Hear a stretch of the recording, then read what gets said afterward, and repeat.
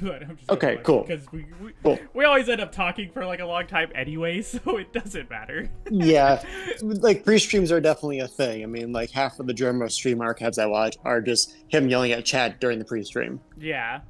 It's not gonna take me long to set up. I got most of it all set Mhm. up. It was mostly just changing your Fugi around.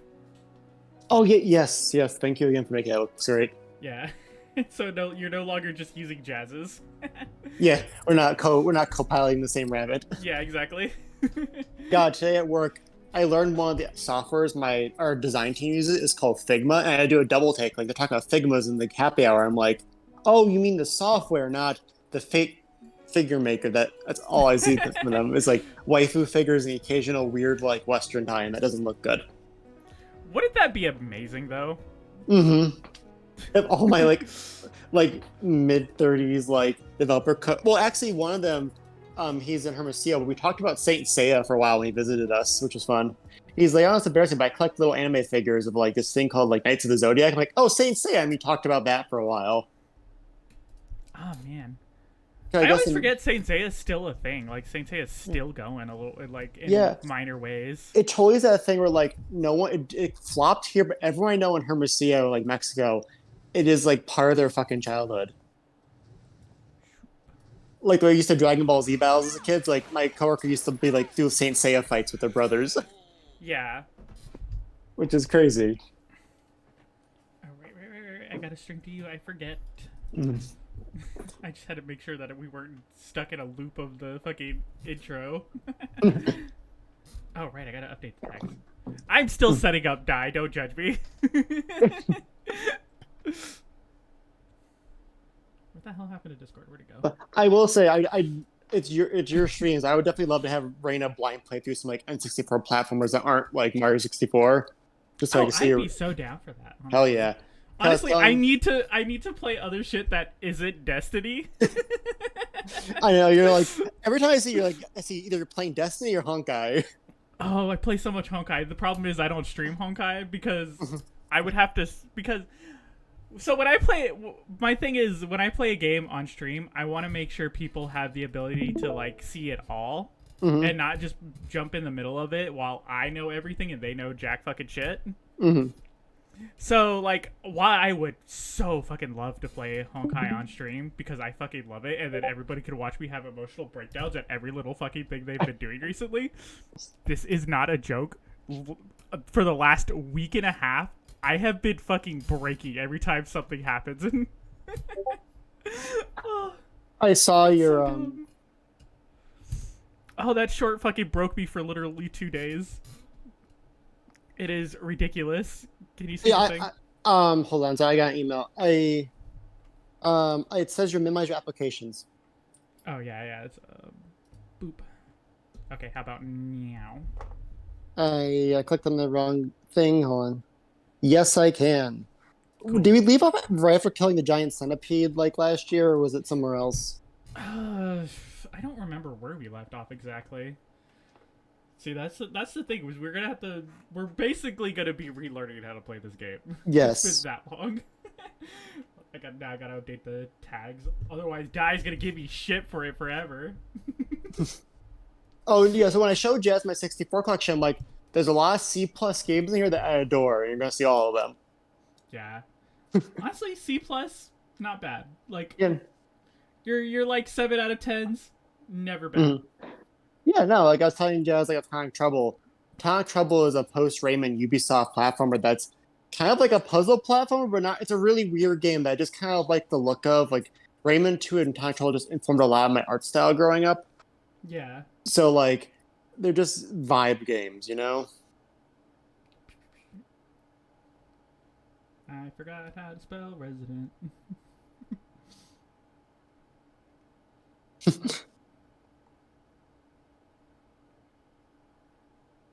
I had I emailed a figure I thought was coming until like June, decided to ship tonight, so that's something. What'd you get? NECA is doing Universal Monster figures, and the Dracula Predator came in like 3 months early. Oh, nice. Yeah, I'm excited to see what they do. 'Cause I love those old monster films, and they seem to be going pretty deep. Like they announced a figure this past year for London After Midnight, which is a movie that literally doesn't exist anymore. It was lost in a vault fire. It only exists through some like stills. Really? Yes, like the image became iconic. It inspired the Babadook. But like the movie itself does not exist. It was kind of remade later as a talkie because of the silent film. But the London After Midnight is a lost movie. There's like select press materials and like select reels, but the whole film is like not complete. Interesting. You always Yeah, find the weirdest movies. I did, right. At least this one was made by like a major studio and not like some guy in his backyard. Yeah, It's not Alien Beasts, which you haven't seen. Like, I I'm just have going. not. Yeah, here we go. There's a lot of mythical movies that I have not seen that you guys have. That's nice. Let me turn my brightness up on my phone so I can see you because Resident Evil, the remake engine for Resident Evil definitely has the same vibe as like an '08 shooter, where it's just kind of like shades of brown and gray sometimes. It's hard to see on my phone. Yeah. Yeah, it's really one of those ones you want to be playing on like an actual TV. Yeah. Because if you're on a smaller screen, oh right, we're we're cowgirl. Oh yeah, I forgot they have all these alternate. Jesus. Yeah, Okay. how do I open? That's the Switch. How do I open my inventory again? I'll go. No. Follow me. By the way, the RE4 demo is live today, I believe. Come on. Okay, I found all of the buttons to give different commands. I didn't realize there's so many different commands for ability. I assumed it was just a thing where you just kind of like control them yourself. You wanted to move. Oh, the fucking right trigger is my inventory? I feel like I have this every time we play this again. Yeah, I feel we go through the same rigmarole of you learning these like inputs. At least now, though, we're playing on a boat. Enemies have reasonable health, and that's all that really matters in the end. That is true. We have reasonable amount of health. We have Billy with a reasonable amount of weaponry. So hopefully we don't get stuck anywhere. Now I just got to remember where the fuck we were. That's the big question. I always appreciate like one thing I'm sad never took off was. Do you ever play Fire Red and Leaf Green as a kid? Nope. I know we're showing your age with this. The only dude, I'm constantly showing my age on this stream. I know. Di makes fun of me all the fucking time for being a boomer. But what you call it? The only Pokemon game I've ever actually played was Heart Gold, Okay. and I never even finished that. I don't know if Heart Gold is this feature, but like Fire Red had this cool thing where every time you load the game, it said what you did last playing it, which I think would be so helpful for a lot of games like this that are very puzzle heavy. Yeah. Yeah, I I know, would Shaq- love a update of like where the fuck I was at, like a brief like here's what happened last time. Check your map, see if we have any locked doors and stuff. Previously on Resident Evil. Yeah. But no, the 4 demo's out for the remake, so that would be fun to see. Come on. No, that's Oh. where's my map? Trigger, right? Is it the same page as your inventory? Oh, it would be. Yeah. Aha, I see. This is why you're here. Okay, I'm pulling my phone closer. I can see where you are. Okay, we're like in the lobby of a new mansion. Looks like everything, because red is locked, right? Yeah. Yeah, red is locked. I have a key to a locker that I don't know where that locker's at. It's not Oh, down oh, where. oh, I know where to go. We Okay. have this weird little slab thing. It's by the telescope. Okay, I'll say it's not locked in that room you got chased by the hunters in, right? That weird, like, rat race maze. No. Thank God. That was I forgot what that was to get, but we got the thing out of there. I remember that. I know we're getting these now. I vaguely remember now. We're getting these little stone tablets to unlock the telescope to go fight the giant bat in the church. That's right, the bat boss. Yeah, that's where we're at. I forget the bat exists, honestly, compared to the centipedes and the other bosses later on. The bat is so easy to forget. Which you would think of fighting a bat in a church would be pretty memorable. Yeah, that's just I can't stop saying damn it. It's just that's how Kamen Rider Kuga starts. There's like a bat demon, like a burning church, and it's sick as hell. Gotta remember, is this the right way? We're gonna trial our error way to our victory. At least That was Wookie. Oh, I thought it was a zombie crawling. I forgot the monkeys are here. Yeah, Billy, don't waste your don't waste your time. Don't waste your time. They're gonna fuck us up. I hate fighting these things. They're basically proto chimeras, right? Like how they fight. Something like that. I forget what they're supposed to be. Are they Like supposed they, to be like the rivals to hunters? yeah, they're just annoying jump on you enemies. Just very annoying jump on Mhm. enemies.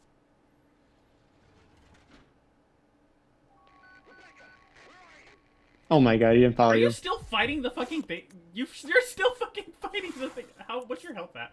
Holy shit, mate. All right, fine. We'll fight the fucking thing.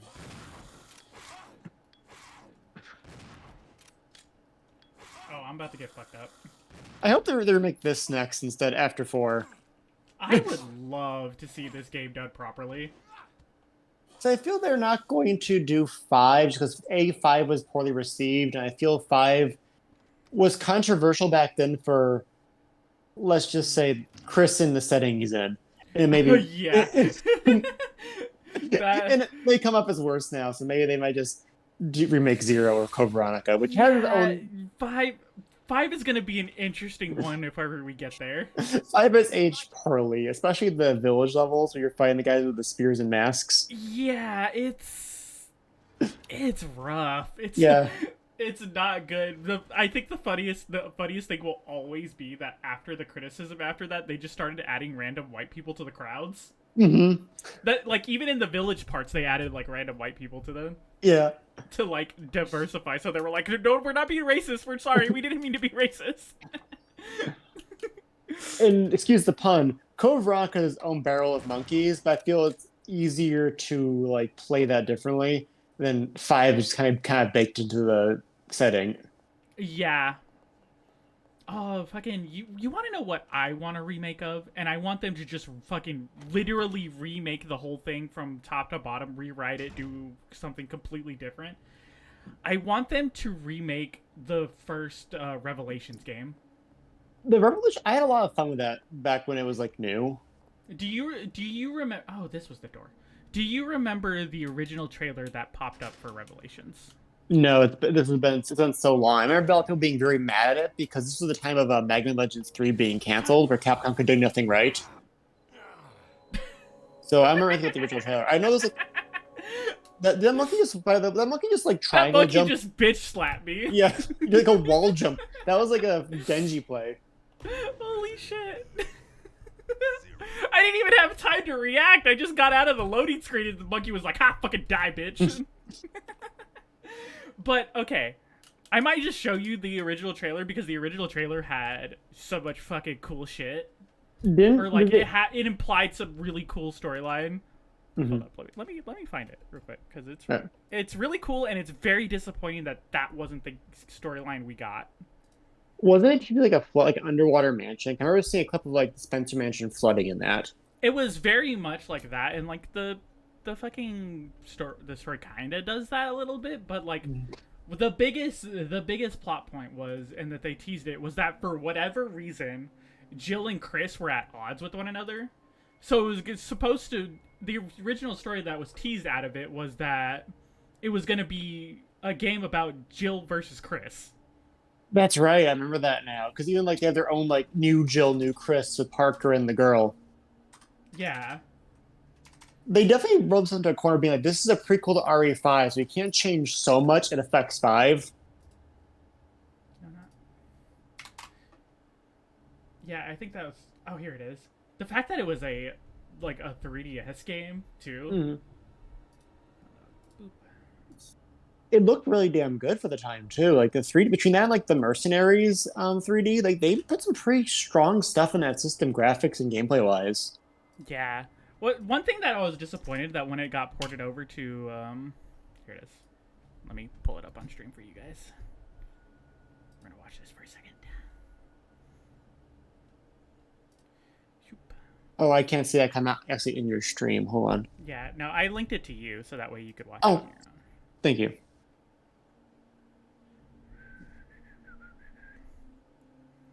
Yeah, even the thumbnail is like Jill holding a gun to Chris's head.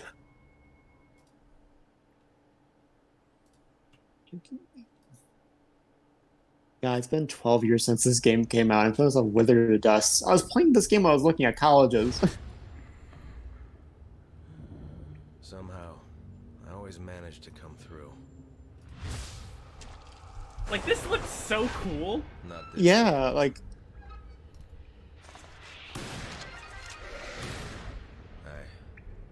I messed up. were the hunk guys even in the final game?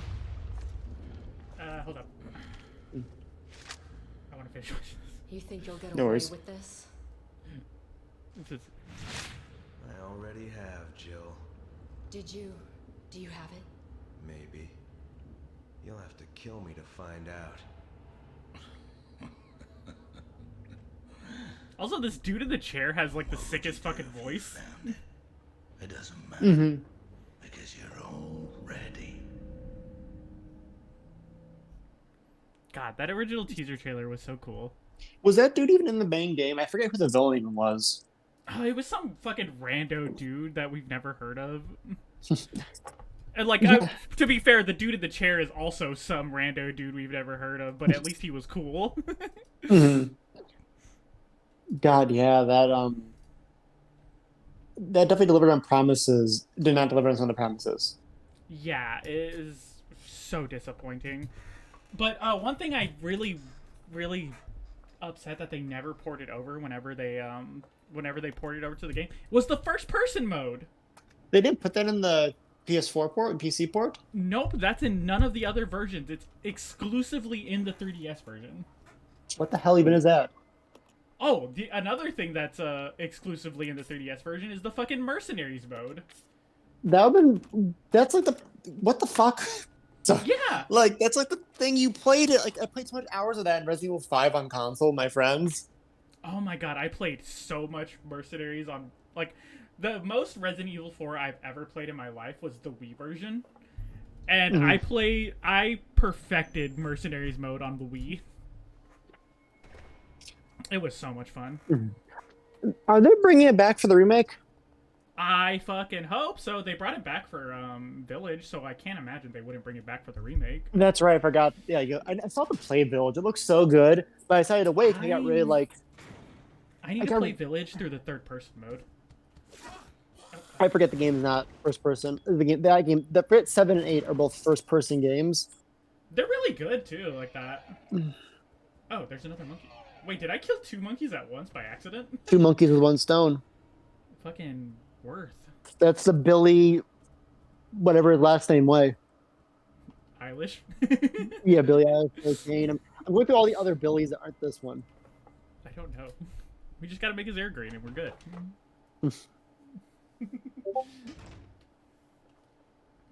Yeah, I have no idea where the hell we're at right now. I know where I'm supposed to be going, I just don't remember how to get there. I thought that picture in the corner of the lady was a picture of Becca in her basketball outfit for a second. And I was really worried why the fuck it was here. Why do I need did I already do this chemical shit? God, this is gonna be... I realized that day, like, are we going over where the fuck we're supposed to go to get to the church? Let me know if you... It's gonna be the next hour or so, is just trying to figure out where to go. Let me know if you want to tap out and me get a game facts guide. Nah. Okay. Nah. Okay, we did this puzzle. I remember you pushing shit around. Yeah, I remember that. I thought the knights were the one that led to the centipede boss room. The centipede boss was... Cause that's where the telescope place is at. It's in the Tennessee the Tennessee boss room. Yeah, it's in like the big it's past like the big swimming pool area, right? Yeah, it's got all those weird like cages and stuff. That Becca got trapped in. Yeah. That was... Yeah, God, that was the last stream, huh? I Jesus. know what happened. Okay. This door is what leads to it. Like, watch, I bet you. Roger. No, you gotta stay with me. Okay. I fear being alone. Watch. Yeah, see, it's right there. It's on that other Gotcha. side. We just never unlocked the fucking door. Okay, we gotta go the long way around. Whichever direction that is. They announced that Jill is coming back in the new Resident Evil CGI movie. Interesting. Yes. Also interesting that they're making another one. Yeah, I won't call it Dead Island. Let me look up the name real quick while you figure out where we're going. Freaking, have you watched any of those? I seen the very, very first one. I seen the one fight scene you showed me. I fucking love that fight scene so much. It's so dumb. I want to. It never stops bringing me joy. I know we almost got it because of RE4 and Devil May Cry's like connection, but I wish like Platinum would do like a character action game with Resident Evil characters. Oh my god, can we please get a game where I get to be Chris doing fucking gun kata on some zombies? It just sounds. Those are so funny. That just sounds like a less horny Oin Chambara. Yeah. Fucking, can I get another Onishambara game, please? Yeah, we got like 3 new Earth Defense Forces. But I think 1 Oin Chambara. Oh, Aaron Yeager's in Fortnite now. Oh god damn it. Controversial opinion. I fucking hate Attack on Titan. Dude, you're in good company here. I don't hate it, but I just don't care, if that makes sense. I'm both. I don't see the appeal, and I'm sick and tired of seeing it everywhere. Like, I gotta stop Star Wars with like on stream, but watched the first season when it was coming out in like 2012, and then there was like a 6-year gap between seasons. I just didn't care anymore when the new one came out.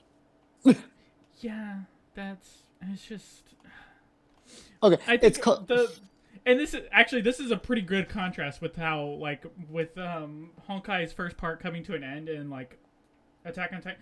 The biggest thing that really kills my enjoyment for Attack on Titan, it's because it's so fucking depressing.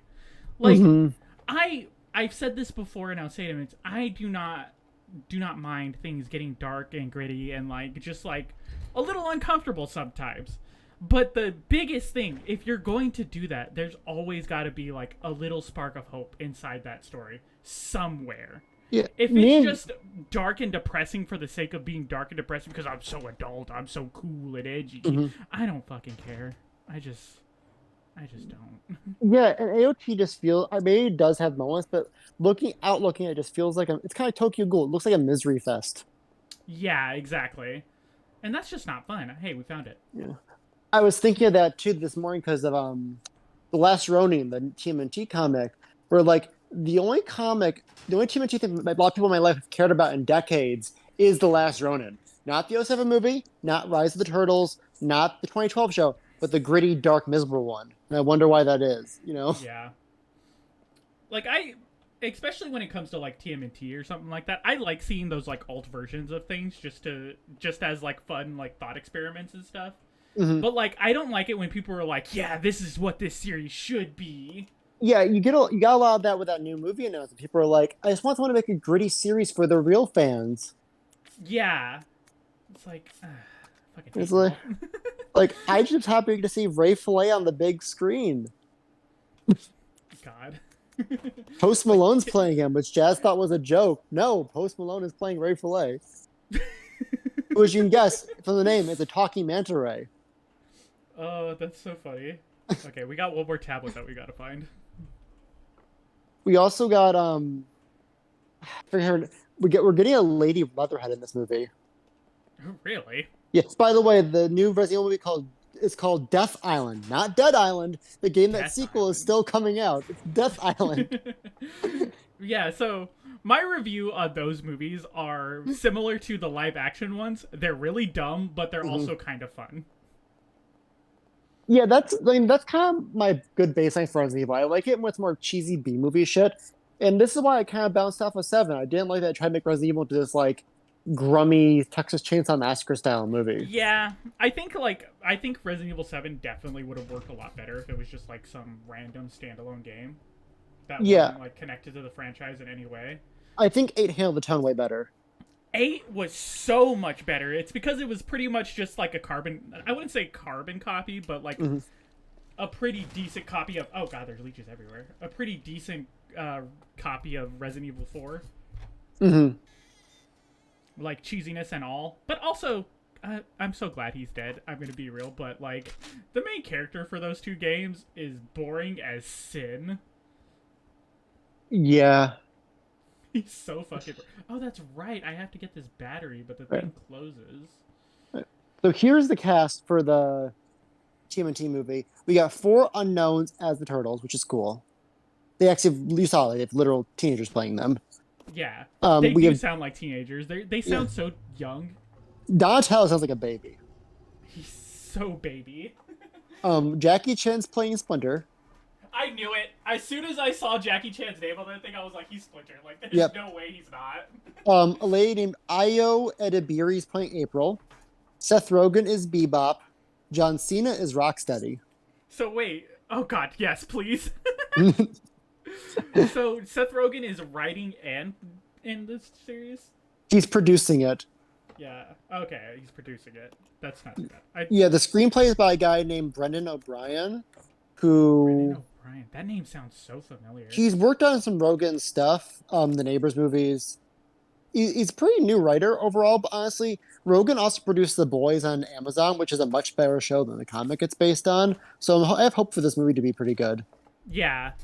Honestly, as long as Seth Rogen's not like the main writer, like I like Seth Rogen. He's a chill dude, but like his comedies are not that great.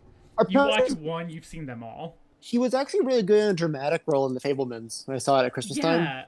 Yeah. Like I don't dislike Seth Rogen. Like I think he's a funny person. He's a really good actor, but like all of the comedies he's always in, it's always like haha funny weed guy. Yeah, it's funny he's played 2 cartoon warthogs now with Bebop. What was the other one? Pumbaa in The Lion King. Oh right, I forgot about that.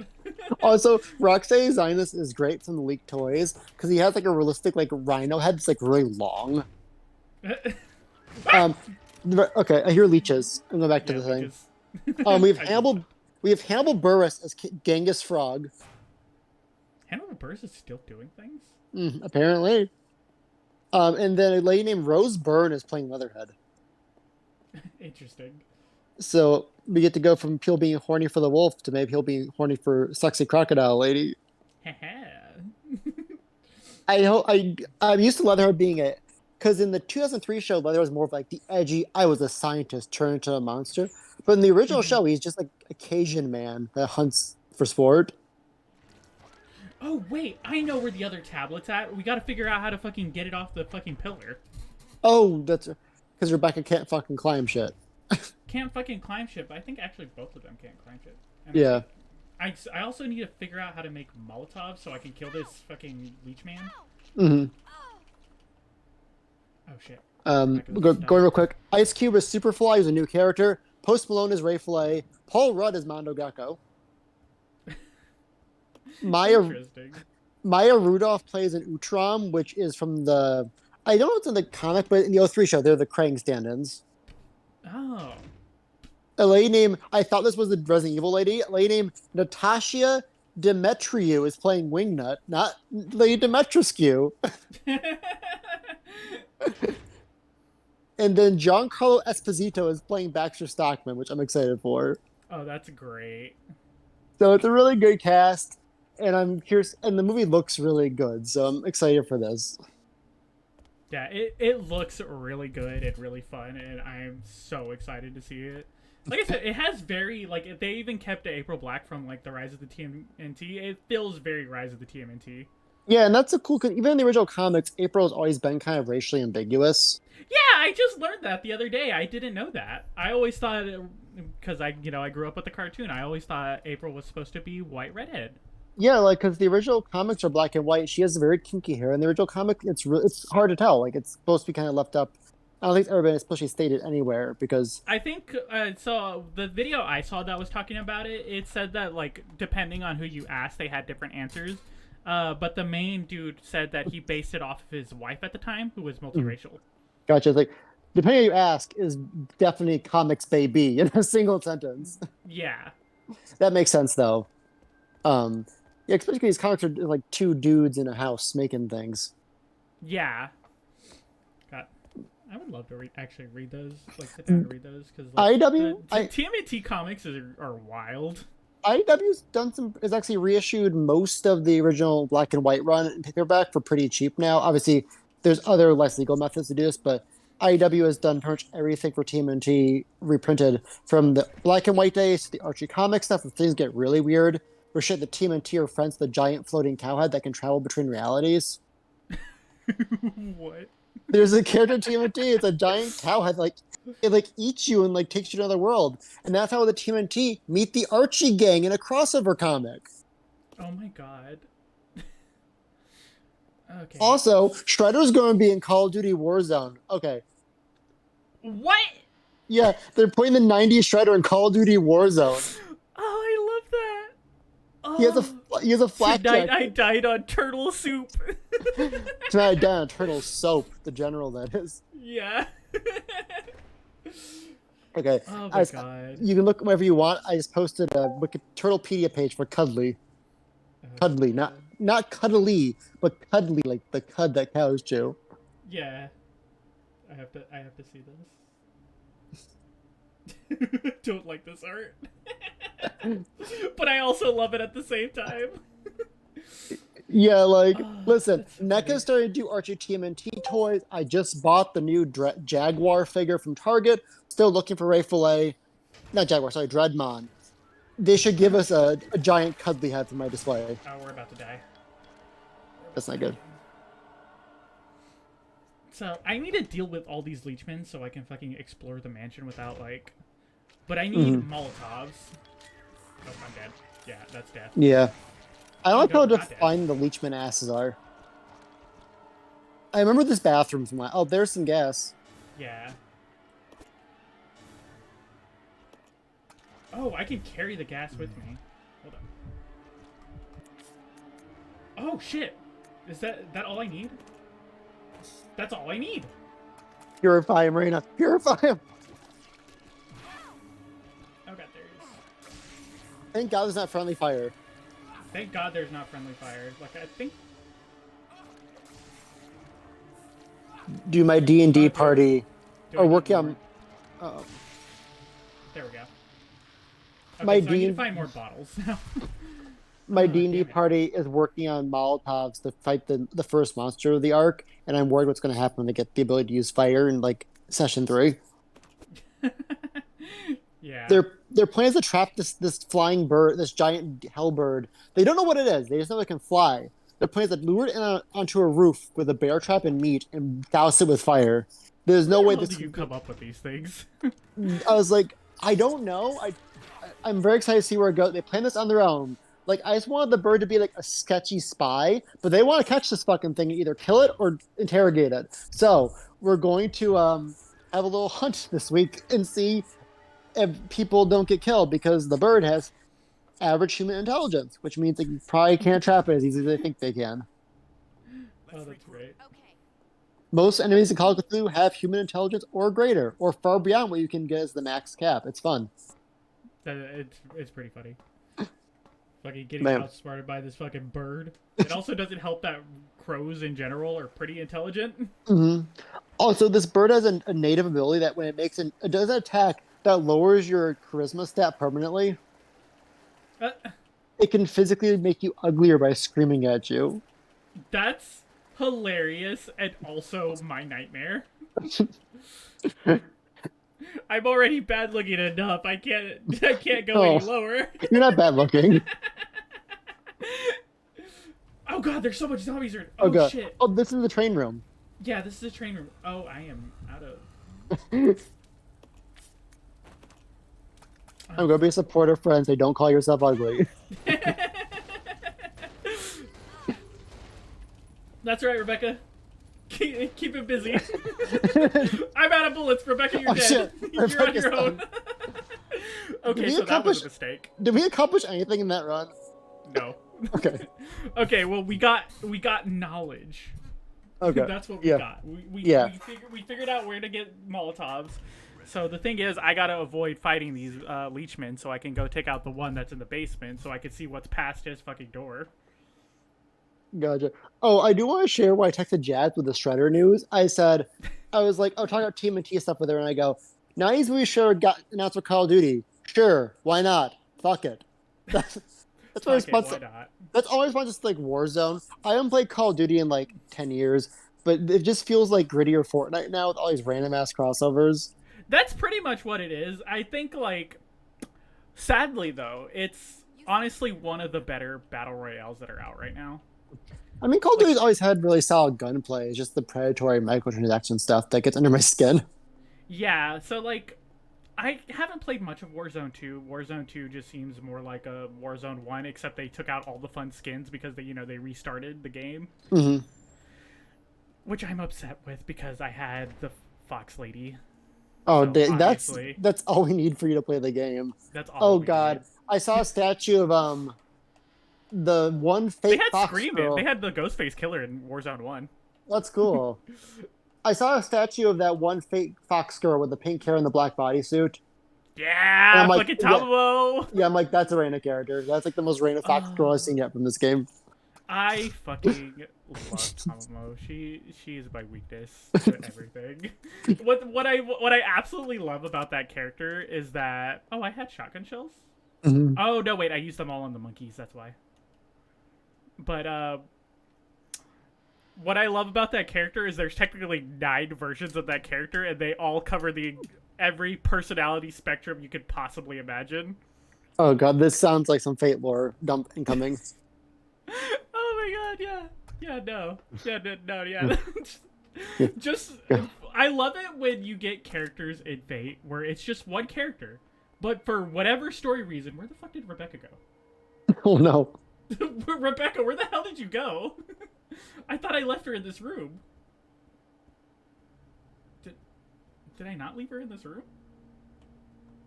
Where the fuck did she go? Do you switch back to her? I can, but like I need to find her so I can give her stuff so Billy can carry shit. There she is. Okay. You know, But what I love about fake characters is that there's multiple characters for whatever reason that they just decide to split their personalities or self or whatever for whatever reason, and there's always major fucking consequences for it. I was telling Jazz because Jazz told me her idea for the PowerPoint night was like a quick 10-minute thing. Like, oh, I thought it was gonna be a 4-hour thing. She's like, no, why would you do that? Because I want to hear Raina try to explain all of Fate to us in a concise PowerPoint, not just a 10-minute joke. I want to see this done for real as a lecture.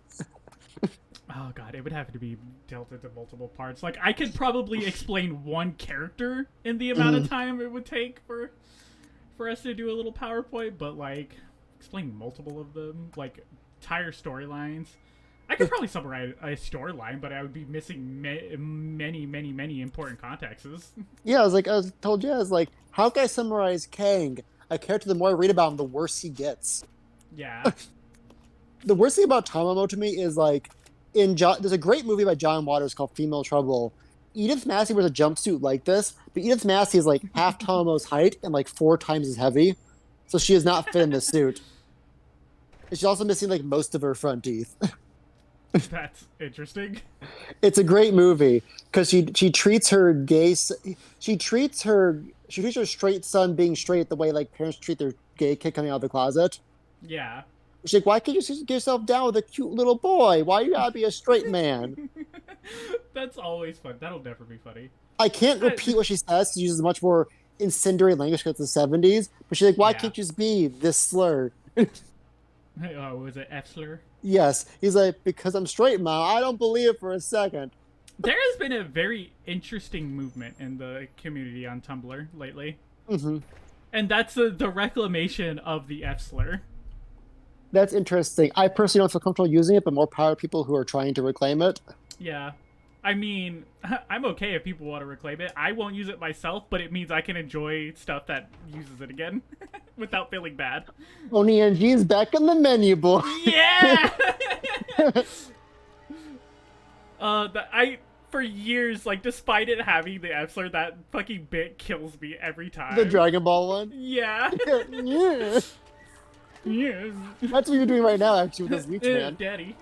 Ooh, Daddy. Oh, please. Please.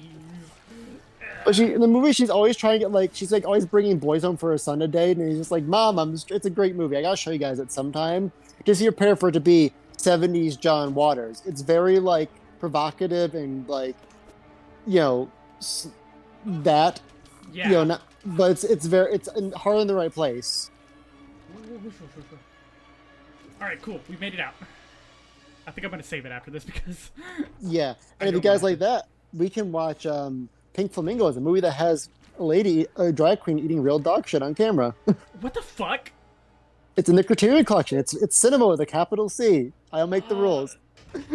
I, I think that might actually be worse than the centipede. Wow.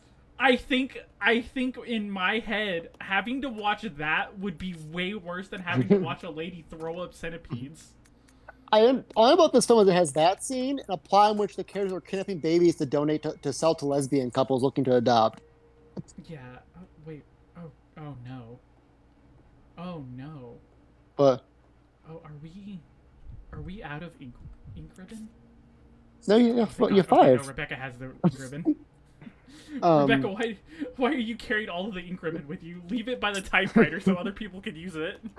speaking of centipedes, I found a movie called Crocodile Evil that I can't find any information on, but it's supposed to do the crocodiles a centipede horde for centipedes. So I just imagine a lady just puking up live crocodiles, which probably isn't going to happen in the movie. Oh my god, you know what that reminds me of? This is Uh-oh. a real life thing, by the way. Okay. So some zoo, I forget what the fucking zoo is called, and I wish I could remember so I could warn people about it. But there's this zoo. It's like a reptile zoo. It's a very famous one. But what they fucking did, they're very well known for their animal cruelty kind of deal. Mm-hmm.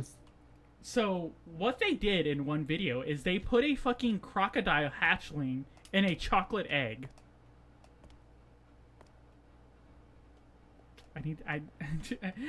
And to open it up as a surprise thing. Mm-hmm. So they put a live ass fucking crocodile hatchling in a chocolate egg, and I don't mean they dip the egg itself in chocolate. No. Like a chocolate shell. I know what you're talking about. Yeah, they molded a chocolate egg around a live ass fucking hatchling. Jesus. It is insane. Complete insanity. And then, throughout the whole video, they're like, oh, look how cute this is. And I'm like, I want to fucking murder you two right now. Oh, hey, there's more gas. Wait, there was gas here the whole time? Shit! Fuck. I can't find any information on it. I just see what Grogu in hyperspace means for the Mandalorian for some reason. They brought back the hyperspace whales. Yeah, that's cool. They've never been in live action before, right? No. God damn it. That means they're gonna bring back Ezra Bridger. I don't want to see Ezra Bridger again. For some reason, I hate Ezra. For some reason, I always think that the whales are a Clone Wars thing. No, it's a Rebels But thing. but the Rebels. Roger. I mean, we've already had Hera and Chopper in the backgrounds. I mean, Ezra's inevitable. Yeah, but those characters fucking rule. That's Ezra a good fucking point. sucks. Has Kanan He's been like back the in live whole action yet? reason Kanan's dead. Okay, oh yeah, duh. Yeah, Kanan's dead. Kanan's dead as fuck. He got burnt up. He got blown the fuck up. He is dead with a capital D. Listen, it hasn't stopped half the Jedi who supposedly died in Order 66. Yeah. Fucking God. It is so disappointing. Rebels is such a disappointing show. Because it could have been fucking great. It could have been so good. But then they were like, what if we focus on this kid? This little annoying ass little kid who never actually develops as a character. Oof.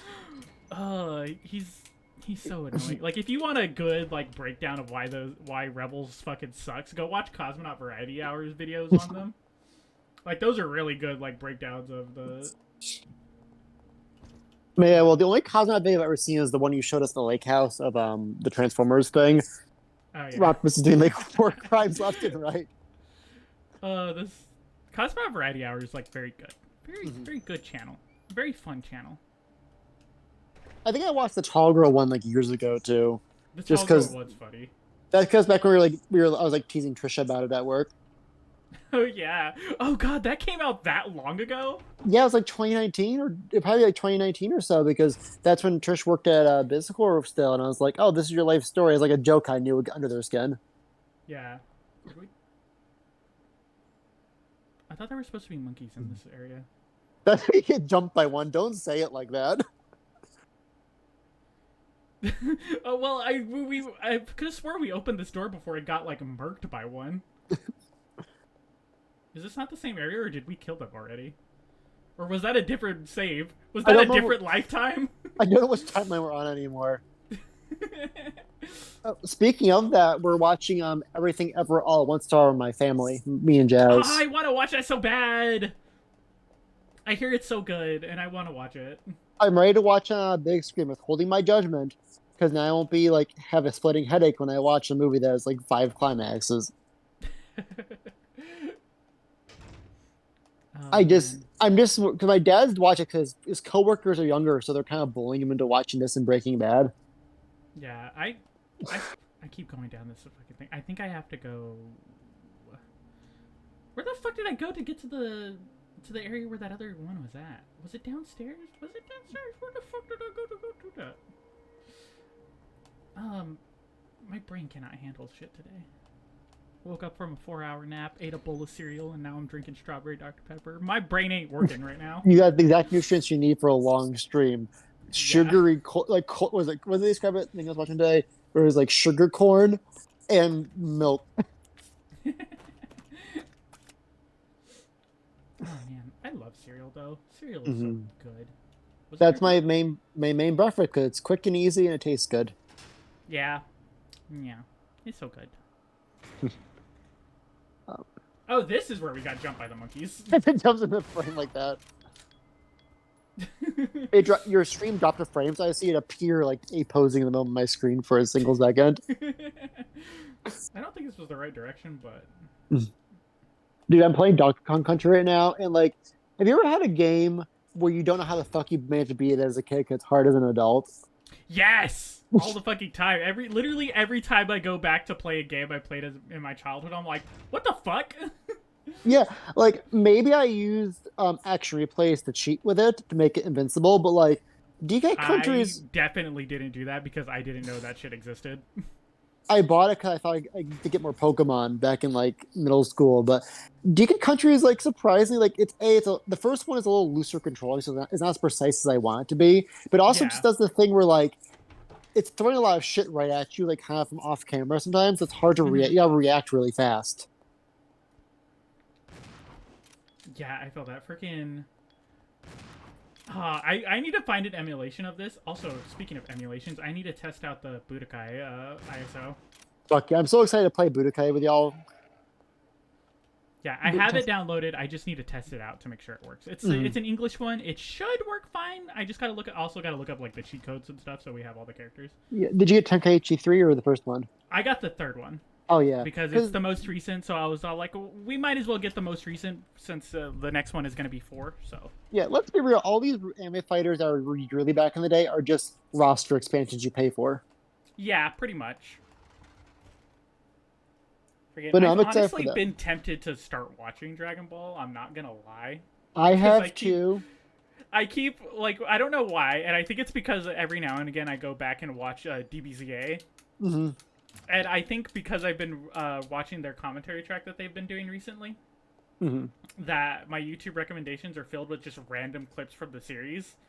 And I'm like, wow, this actually was like a pretty decent show. Like, despite all of its like massive flaws, it's like this seems like a lot of fun. Yeah, every time I go to Bookman and see like they use copies of Dragon Ball Z Kai, which cut out a lot of the filler, I'm like, not today, but one day. Yeah, I've thought about it because I mean I watched all of Naruto, like a recut version of Naruto, and I enjoyed the hell out of that. So I was like, maybe if I watch Kai, I'll have a pretty decent time. Or maybe if I can find like something similar to that fan cut I found for Naruto, maybe I can. God, I feel like I'm missing the most obvious path of where the fuck to go. Remember we played Fortnite and it just turned to us doing Who's That Pokemon with the random skins that we saw? Yeah. Oh shit, it's Naruto. Okay, I'm bored. Now, my favorite part of the whole stream was Eli fishing. Like, yo, I'm fishing. I'm bored. Like immediately when the serotonin stopped hitting him. I think it's so fun that stream we did, that playthrough we did, was so funny to me because I feel like Eli was like 1 to 2 steps away from genuinely enjoying the game. Yeah, we were like this close to making him like add that to his usual rotation of like time-consuming stuff he plays. Yeah, like it was just like one or two, so close. Like if we just found that one thing that would get him. Mm-hmm. Get out of here, you bitch. Is that it? Cool. I have no more Molotov, so if another one of you fuckers pops up, then we're fucked.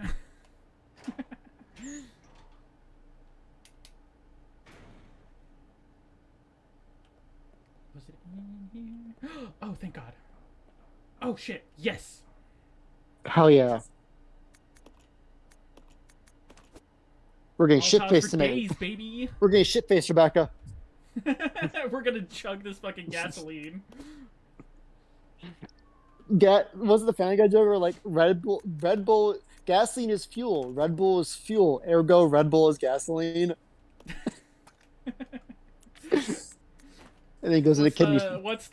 I forget, somebody actually did the calculation of like how many calories are in gasoline, and it's like something like 3 something million calories are in Oh my gasoline. God. So you're saying if you want to like bulk up for like a wrestling match or like for workout Exactly. material, the gasoline, you'll get like 2 Big Mac fries per like gallon.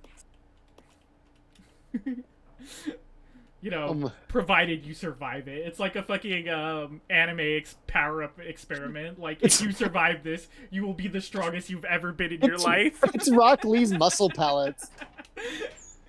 Or whatever. No, it's Choji that does the muscle pellets, right? Where he has to eat it. Yeah. It's like, yeah, it's Choji.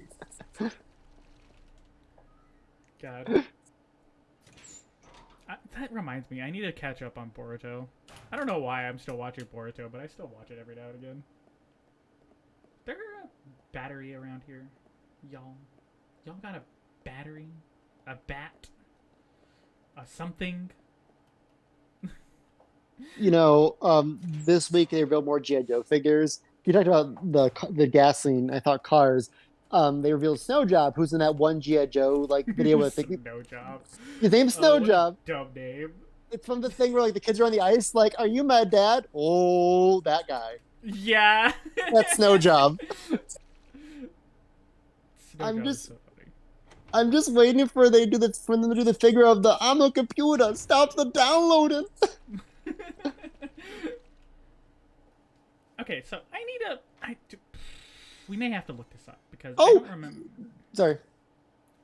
Is this stupid battery? If there's a way to get it, I don't remember if it's like RE1 rules where like I have to find a replacement for it, or if I just lock. Check over there. You know what? Okay. You stay there. Maybe you gotta play piano. You know, I didn't realize that the character in "I'm a Computer" is Mutt. He's got announced this week for like a future figure, so we'll get the computer guy as a figure in line next year sometime. His name is Mutt, and his dog is Junkyard. I love fucking body massage machine. Go. Body massage. They made Super 7 did reaction figures of the characters with their PSA quotes, and there was one of Roadblock with the body massage and the G.I. Joe font on the card. My favorite will always be pork chop sandwiches. Yep, pork chop. No, pork chop. No, it's not the same. Yeah, no, the body massage is the one that's down to wire. Yeah. That's the other ones with the oil fire. Yeah, like the other guy's like, fuck, go on, get out of here. What the fuck are you doing? Get out of here.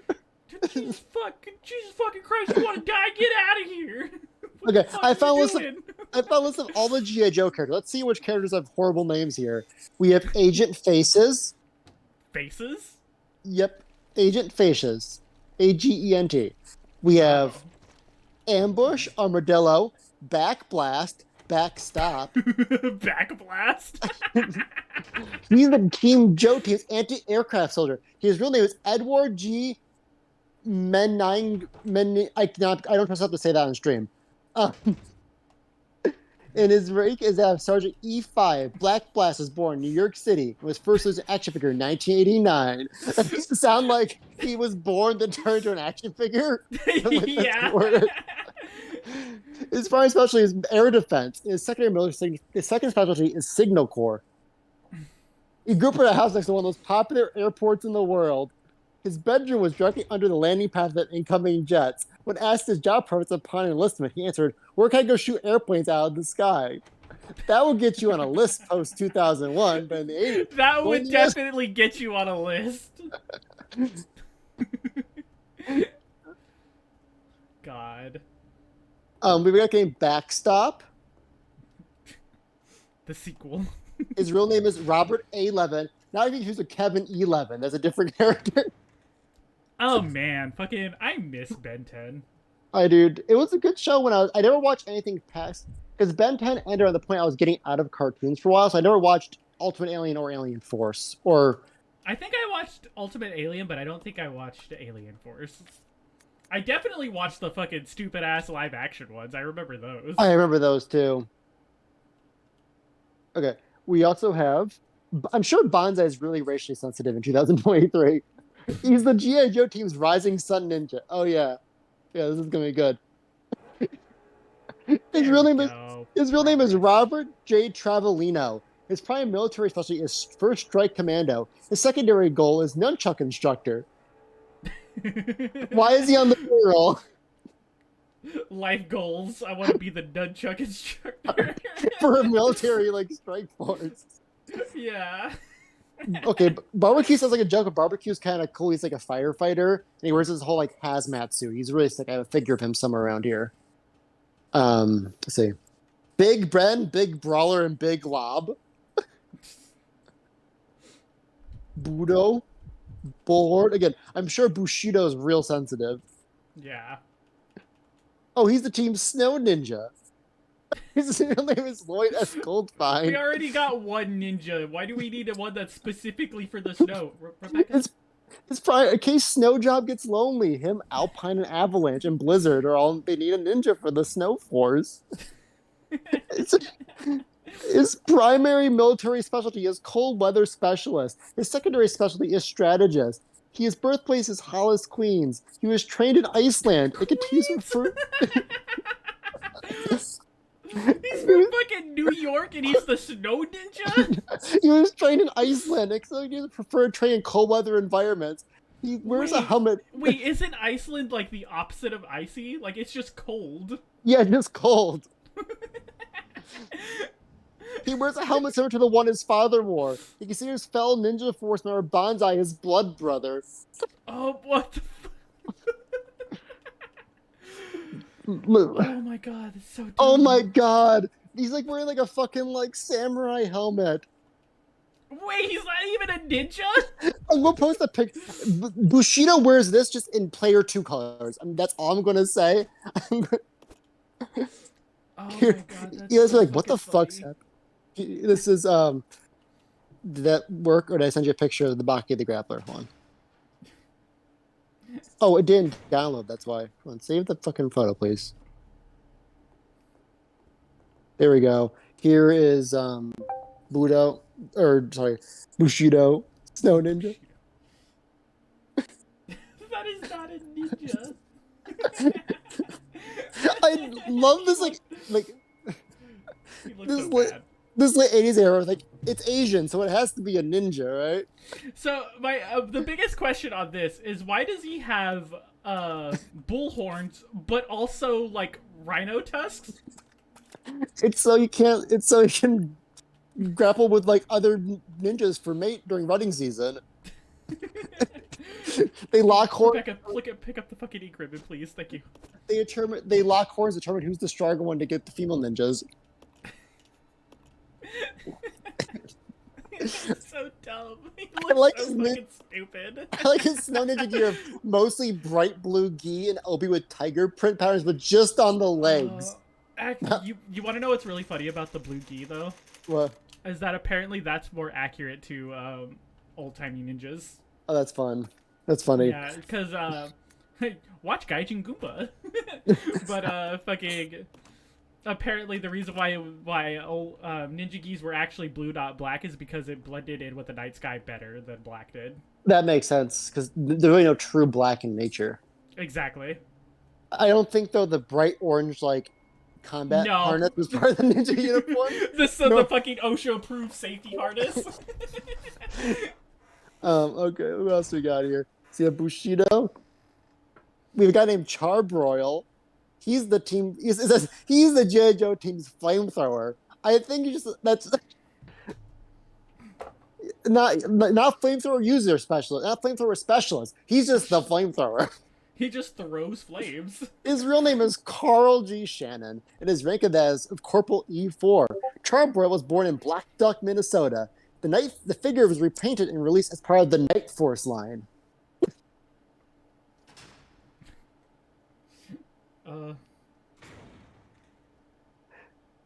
One of his childhood chores. This is a long paragraph for a guy named fucking Charbroil on Wikipedia.com.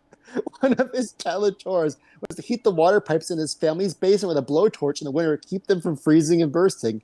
As a teenager, his job was to feel coal into blast furnaces in the Great Lakes mills. As such, when he joined the army, he wanted a job dealing with open flames.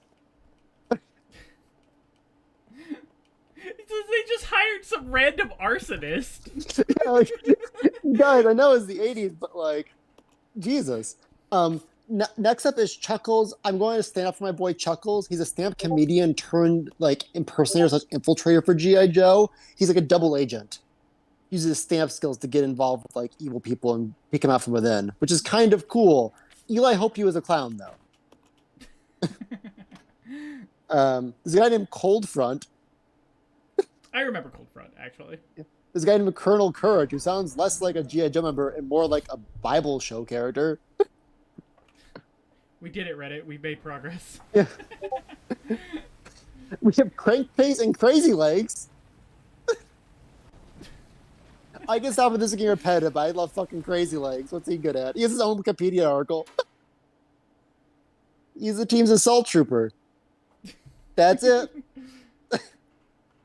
God. His specialty is infantry. Is that really a specialty? No, that's just you being a normal soldier. Yeah. You're just a guy. Yeah.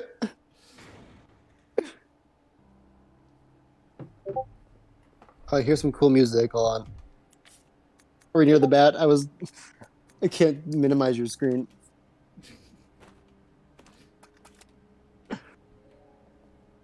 There's a dogfight. I'm sure again, Dojo. Once again, this is the era. Doja Cat? Yeah, Dojo Cat. Dojo Cat? Please tell me the Magnum's in here, because I don't have ammo for like half the shit. Oh. We have Drop Zone, Effects. That was an accident. Footloose. Okay, I see what the deal is. I gotta have somebody stand down there, but let's explore the area, because we need items. There's a real guy in the team, but his name is Fridge. I just want to share that name. Fridge. Please tell me he has nothing to do with ice at all. Oh no, he's a real person named William Perry. He's a football player for the Bears who became part of G.I. Joe in the comics by being a real person. What the fuck? His name was the Fridge. His name was like, what was his full name? William the Cold Fridge. Train. The Fridge Perry. He's called. He's Fridge built like Perry. one. He's built like one. 6'2", 335 pounds. That's hilarious. His weapon in the toy was a football on a chain. I don't know why they gave him that. I'll go check over there.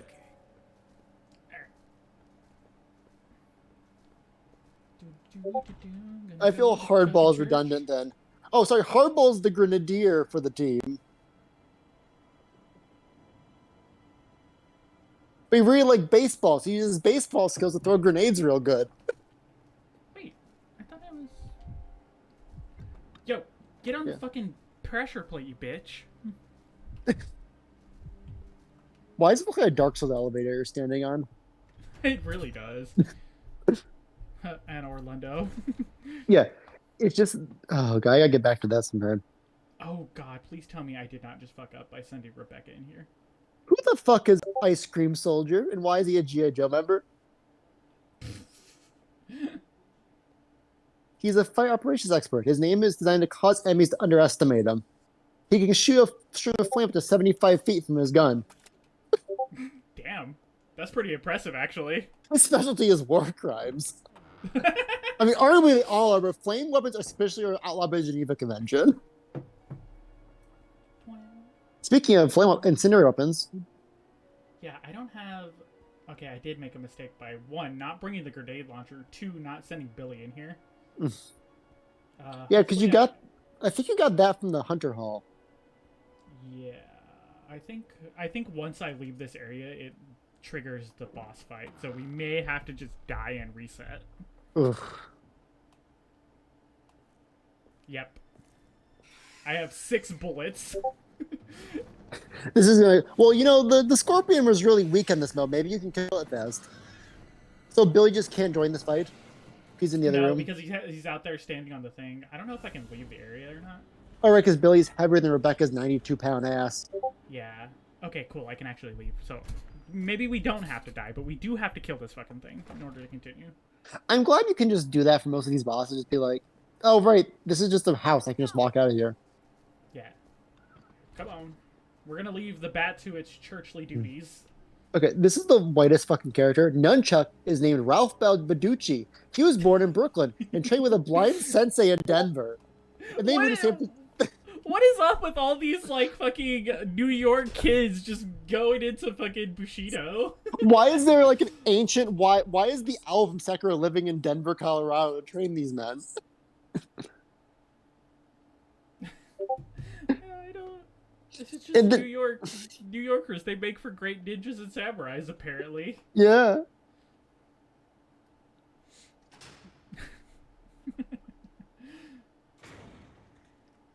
All right, Billy. Oh, that is a. Oh shit! We changed. Okay, we may have to die and reset because that. Yeah. Because of those monkeys. I forget what they're actually called.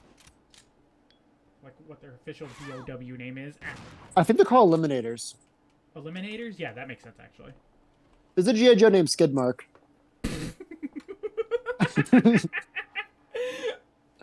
He's the Joe team's Desert Fox driver. His real name is Cyril Colombani.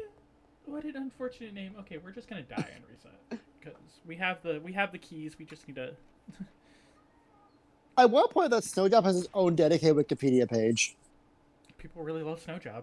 They do. Well, I was made a joke yesterday at Jazz. I'm excited. Snowjob's an exclusive to Has Repulsed, but I got a pre-order Jazz, and in a couple months I'll get a Snowjob. And who knows? I might get the Snowjob early if things ship right. What happened to the Eliminators that were here? They weren't dead. Shit. Resident Evil 0. It's a deluxe Snowjob too. The deluxe snow job that costs extra. Yeah. Your head. The Starduster also sounds kind of lame. Oh, Sub-Zero's on the team. Just Sub-Zero, like the Mortal Kombat character. Like the actual Mortal Kombat character. What the fuck? No, I had to look because there is Mortal Kombat figures made with the G.I. Joe mechanics and Street Fighter ones too that were made as part of G.I. Joe's line. So canonically, Blanca is part of G.I. Joe if you want to believe it. What? Goro's probably part of Cobra, but there were G.I. Joe and MK figures made under the G.I. Joe line. They're very expensive now. That's interesting. Well, I guess it makes sense for like Guile and Charlie, but that's it. Yeah. I guess Cammy too, because Cammy, as much as people stand her, she is a cop at the end of the day. This is true. But she's hot, so forgiven. It's like Diva's mall cop costume. Yeah. Where there's like so much discourse in that job, and people are like, but it's still kind of hot though. Yeah. Like, but if evil, why hot? Mm.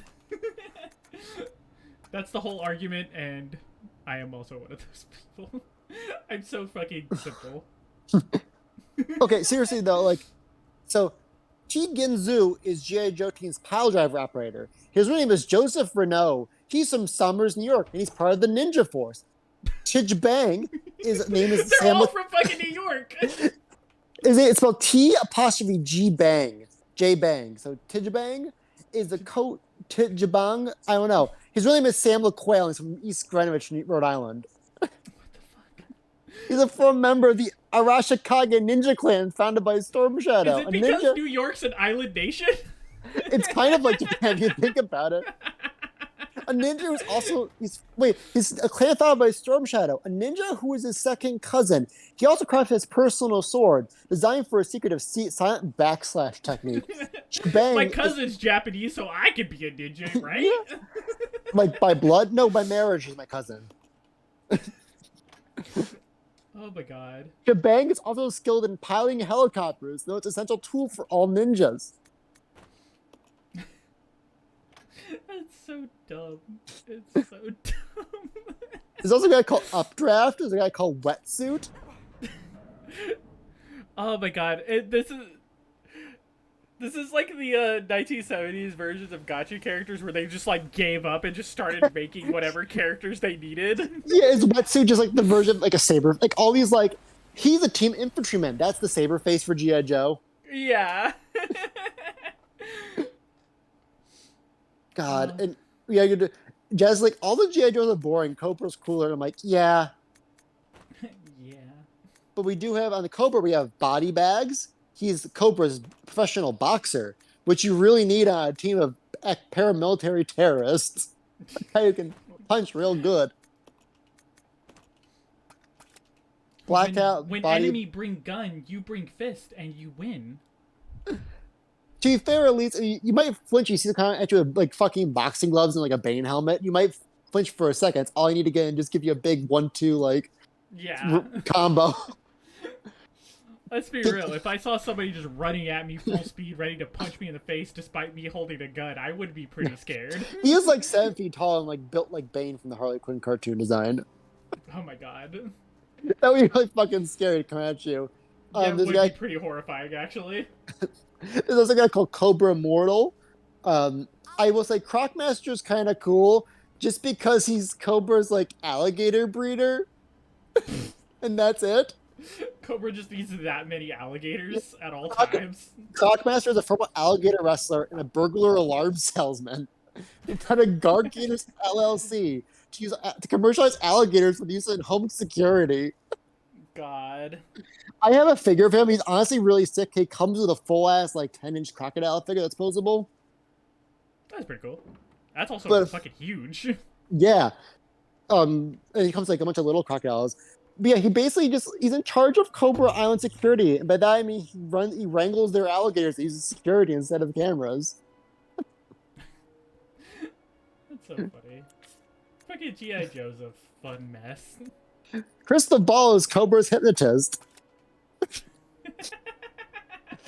Oh, this is good. Dedicated hypnotist. Yeah, this is definitely one that had a lot of slurs in the original file card. He's the seventh son of a seventh son, born of a Romanian father and an American mother from Bangor, Maine. Can I not? Why can't I pick up this fucking ink ribbon? This It was evidently here. Yeah, I get that, Rebecca, but can you... Thank you. The sentence is just... When people are like, oh, G.I. Joe's a really serious military series. You really should give it respect and grittiness. Darkline is a distant cousin of Destro and ruler of Darklonia. Fucking fake nerds are the funniest thing to me in the world. Because they just take some shit way too seriously, and you're like, did you not, like, know what happened in, like, the last decade of this thing? Yeah, like, on one hand, the G.I. Joe comic has a lot of, like, surprising, like, real moments, because it was written by an actual veteran of Vietnam, so there is a lot of, like, fuck the military-industrial complex subtext to the work. Yeah, which, like, obviously, which is... But at the same time... It's funny. At the same time, Darklon! And Crocomast. It's one of those series that, like, it can be serious, but for the most part, it's meant to be fun. That's the best way to put it. Why is there a villain named Dr. Biggles Jones? Biggles Jones? I love that name. That name is hilarious. I forgot there's a crossover. Halfway through, it's like, her first appearance is in this. She teaches the ninjas slice and dice. After the alien robot Megatron shows up at the castle, I'm like, oh right, there's a Transformers comic crossover. I forgot about that. I had like a double take. Oh, there's another thing I need to read is the IDW Transformer comics. I know. I'm hoping so IDW has lost the Transformers rights recently. We don't know who's Yeah, they lost that, and they lost all the Hasbro stuff. People are thinking they're going to Boom Studios. Because they already do Power That's Rangers. sad because IDW has done fantastic work with all of their properties. They really have, but Boom has done great stuff with Power Rangers, so I'm not too worried if it goes there. Oh god. Hey. Oh, Billy? I know you're talking about Billy. Stop this crazy thing. How do I shoot this thing? Oh god, if I get grabbed by that like more than once, I'm fucking. Do you like Ring of Battle or is that Venom Spider-Man 3? You might be right, actually. I actually don't know if I'm supposed to fight this thing or not. Because I remember there's like a part where you go on top of the church, but I don't know if that's after you beat this or like if it's supposed to be during. Gotcha. Well, you hit it there. Oh, you just gotta wait till it to get low. Yeah. Oh god, it's. Oh god, it's having ads. God damn it! I don't have the bullets for this. This is where you need like an actual like flame weapon, like a flamethrower in this game. This is where you need the ability to aim. Mm-hmm. This boss is probably more fun than Dark Side Chronicles or the Oh, Umbrella it's so much more fun. Honestly, honestly, all of the bad Resident Evil games are so much more fun in like the Umbrella and Dark Side Chronicle games. Mm-hmm. I wish I had a Wii so I could play those games. Resident Could you emulate with the mouse? Yes, but I found one emulation. The problem is that Dolphin, the emulation, the Wii emulation machine Mm-hmm. that everybody uses, and it's the only one I know as well, Mm-hmm. or like trust, Mm-hmm. is that it's very wonky when it comes to motion controls. Oh, that sucks for most of the Wii library. Yeah. So like you have to be sure you're able to like set everything up like pretty well. Otherwise, like it gets all fucky. Gotcha. I'd be willing to try again because it's been a long time since I tried it, and I didn't have a lot of patience back in the day. So, Dude, like, yeah, I feel that with, like emulator setup. yeah, with the fact that I've gotten into like modding and stuff in the last like couple of years or so, I've gained a lot more patience with fucking around with dumb shit. Mm-hmm. So I'd be willing to give it a try again. Oh yeah, I'll be down for the experiment. Listen, it can't be more like mortifying the time you try to start Fate for like an hour because you're pressing X instead of circle. Because I fucking I feel that will forever live in my head as one of my dumbest moments. I so forgot about like it's just such a simple thing. It's just it's like that is the most cultural difference thing I've ever felt while setting up a game.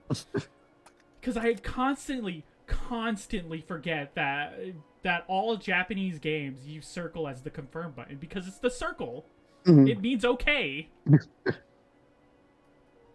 So I'm looking at pre-orders right now.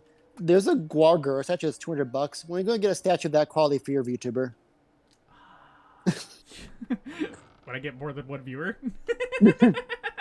Hey, big things come small. Big things have small beginnings, wherever the fuck they say. Yeah, when I try to actually be entertaining. I am entertained. Okay, and you're getting dragged to the ceiling by the bat. Yeah, I'm being lightly dropped. That would probably hurt more than being parried by the bat, because that's still decently far. God damn it. Okay, I'm just wasting bullets.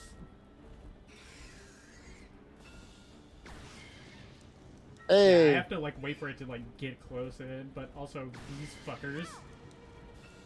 I think that's all right. Yeah. Damn it. I think that what's gonna kill me is the little tiny bats. Dude, pour one out for Dr. Biggles Jones, because the other doctors in Cobra are Dr. Mindbender and Dr. Venom. Oh fuck, that's death.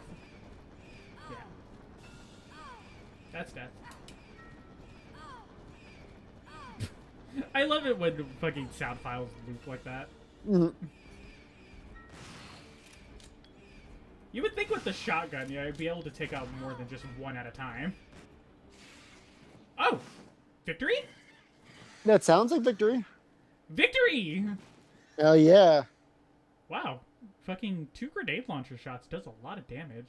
And it got rid of the tiny bats too. Oh, thank fucking Oh, thank God. Oh, I'm saving it. I'm fucking saving it. I might be on low-ass health, but I know where to get some health. Also, apparently, if I just enter the room with the eliminators and leave, we're good. Yeah, I'm shocked they despawned. It's very shocking. I don't understand why. Like that? Oh, there's a character in G.I. Joe named Wild Weasel. I just want to bring him up because in the shows, you gotta sell the toys, right? Yeah. So literally, Wild Weasel, because you gotta tell the kids what toy to buy. You know, he appears as a pilot, screams his name, and never shows up again for the rest of the episode.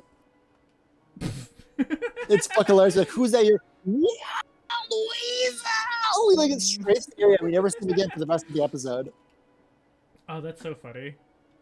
Like, I love you. He's immediately my favorite character. Yeah, it's like, I love you, Wild Weasel. Please, I can't wait to get you in the toy line.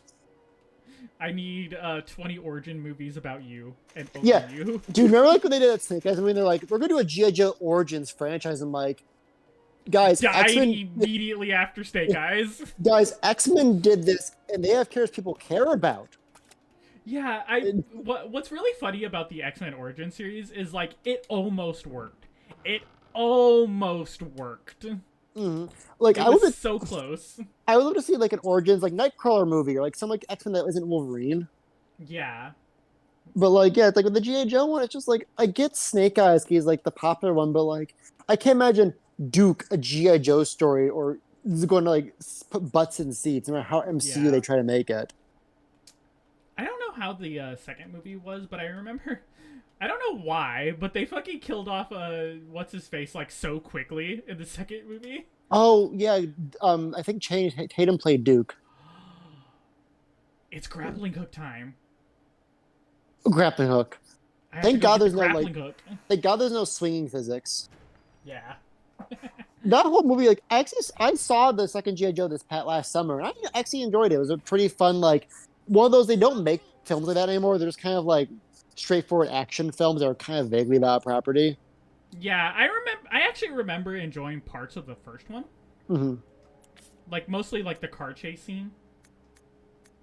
I don't Like, I remember. thought that was pretty cool. I saw the first one was in theaters. I just remember being like really annoyed that they do the thing a lot of movies do, like especially in that early era with these cartoon movies, like the movie ends with the character getting their iconic look and they cut to black. Yeah. Yeah, Like- they do that a lot. It took the whole movie to get Destro with his goddamn metal mask and Cobra Commander in his helmet. And in the second movie, since Wasn't his metal mask like nanomachines too? it's Nanomachine, son, just in the movies. Yeah. Which I guess that's is what like, I mean. Like, yeah, in the movies, Yeah. like the way they got him, his little metal face thing was like Yeah. nanomachines. which I guess makes sense because in the old, it doesn't quite make sense in the cartoon that his mask can move, Yeah. but the cartoon, Sometimes yeah, you just gotta accept a metal man. Ah, God! yeah. But like in the second one, because Eccleston is hard to work with, he just didn't come back, so they just leave Destro frozen in prison I forever. forgot it was Christopher Eccleston. Yeah, I don't. Despite like, please tell me that didn't kill me. Oh God, did that put Billy into like red too? If that put Billy into red, we might be in a bad situation. Yeah. Fuck. Fuck. Oh, he's okay. He's in orange. He's not completely fucked, but like he's still pretty fucked. Mhm. Okay. Okay. Hopefully that actually despawned them like last time. What's Eccleston getting stuck as villains in like mid-level like second franchise films? I don't know. Oh Does shit. he- No. Damn. Fuck. Wow, that monkey went right for the goods. Right for her dick. Is that our new canon now? Yeah. See, Sorry, that's why guy. monkeys are scary. They're just gonna rip your dick off I think you're the without transpose. hesitation. Monkeys go for the soft tissue though. That's not a lie. God, we mentioned it before, but like monkeys are horrifying. I will face any other creature other than a monkey before I face a monkey. Yeah, because like you said, at least you know what a dumb animal is going to do. But monkeys are smart, so they are unpredictable now because they have intelligence. Wait, why don't I? Can I carry this now? What do you mean I Yeah. can't I carry this forgot. now? Joseph Gordon-Levitt played Cobra Commander for some fucking reason. What? What? Man, I don't remember the casting of that movie at all. This is such a bizarre cast in hindsight. That's so strange. Yeah, Channing Tatum is Duke. Dennis Quaid is Hawk, who I don't think comes back. Um, I'm going to try this name. Adewale Akinnuye Agbaje as Heavy Duty. I don't remember. I feel like I Yeah, should remember an actor named Adewale.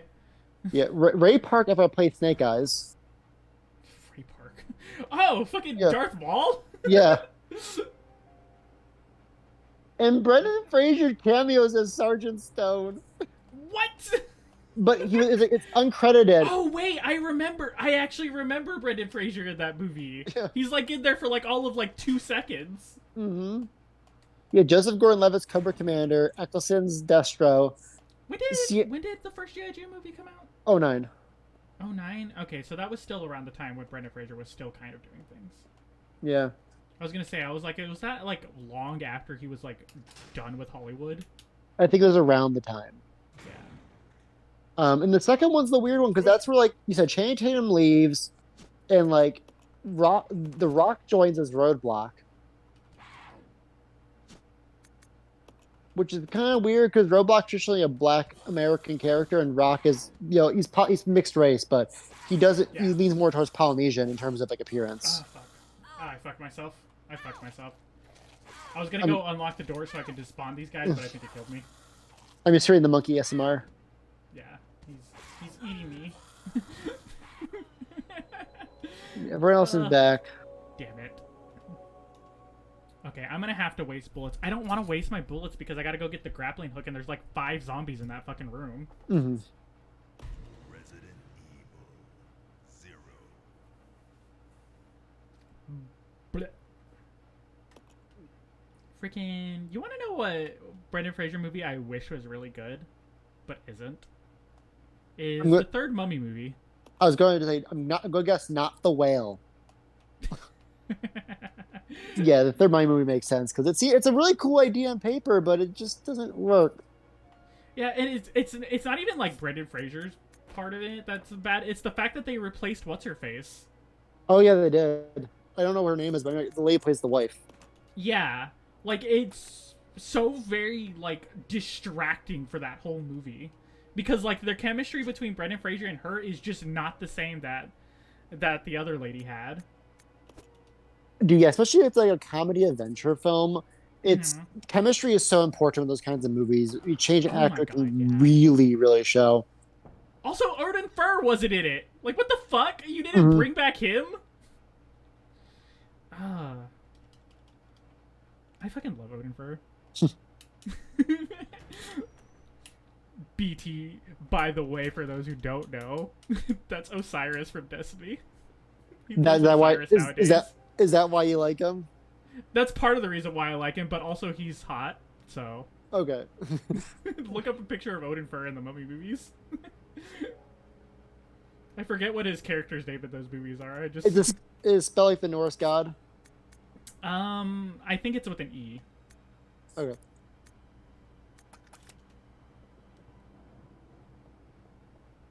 I think the character's name starts with an A. I forget what it's fucking... He plays the Magi in that movie.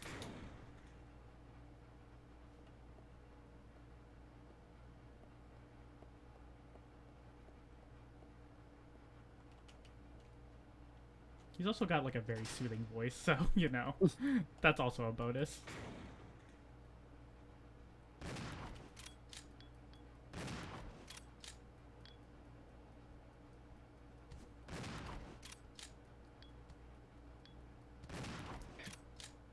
You're dead? We good? We done here? Fuck yeah. Shit. How do you spell his last name? F-I-R? I'm just gonna look at the. I should just look at the Mummy movie cast. Yeah, you should.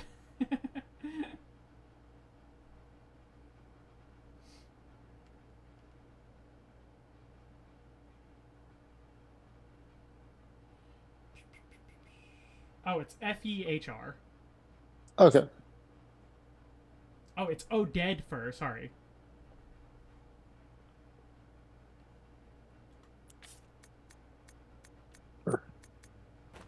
Okay, yeah, he has a bit of that Poe Dameron vibe. What's the actor? Yeah, yeah, he does actually. Yeah. Oh my god, they actually look a lot alike. Actually, I never realized that. But he was a very handsome young man. Yeah, he's very like he has them Baki the grappler cheeks where like you can see the cheek muscles beneath the bone. Yeah. But yeah, they didn't bring him back for the third movie either, which was like, why? Like, even if it was just for him to stand around looking good, like, bring him back. Yeah. Got one of the top ones, the picture of him in like his outfit from Star Trek Discovery with the link being, Odin for your delightful dish. I haven't seen you since Mummy 2. Heart. It's actually kind of funny. Like, he's one of those actors that's like, it's one of those like niche actors. So like, not everybody knows him, but people who know him are big fans of him. That makes sense. This way. Get your bitch ass over here. We got a room full of zombies to fight. Get in, we got some zombies to fight. Yeah. I'm debating on whether or not to save again because I just went through all the trouble of getting the fucking health. This is a massive fucking complex in the middle of the mountains near a major city. Yeah. Like- There's like two major complexes just in the middle of the mountain that nobody questioned. And this looks like an old building. Like this was not built by Spencer for like a trap room. This is like some ancient ass thing in the middle of nowhere. Right? This was built during the times of the pilgrims. This is like Elden Ring shit. Cthulhu is sleeping beneath this temple, like locked in the well. Why is it so hard for you guys to pick up this fucking ink ribbon?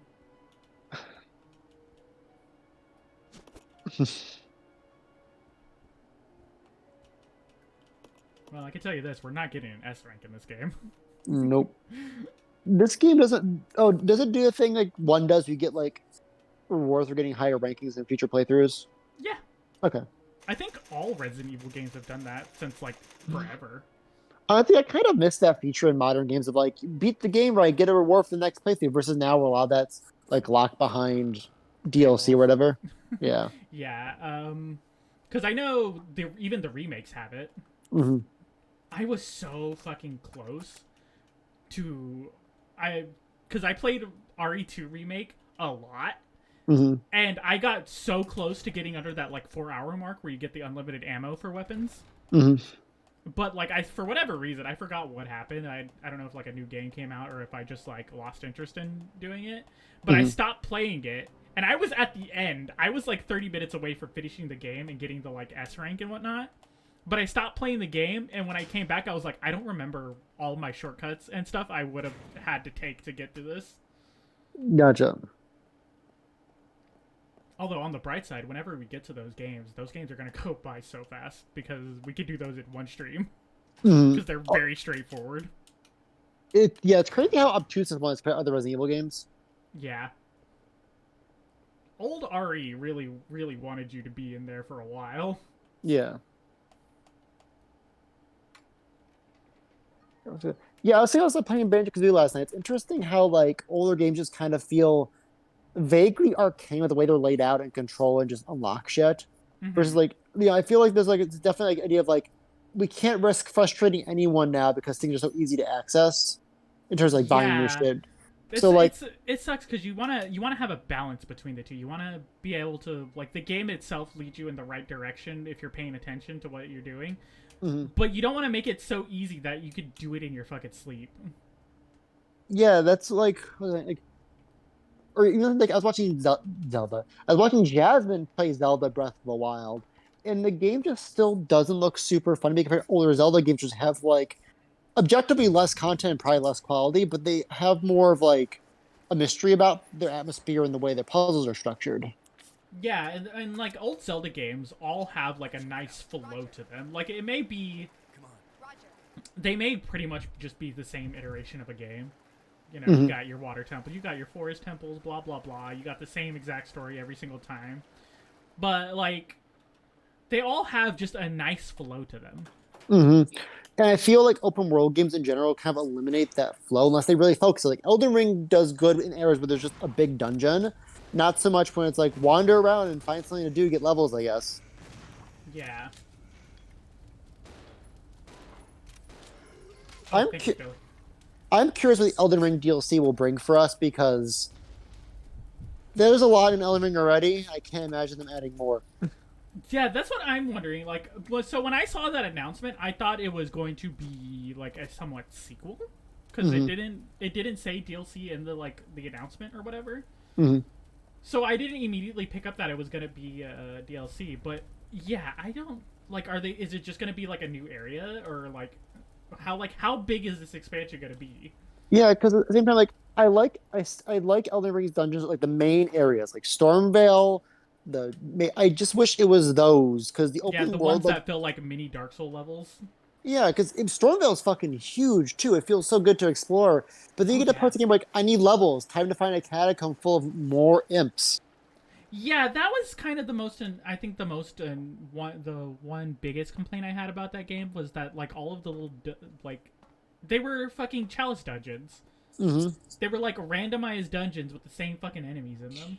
Yeah, like for a game because Elden Ring has some fucking phenomenal enemies. Like I just love how weird it gets, like the giant hands, the torch head dudes, whatever. But the side dungeons don't have that creativity. It's like, oh, more skeletons, either skeletons, imps, or like ghosts. There's no real. Yeah, and like they copy pasted the bosses too. Like you would get like the cat statue or whatever. Dude, You would get two cat statues. dude, that fucking statue, man. I was like, I'm so sick of seeing this goddamn statue. And I know we're gonna get some like one that spews rot or something in the DLC, I bet you. Yeah. Oh god, that's right. The fucking thing moved. It just I don't know, I just like it's interesting, like it's a really well done game, but I just wish it was more traditional in a way because I feel From Software shines best when they do these kind of more linear dungeon crawls. Yeah. I think that's all that will always be the hardest part about any franchise that tries to go open world is like it's very hard to make open world interesting all of the time. Yeah, I think platform games have it easier in a way because you can make it so you have these like kind of jungle gymmy kind of environments like Mario Odyssey Yeah. or Sonic Frontiers. But games whose gameplay loops are not platform based, they're based on combat or exploration, just have a harder time because how do you keep that engaged? Like in Zelda, I have the issue I have with like other RPGs in Breath of the Wild, where it's like, oh, all these shrines look the same, have the same fucking aesthetic. Yeah, I think the best open worlds are ones that limit the size of how big the like area can be. So like a good example of this is Arkham City. Yeah, yeah, holy shit, Arkham City. It's yeah, Arkham City, or even like the say earlier Saints Row games. Yeah. Like they're pretty big areas, but like they're not so fucking big that like everything gets lost in the sauce. Like you got like miles and miles of nothing. And then Yeah, you got this one area that's really interesting, and then you got miles and miles of nothing. yeah, like for games like Sonic Frontiers, it makes sense because you go so fast. But like Zelda, it's like, wow, there's sure a lot of flat space in Hyrule. Yeah. I think the only thing that really saves Breath of the Wild and its open world emptiness is that it's a very pretty game to look at, Yes. but that loses its charm after a while. Yeah, it's like I give Jazz credit. Like I would got Jazz is almost done with the game now. I've been helping her fight the bosses, Mhm. and I would have gotten bored a long time ago just with like again the open world. Just like it's pretty, but it gives a bit of that screensaver vibe after a while. Yeah, that's what stopped me from playing Genshin was like, because like I said, I've played Genshin and like I have my qualms with Genshin, as we all know. But like for like the first like the 20 hours or so that I played with it, I did enjoy like exploring the environments. The environments were really pretty, but like there was just fucking nothing to do. Mm-hmm. Oh, I think I'm gonna make a mistake again. And that's a Gungeon field. Imagine how a Immortals Phoenix Rising feels. Oh my god. The poorest man Zelda. Please tell me that I do not fight the bat a second time. This feels like arena. Can I go down? It's too dangerous to jump down. I have a grappling hook. Shit. Rebecca, you use your lightweight to glide down on the wind currents. Yeah. just like don't unhook the grappling hook and just descend down. They work two ways. Yeah, it's that like adventure game thing where like I can use this like this, but the game won't let me. Yeah. It's a rope on a hook.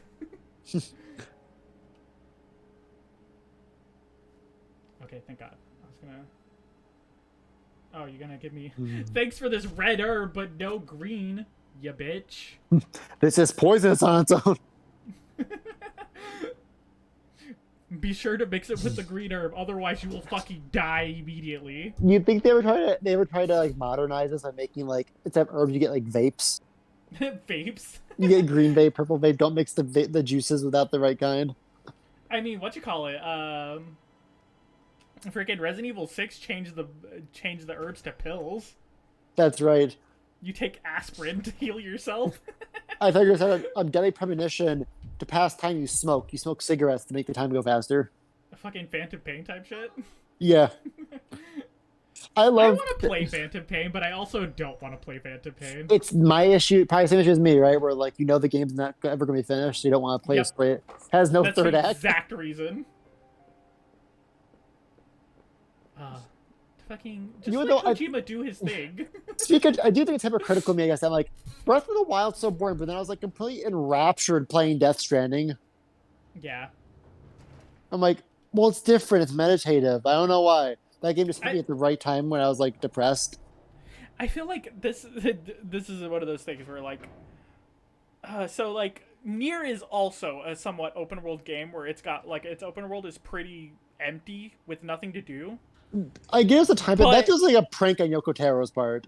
That's what I was just about to say. I was like Yeah. like Kojima and Yoko Taro are the type of game creators where like if I hate something in their game, I'm like I'm willing to suffer through it because I know there's something at the end of this. Yeah. Like near side quest system that's purposely repetitive and annoying to take the piss out of MMOs. Yeah, exactly. Like there's a point to like the things they do. Like they're not perfect by any means. Like both No. of them, they're not perfect by any means, but they're very creative people and very good at doing what they do. Also, Breath of the Wild doesn't have Kaine, so I gotta ding it on that regard too. Yeah, any game that doesn't have Kaine immediately loses like half a point. Yeah. It's like how Germ has a joke on their streams, like you can drive a car, goes up a full letter grade. It's like no Kaine or Kaine adjacent, now we're good. Yeah, no. You don't got somebody call me bitch every 2 seconds in I do- lingerie? What are we doing here? I do love the Resident Evil part of Nier where like it's played like that horror game and like Weiss is freaking the fuck out like a YouTube streamer. Yeah. Oh, we got this thing again. Hell yeah. Alright. But no, I got to much like keep my gamer friends in New York because I was like, Death Stranding's great. My friends like it shouldn't have been made. Maybe not. But then they're like, but Breath of the Wild, dude, 10 out of 10, amazing game. Like, I only played 4 hours and got bored and played Shadowrun the rest of the night. My friend finished the plateau for me. One big upside to Breath of the Wild, it gave us Femboy Link. Yes, Jazz got to that part. And after like, Jazz, see this image? This is the other big thing that was flooding Tumblr and Twitter erotic art for like 6 months. Because she already saw Sidion, or Sidon, how you pronounce his name. Yeah. I don't like how stumpy the Zora legs are in that game. They're like Dragon's Dogma characters. The one thing I really like about the Zora in that game, though, is that they're all different types of fish people. Yes, that's cool. Just blue elf. Yeah. What the hell am I? This is like definitely not a serious lore debate, but I'm curious how in Breath of the Wild, how there's both Zora and Ruta and Birdman, because in Wind Waker it's implied the Birdman evolved from Zora. Yeah. You know what? I actually forgot all about that. Yeah. I want Wind Waker to come to Switch. It's my favorite Zelda game. It's so fucking pretty, and the Wii version is How the best have way they to... not ported it over? They made this beautiful HD remake of it, and they still haven't brought it over. But they'll bring over Twilight Princess, a game that's mostly makes you feel like having astigmatism because of the bloom effects. Yeah. I'm very disappointed by the remake of Twilight Princess. Really? Yeah, because it's just a... So, the type of remake I hate the most is when it's just a resolution update. Mm-hmm. And then they call it a remake. I actually hear the Metroid Prime Remaster looks way better than the GameCube version. It's shocking to do it for Twilight Oh, Princess. son of a bitch! Fucking asshole. This feels closer to the end. Yeah, No, I feel what you're feeling. Like, there's that issue I had with the Tales of Symphonia remake. is that it actually runs worse than the PS3 remake. That will fucking get me to hate you so fucking hard so fast. Yeah, like it has worse. I'm not a frame rate person, especially with like MMO, especially with like RPG games because they're turn based. But the fact Yeah. that it has longer loading times than the PS3 Oh my version is god, do we have bad. to make V-Jolt again? Oh my god, for what though? The leeches? Hold up. I guess Administer technically, V into 4 leeches. There will blah blah blah blah. They doubled their numbers, but lost 2. But lost half. Oh god. Oh god, this is gonna be math. And fucking, I gotta figure out what we're gonna do. But anyways, you were saying. oh, technically it's not another V-Jolt. The V-Jolt's another one of this because this is the prequel. That's true. Oh man. What were we saying before that? Oh, I was like, what's the V-Jolt for? Or Symphonia. Yeah, the thing about Symphonia. Oh, apparently the game has like worse load times than the PS3 remake of the same game. Oh fuck yeah! Shit. Hell yeah. Also, apparently, like this isn't a thing. I fucking when I was a kid, I fucking hated the second Tales of Symphonia game. I'm Dawn of the New World, but Yeah. the PS3 remake had both of those, and the Switch version only has the first Symphonia. What? That's Yeah, That's so dumb. same. It's been a weird year for these decisions because Square Enix they're bringing Final Fantasy 1 through 6 to the consoles finally, but the physical edition is a limited release. I saw it immediately. Well, they'll do a mass release for shit like Tactics Ogre and Live Alive. What? I'm like, why can't I get Final man. Fantasy 6 on like why can't I just get a collection of all 6 games on disc for $70 versus Tactics Ogre here's a very good game. I suck at tactical games, but it's also way more obscure than the Final Fantasy series is. Yeah. Anytime I bring up JRPG, Jez like, what the fuck, Star Ocean? I'm like, exactly. Oh man, Star Ocean. Friggin'. Yes. Okay, I see what the. I passed the thing. So I grabbed a bunch of chemicals, or I grabbed 2 of the I think 3 chemicals that we need. Mm-hmm. You know, I think the reason is probably you don't like JRPGs, but have you played Xenoblade? I have not, but I actually kind of want to. Yeah, I was thinking like I feel like it ran. I know you'd think like JRPG like FF7 are really boring, but I feel Yeah. Xenoblade at least 2 especially has that like gotcha game life twist like that at least get you through because of the thirst. Yeah, that. Like I said, I'm a very simple person. You put hot people in your thing, and I'll sit through just about anything. Yeah, because like, it's hard to get RPGs because they're so fucking long. It's hard to juggle that with like everything I have in like an Well, adult my life. problem Sometimes. with most JRPGs is that usually the combat's based around turn-based combat, and Mhm. turn-based combat to me is the most boring fucking shit in the world. See, So like Xenoblade seemed interesting to me because it's more real-time action. that's right. It's more like Symphonia. Yeah. Yeah, I like turn-based more actually because I get stressed out sometimes with like real-time combat in games, and that makes me sometimes it makes my temper go off. So I like games I can just breathe and think through a move in advance, even though I'm not good I at sports. completely understand that. I think the Yeah. only type of turn-based combats I really enjoy are ones that are more chess-like in nature. So like Fire Emblem. Yeah, Fire Emblem's a very good example of this. I love playing Fire Emblem because it's the type of turn-based game that feels very meditative while you're like moving pieces around. yeah, that's why I like Robot Wars too, because it's Fire Emblem with super robots. Yeah. You know, I feel that. One of my like most like oh hell yeah moments in gaming recently was in Shin Megami Tensei 5. I like lost my ideal team in a boss fight. I had to figure out a way to get out of the boss fight with the people that are left alive. And I felt so smart doing that in a turn-based setting. I think what would make me like turn-based more, and I'm only thinking of like more recent ones. Yeah. But a big problem with a lot of turn-based games I've played is that they always have the stupid-ass fucking mechanic of if your party leader dies, you just lose. That's honestly the worst. I'm glad Final Fantasy doesn't do that as much. And SMT has basically moved away from that, but it's the most frustrating feature, especially in games that have enemies that have like insta kill spells. Yeah. And that's even worse is when you throw RNG into a turn-based thing, I'm just fucking done. Like I like to play my games on like slightly harder levels, so like not the hardest, but like maybe second to third down to the hardest. So that way you get a little bit of a challenge, but also you're not like it's not brain dead simple. Oh I god, that's played not good. I played through P5 on the easiest fucking thing because I was sick of playing the game. Well, especially because with turn-based games, difficulty just inflates the numbers knowing for the enemies. This actually makes the game more challenging. Exactly. That's the problem with the Digimon games like Cyber Sleuth, because they're pretty easy, but they get too hard. You up the difficulty because enemies just get bigger health pools and you use more mana. I'm like, this doesn't make it any more challenging, it makes it more tedious. Yeah. Bringing it back to Genshin, but that's another reason why I just don't like Genshin. All of the enemies are fucking bullet sponges.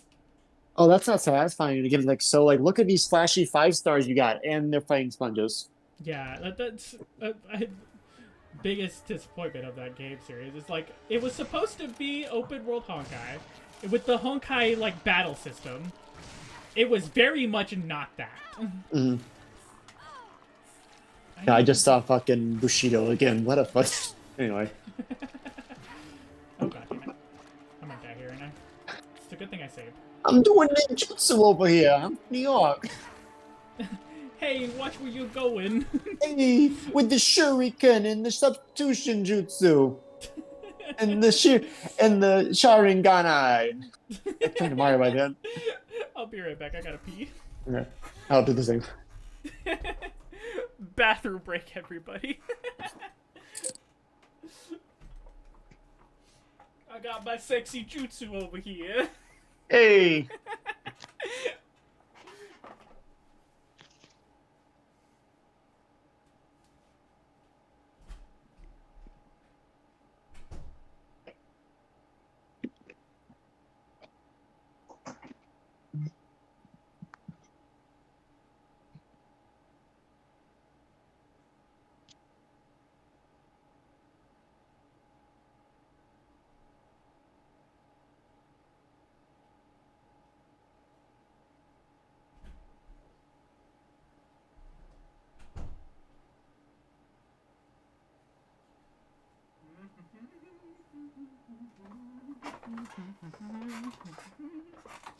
I'm back. And I have more Dr. Pepper. How's everybody in chat doing? Having a good time listening to us wax philosophically about video games?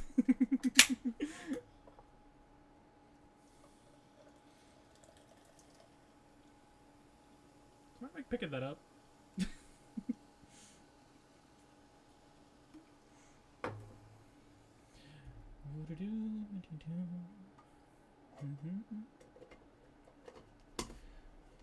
Oh boy.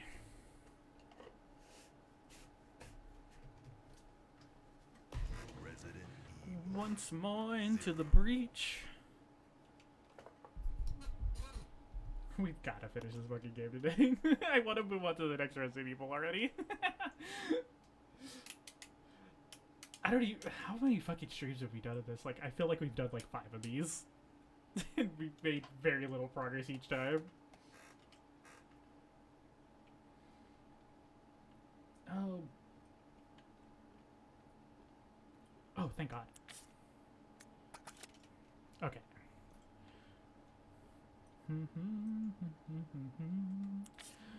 Making tools for arson.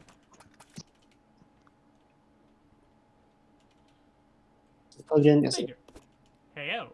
Yo, I thought I muted the stream, but I accidentally just muted my voice. I just heard your voice like the distance. I was kind of the bathroom. Like, uh-oh. So I'm an idiot and didn't realize they gave us Molotovs for specifically this leech bitch. Well, there, Yes, there's hi, that. Neo. Can I help you? You can't have that. He's like staring down my Dr. Pepper. Like, that's not for you. That's for me. Oh, I didn't. So I remember saying I didn't want to say this last week because I was like, "Oh, this comes off as like, look at me too." But last week, this chair's getting loose. I gotta tighten the screw. Last week, it was the 9th anniversary of King Kong, Yeah. and I don't know what made us because of the mood I was in that week, but like, I I got fucked up by the ending right now. I was like, I couldn't see the. I was like, water. My eyes Oh. are watering. I couldn't see the screen. We could have been sad gamer boys together. I know, but I was like, I didn't want to be like, because Rain's like had this moment. It was like 8-year arc ending Oh. for this kid. I want to post like, I got sad that a monkey fell off a building. God, this is no joke, but I could talk for hours about that fucking short. It's so goddamn good. I am not exaggerating that it has broken me ever since, because like, so when that short came out, the final chapter wasn't released at the time. So I watched that without like knowing what happens in the final chapter, but it's one of those things where like you could watch it without that. Especially if you're like me and have been playing the game since the very fucking beginning. So you have a lot of attachment to this character already. But Rebecca knows plutonium. Don't go near that. yeah. So, Rebecca gets gamma rays. Yeah, let me just radiate myself. Wah, Real wah, quick. wah. But like after that, they released the first part of the last chapter like this week. And every time I notice a reference to a callback from like earlier things in the games to like just stuff that's related to this characters that they put into like the new character design and stuff, I get all teary-eyed. That short fucking broke me. Like it actually broke me. Oh my god. Yeah, no, I don't get that way often, but certain movies when it happens, like, oh fuck, I can feel something. My little like black heart untravels a little bit. Yeah, like I said in the chat, like I'm good. Like when Eli asked if I was okay, I was all like, I'm good. I'm just not used to like media affecting me like this. You like seem genuinely. Yeah, because like I knew I was already a big fan of Honkai, but I didn't know how much I liked it until like having to say goodbye to this character. That's a fucking movie like you watch it and you're like, oh crap, I care about this character that's having a bad moment. I didn't comment by W. Yeah. And, like, what's really funny is, like, so Honkai is very good at giving you, like, emotional gut punches. Like, if there's any one thing that Honkai as a series has been very, very good at is, like, when they go to, like, say goodbye to a character or, like, a era or something, they fucking put their whole fucking pussy into it. But, like, up until this point, I've been, like, emotional. Like, I've been like, oh, this is sad. Or, like... And I think the most emotional I've gotten at Honkai up to this point was during the concert where they had all of the like community sing Moon Halo, which was like the most recent like very emotional song for Kiana's animation, like the peak of her character development. And like that's probably the most emotional I got. But like I didn't cry or anything like that or like feel like emotionally distraught afterwards. But after fucking the graduation trip, it was just shattered that. Like, oh, this is what we're doing now. We're just gonna, for like the next month or so as the new story is being released, I'm gonna be an emotional mess playing this fucking game. I think on my end it was like my this is a little heavier I guess, but my grandfather's not doing well back home. And like I realized, oh, he's just about as old as this movie is. So like this movie about like the ends with death is like it kind of like it was kind of me also accepting the inevitability of death while watching King Kong, which is a wild ride. To go from me being like, 'cause I was like super jazzed. The moment I was like, I got super jazzed to watch it because I just fixate on movies, and I was like, fuck yeah, because you have like this high of like kind of a slow first 30 minutes, like just dinosaur carnage for the next 30. Yeah. And then you get to like, the inevitable part where we get sent to New York City, and I'm like. It kind of goes from this like high to like, oh god, he's been shot. He realized I'm bleeding. I'm going to die here. Jeez. But it was like I think it hit with my grandfather thoughts. I just got really emotional over this like claymation ape. Yeah. I mean, sometimes you just never know what's gonna affect you emotionally.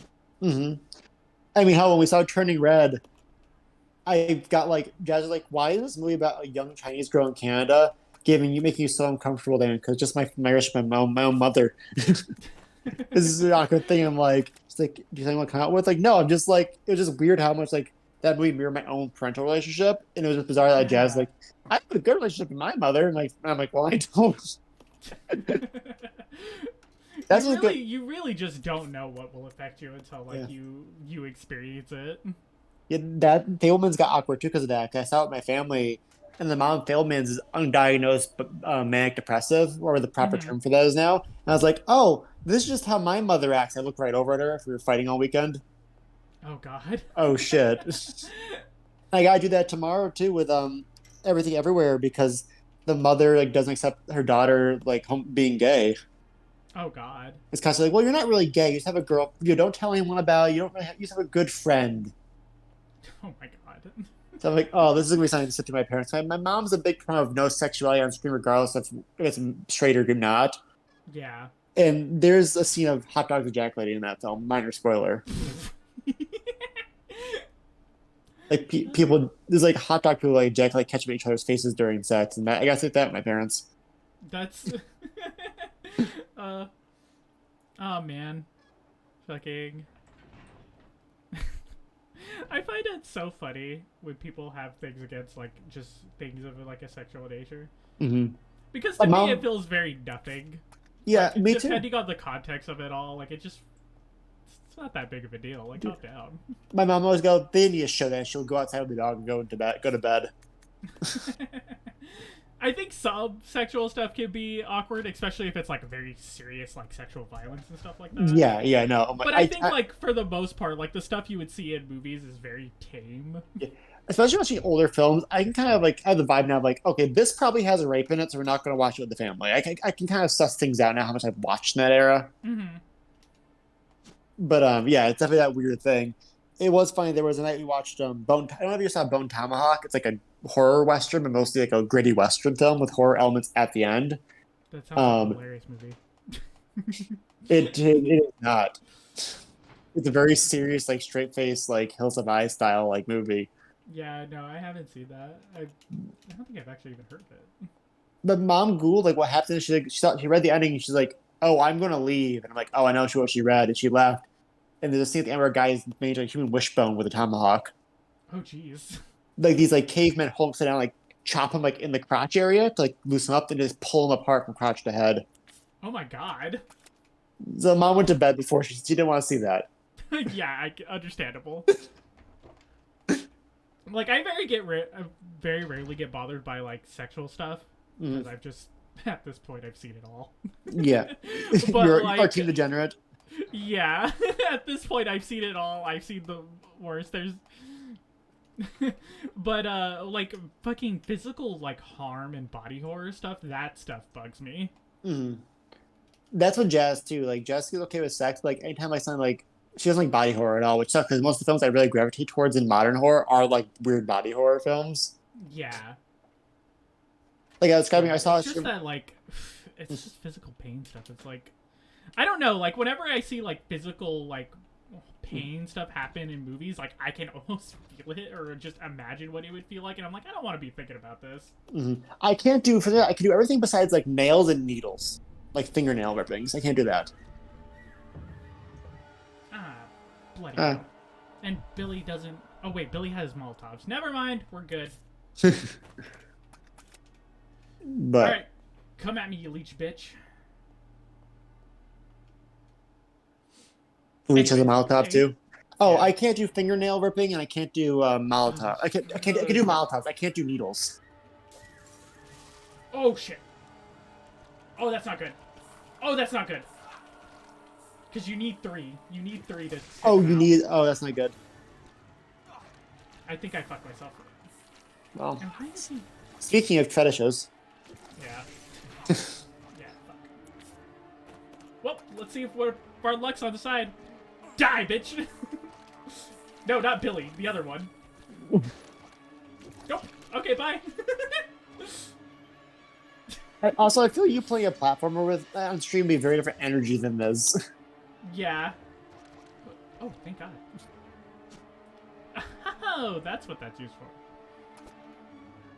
I want to see you try Super Meat Boy. Oh God, Super Beat Boy. We gotta fucking. I don't know how far this is gonna set us back, but That seemed like a foregone conclusion, so I don't blame you for just yeah.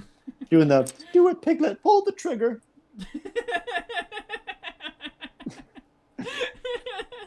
Oh man, we gotta watch that stupid fucking Pooh Bear horror movie. I hear it's like not even fun bad. Like some of the like a lot of it's like they just didn't try.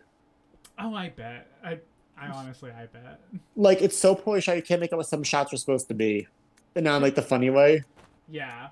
It's just the contrast of this guy being like, "This is going to change horror. We're announcing a whole twisted child cinematic universe, starting with a Bambi horror film, and a movie where Tinkerbell is a fat drug addicted prostitute." What is up with people who make like the shittiest movies just constantly declaring that they're the fucking best shit in the world? Like, where does that confidence come from? It's a different energy. Like we said, the room where like Tiny Wiseau, like it's a different energy when like someone like this does it versus like a Wiseau, where like Yeah. this doesn't feel diluted. This feels like he like I don't know how to describe the energy. Is different. It's a okay. So the Tommy Wiseau one, that one's very easy to describe, and the fact that the dude very clearly put in everything he had. He's just not fucking good. That's yeah. Whereas like the Pooh Bear thing, where like it's very clear they didn't try. Like they weren't trying their best at all. Yeah. But they very clearly thought that they had made something great. Yeah, it's a very cynical movie. Yeah. And not on tone and production value. Where it's like, yeah, people see because it trends, it's a meme now. We can get money from this. And who fucking cares if it's good or not? It's a Winnie the Pooh horror film. We'll do one for Bambi next year and we'll call it. Yeah, I think me, Gabe, and Eli always talk about this and something, and that like whenever something is done sincerely, and it's not like coming from like a bad place or something like that, whenever something is done like very sincerely and like somebody clearly put their best effort into it, it's gonna be a fun watch no matter what. Yeah, that's why the movie is like, I have tons of bad films, but they're all fun because people try to make it a good movie. Yeah. That's why I can't stand Sharknado. People are like, you like Sharknado? Then like, no, Sharknado's fucking terrible because they purposely made it bad. Yeah.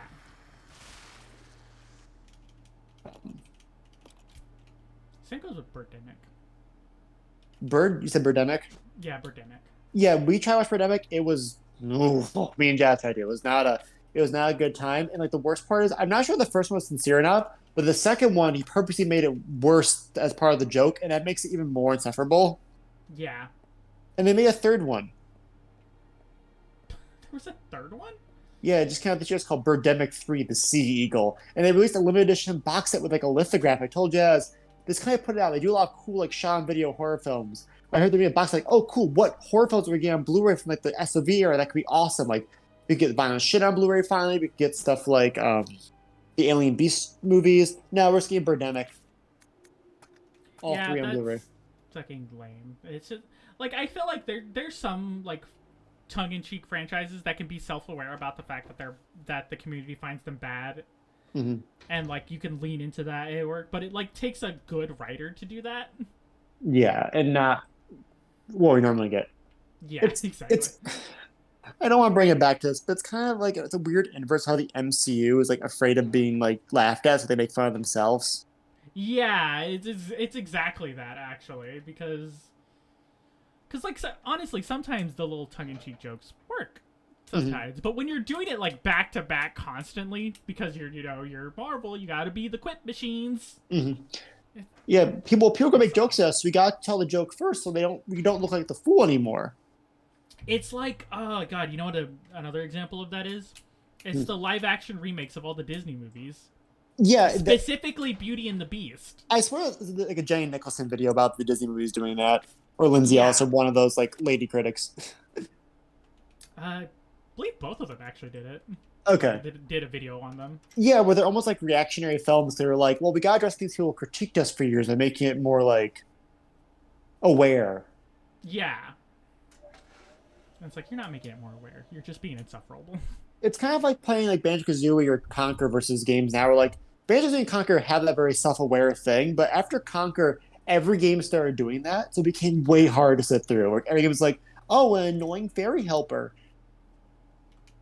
Yeah, and like those types of like tongue-in-cheek things, and this is something that like also pops up in the isekai genre a lot, because another RPG world. It's like the first couple of times it happens, you're like, yeah, this is pretty funny. It's like I'm having a pretty good time with this, but like the 20th and 50th time it happens, you're like, I am going to strangle you. I want this to stop 20th or 25th time. Yeah.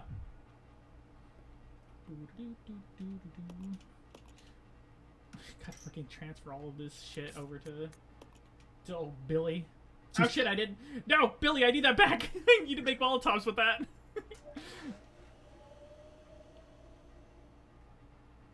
Billy, no. I must commit arson. I must commit V for vendetta. Remember, Billy. What the 6th of November? What the gunpowder? Rebecca, what the fuck are you talking about? Nothing to reason but What the shit are you talking about, Jesse? Rebecca's zerked on V-Jolt, guys. Watch out.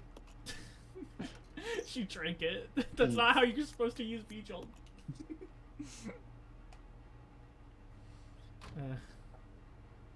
I don't mention this, but I saw Ant-Man with Jazz and my friends for double date, and like, it was the most like I know it's Ant-Man, whatever, but even for like Marvel, it was the most fucking like toothless, says nothing about anything movie I've ever seen in theaters in a long time. Yeah. Probably not since like Miss Peregrine's Home for Peculiar Children have I felt like such a void inside me in a movie theater. God, I forgot about that movie. Exactly. Where like Ant-Man's like, wasn't that movie like touted for a little while to be like the next X-Men or whatever? yeah, it's like Tim Burton's X-Men, and like no, it was just kind of whatever. Yeah. You know what a good X-Men series is? That's not an X-Men series. The Umbrella Academy. Yeah, I haven't watched it, but I've heard it. It's very good. It's It has very good. You should watch it. I think you would enjoy it a lot, actually. is everything you need. Found families, queer subtext, and text. So much queer subtext. That is just text. Yeah, and just text after a while. I absolutely love the fact that they included Elliot Page's transition. Yeah, I was gonna say because of Elliot, like it's one of the few shows I can think of with a trans male character in it. I feel you don't really get a lot of those in Western media. I was so very curious how they were going to be handling that after that whole thing. Mm-hmm. But like they handle it fucking perfectly. It's fantastic. Oh yeah. But it's like it's one of those things that is very clearly added in after the fact to address a real life event.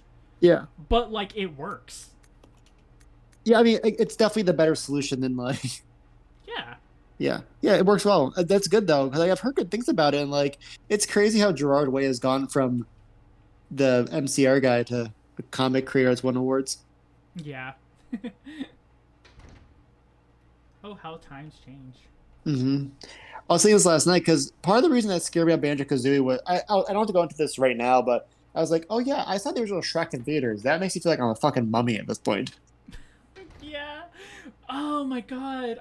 Sometimes I forget how fucking old the fucking Shrek movies. Yeah, they're 22 years old this year. What's still kind of amazing about that is the CG hasn't aged all that much. No, outside of like some of the humans, I think the main like non-human characters look fucking great.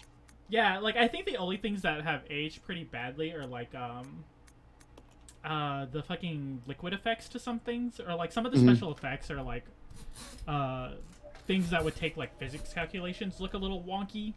Mm-hmm. But like Dude, overall, old overall, water it in still looks CGI like films look so chunky.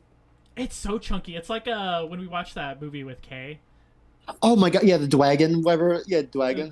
The Dweekins? I completely forgot about that movie until that. Yeah, the Dwagon movie. Yeah, it has those water effects in there is what Shrek has.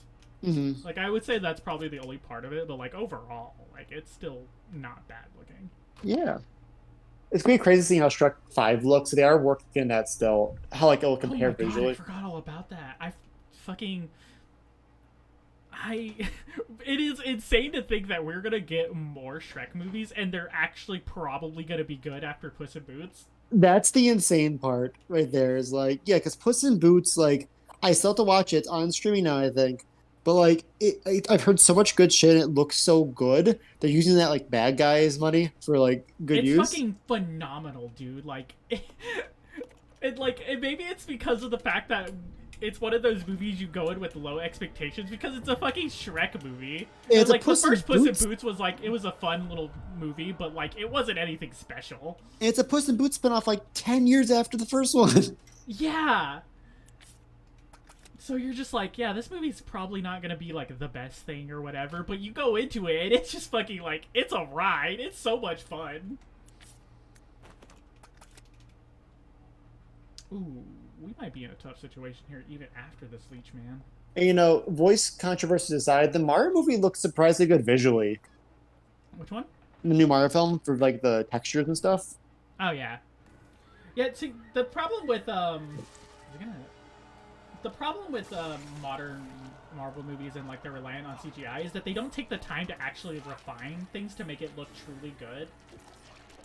Yeah, no, Or, like watching, dude, going from Avatar to Ant-Man was like a crazy downgrade. Yeah.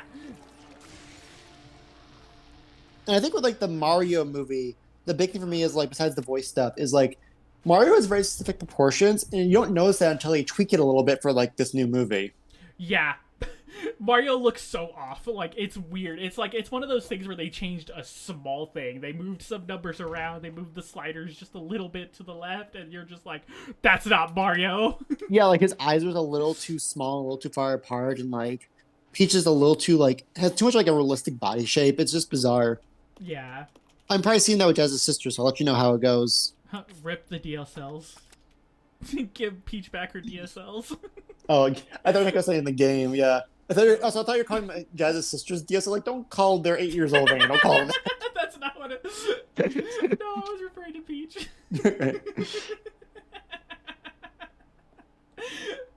Oh man, I would feel I could not do that. I can't talk about real people like that. Mm-hmm. You know, like, we're going to see Eli's disappointment in the new movie when like they do a sequel and Daisy's there. Yeah. Sorry. I love Daisy. Daisy should be more things. Mm-hmm. Daisy better than Peach, honestly. It was just weird. I talked to Jazz about this bizarre with Mario, right? Because I was talking about and not to cut you off from your real person talk, but the Jazz like, so is this like how did Mario and Bowser become enemies? Like they didn't. Like these old games are kind of like Ouroboroses. The conflict exists to facilitate the gameplay. So there's no like lore reason for them happening. They just need shit to be in the game. So it's kind of like fundamentally weird to have this movie like now find out how it all began. Like it didn't begin though. Mario is like They just both saw each other like, hey, fuck that guy. Yeah, Mario's the fucking like Albert Camus. I think that 4 a.m. Mario is that like that thought that is thinking of itself. Mario existed. Mario has no beginning and no end. Yeah. I think it's like a cosmic deity, but it's that I don't know how to explain that kind of storytelling. It's like Sonic, where Sonic doesn't have an origin story. Sonic just existed to be a character in a game and having using at the end of the game to punch. Yeah, I think what I really like, speaking of villains in both of those stories, because both those stories do it. And one thing I really love about both those series is that the villains at any moment can just be good guys. Yeah, no, they can Bowser just stop being assholes, and like they even do that every now and again, where they're just like chill with the heroes. Dude, in Sonic Frontiers, the one of the major characters tells Eggman, "You do more important stuff and better stuff when you work with Sonic than when against him. You killed all these guys with Sonic helping Sonic. You don't do good as a villain." Yeah. I really like it whenever villains are just like goofy characters that want to do bad shenanigans, but like they're actually like good people a little bit. Yeah, like honestly, Bowser and his son is actually really wholesome as a plotline in most of the Mario games now. The interactions. Oh fuck. Or Bowser Jr. is the kid. Yeah. Yeah, where he's like, "Son, I need you to be a villain." Bowser's like an actually good dad. Like what the fuck? Yeah.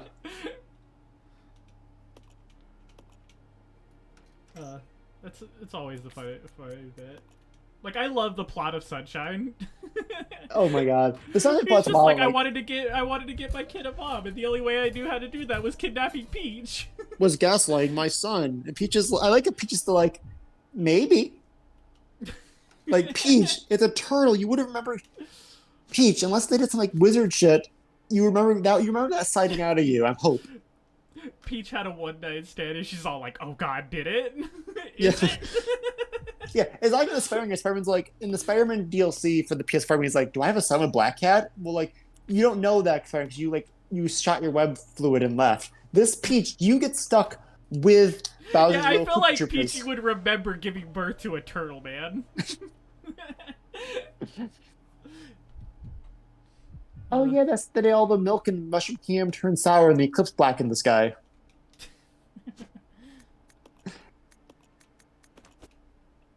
I do like there's a period like this is more TVtropes.com, but people were like mad about Mario Odyssey like not moving the story forward, Mario and Peach like, having them get married, and I'm like, that's not the fucking point of these games, guys. That's never been the point. I actually really enjoy that Peach and Mario's relationship is kind of ambiguous. Yeah, it's like it borders on platonic, and it's kind of fun. Yeah. I absolutely one of my favorite things about Odyssey is if you go to that final fight with Bowser in the wedding dress, Bowser compliments you. Oh, he does. It's hilarious. Yeah. He's like, "Wow, you actually look really good in that dress, but you weren't invited to this." It's really funny. I forget how. Odyssey is a muscles are. very good game, and I really wish I had it so I could play it. You can borrow my copy next time we see each other if you want to. Yes, please. Yeah, like I'm not playing it again for a while. 'Cause I beat it last year with Jazz, and it's like fairly long. Yeah, I've watched playthroughs and stuff of it, and like it looks like a really fun Mario game. It is. It's probably my favorite one outside of like 64. I haven't played Galaxy forever, so you know, amend that as you will. I But haven't played Galaxy either, actually. I have it on the collection, but I just never touched it because I want to beat Sunshine first. And Sunshine's a great game, but it makes some baffling design decisions for level structure. Yeah, I feel like the latter half of Sunshine is really where it begins to fall apart. I feel But it's like like a the lot first of. half of it is really fun. I feel it's like a lot of platforms have that issue. It's just like in games in general, you know, the Dark Souls approach of like the first half's really solid, and the second half you have Lost Isla. Yeah. Oh, that looks important. I found a vibrator, Becca. I found this thing. I'm not sure what it does. I assume it's for your womanly ways, so take it and do stuff out of Billy's sight. I might just switch to my charger soon. My phone's getting low. Billy looks so fucking silly. I am.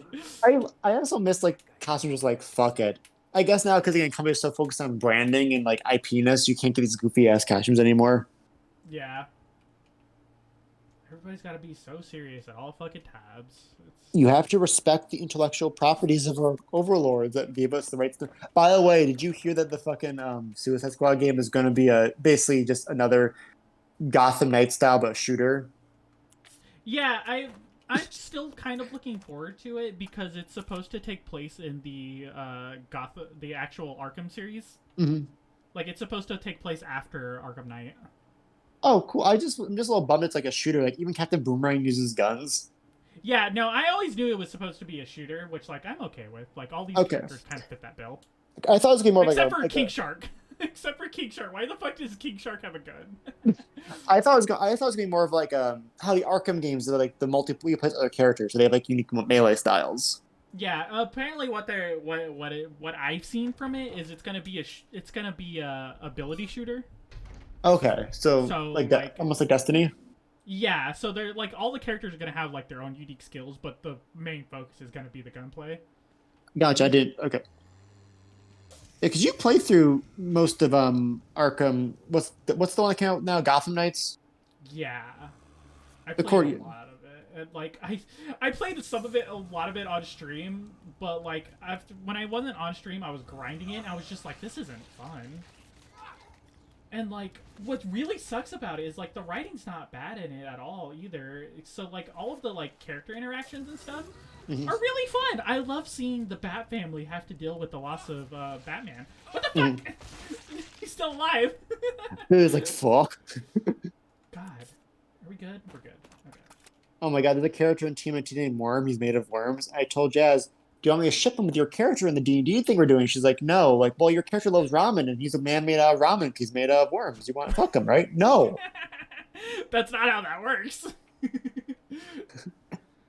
But what you call it? Those games, the writing is not enough to like satisfy and like get you through the fucking gameplay. It's I watched so German. grindy. I watched German stream like on sponsor stream like a while back. I put Worm on instead. I was looking at Reference picture. I put Worm instead of. I was looking up the character Worm. Alt universe Germa. But even like with his content, it didn't look fun. It wasn't, and like what really sucks about it, because like the biggest appeal of like the Arkham games was the flow of combat, and the fucking Gotham Knights, the combat feels off. Like it always feels like a step too slow. So it feels awkward to use. Got And like oh my god, the fucking So the biggest maneuverability, you have to do the same thing for every character, and it's the exact same mission for every character to unlock their like glide abilities and whatnot. Oh, It that takes sounds. so fucking long, and like the fact that the game just doesn't give that to you because it's the main way you move around the fucking city. Hmm. It That it's not good. that sounds so fucking tedious. It's so goddamn tedious. It's so grindy. It's very much a fucking game that you can see the scars of like it was originally supposed to be a games as a service type game. Hmm. And they somewhere along the development they changed that, but like they never fixed the core mechanics around that. Oh, that's awful. Yeah, so that's my issue with all these like games now too. Is they all just kind of feel like these. They all feel like they are or they're supposed to be that games of service shit. Where like Mm-hmm. the gameplay loop is the same. It's just the IP that changes. Yeah, and fucking some games as a service games work. Destiny, for example. Mhm. Like, despite all the flaws Destiny has, the fucking gameplay loop is the most satisfying part of Destiny. You know, I'd say Destiny is the games of service because it's like actually good. Yeah. What the fuck? Oh, it's a Zambo. Is that? Wait, is that fucking Richard? Yeah, I think Richard comes back a few times. Why is Richard here? You're supposed to be getting eaten by a fucking snake in the mansion right now. Oh, so I thought it was yeah, I think they either reused the model or it's supposed to be Edward again. That's not Richard. Wrong guy. No, that looks like Richard. Like, I think that's just a reuse of the model. That's funny. Richard! Sorry, I gotta kill you for like the third time. Yeah, that's just a reused model. Like, you can see the snake bite on his arm. That's so funny. This game really was like just cobbled together. Oh, what the fuck were we talking about? Destiny being the one good games of service game. Yeah. Like that's what games as a service games. Mhm. Freaking they live and die on the gameplay loop. So if you don't get that right, then like it's just, you're not gonna have fun. No, it doesn't matter if the game looks pretty. It doesn't matter if the writing's good. It doesn't matter. Mhm. Like if the gameplay loop fucking sucks, you're just gonna drop it pretty quickly.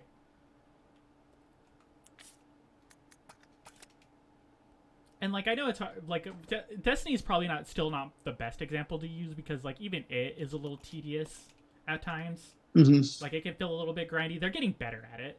Like they simplified a lot, but it's still like it's a game you're meant to play the same way for hours on end.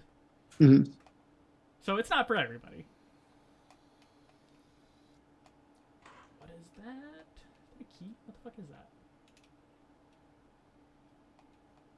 When the hell did I get the Magnum? Did I pass it by? Because, like, I got ammo for it, but, like, I never...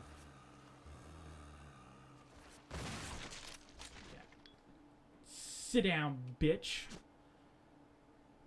The breeding room? Sign Oh, me the no. fuck up.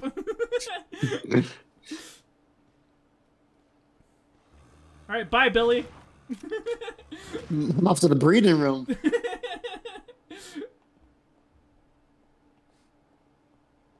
Where the hell is that, anyways? Oh, is that this door that's over here? That's why they stuck it in a fucking gas chamber. They were like, we know who's coming for this key.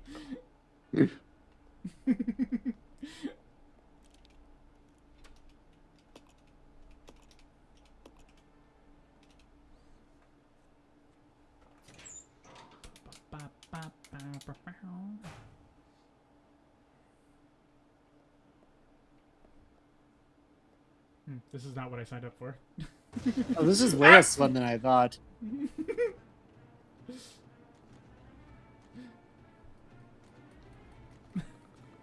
What is with this game and its jump scares? This That gets it's you? not even a fucking scary game, and that actually got me. There it is. Sit down, bitch. Oh, I'm out of bullets. I'm out of bullets. This is awkward. I don't think my handgun can deal with hunters. This isn't Fox Squirrel storage. This is not what I signed up for at all. I was lied to.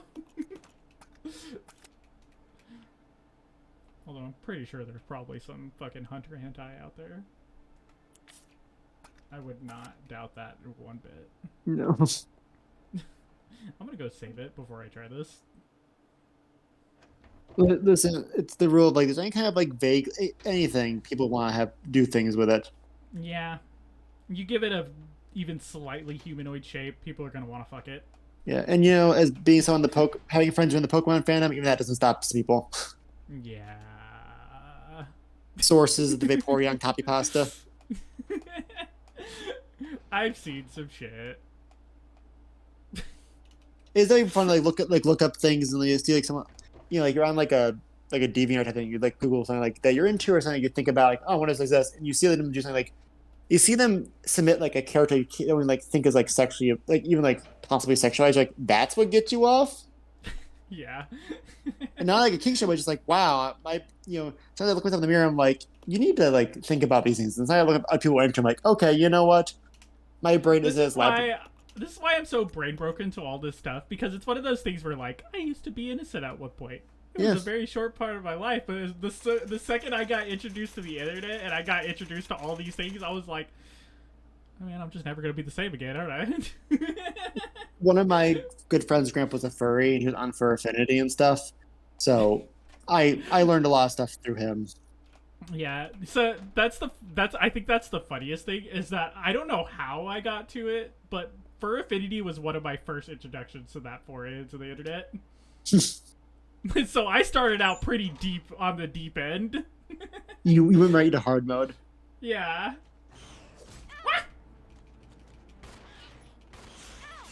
Yeah, I think that's death. Because I don't have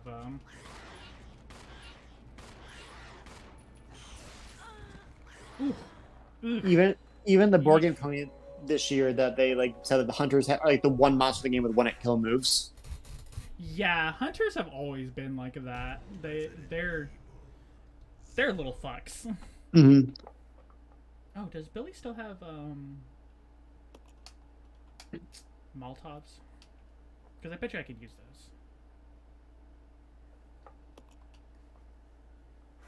Yeah, my dinky little 9 is not going to do anything. They're just going to be like, ah! Could you stop that for a second? I need the fucking 12 gauge. I need the big iron. Which I don't know where is at, but I need it. I really hope I didn't pass that, because that's going to be crucial for these like last bits of the game. Well, we only left is the proto tyrant and the final boss, right? Yeah. Oh, Leech Bitch. Isn't Leech Bitch the final boss, or is that something different? Yeah, Leech Bitch is the final boss. Okay. Proto Tyrant you face like once. I think that's like that's the part of the game that's the RE2 reference. Gotcha. Oh my god, put you on speaker because my phone's dying. No. That's not it. How do I put you on speakerphone? No, don't go me on Nitro. Unplug your phone. Or unplug your headphones. If that's it.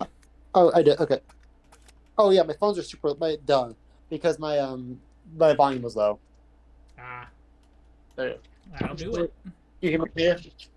Yeah, I can hear you. Okay, cool. You are a bit more echoey, but like that's fine. Okay. Yeah, I just need to charge this for a little bit because Apple is horrible with design. They love making their headphone jack also the charging port. I miss the fucking headphone jack port so much. Mm. I want to be able to listen to my music and charge my phone. Amen. Especially with you guys in fighting game nights where half the fucking time my phone gets low because it decreases so much energy sometimes. You need to get a wireless headset and just have us up on your PC. I know. I need to just nut up and buy some. I know. Yeah. It's like my parents been nagging me to get new blinds for the last few months. Like, I'll get to it, Mom. I'm just really busy right now. She's like, you should look at this. Like, I know, Mom. I'll get to it. I'm just really busy right now. Yeah.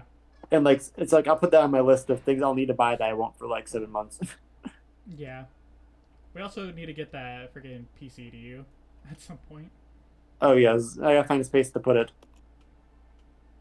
Just missing a part. Oh, right. Oh, I think that's what the room is for. Did I miss any ammo? I have this health. I can send that up to Rebecca and, like, extend the time we have fighting these things. I think I've told this story before, talking about like furry adjacent stuff. When Pokemon X and Y came out, my friend Googled a Pokemon.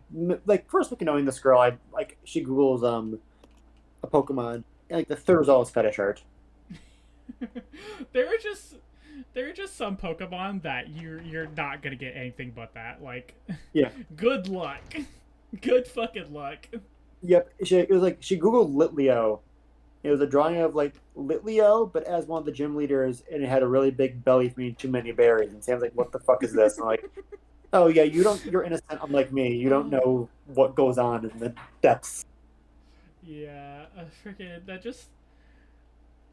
As much as I love furry art and whatnot, Hmm. the fact that Fur Affinity is the main website you have to go to for like good furry art and stuff is really funny because the front page is a mismatch of like the most degenerated shit you'll see of like the weirdest fetishes. Hmm. So like if you're going to Fur Affinity for like really good art, you have to already know the good artists before you go there. Yeah. Otherwise, you're gonna be sifting through some shit. Else becomes abandon all hope ye who enter here. Exactly.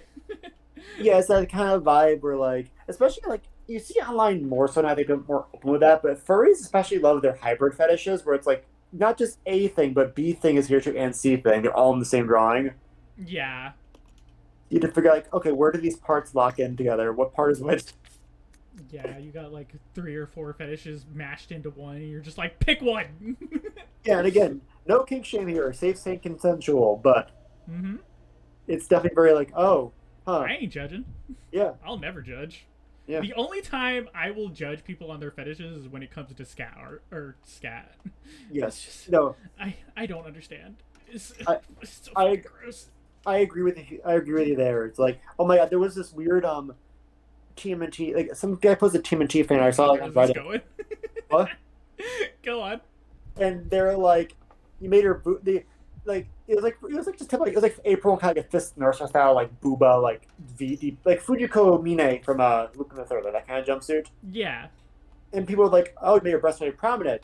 And the guy went into this weird unhinged rant about how like, yeah, I like boobs, I'm not afraid to admit it. I like he's kind of thing where he's like, I feel like I'm weird now. People act like they're big butts because they want to be different. So if I know why I really like butts, because what comes out of them. He went this weird rant about like how breasts are, how like breasts should be more normalized. And he said, I'm not afraid of being like it was like weird like persecution about liking breasts over What the over hell? hips and butts.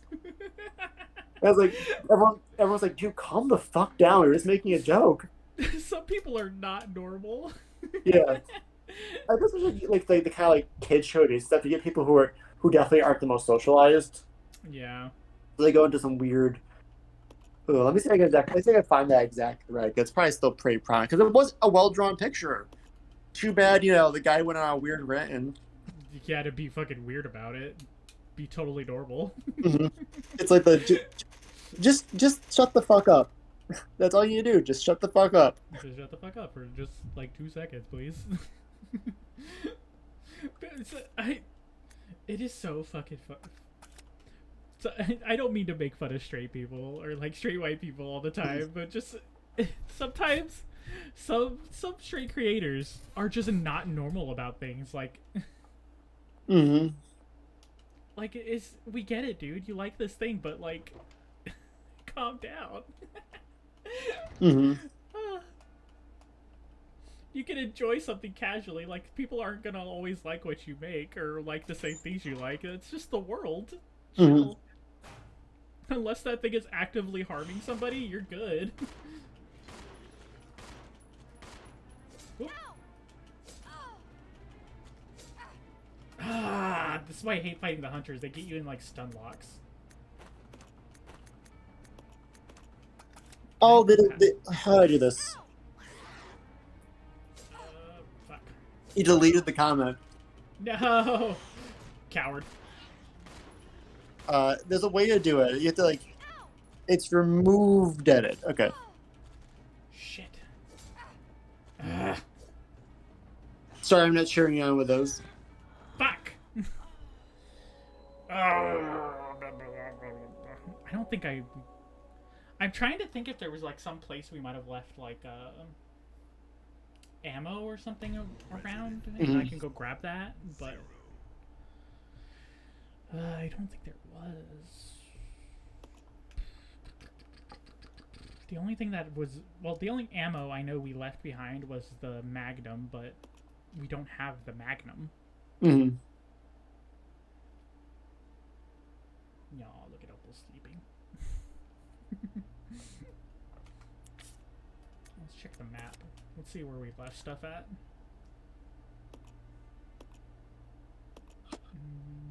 There's a thing there. Wait, what the hell is in there? Oh, that's the ink ribbon I left behind.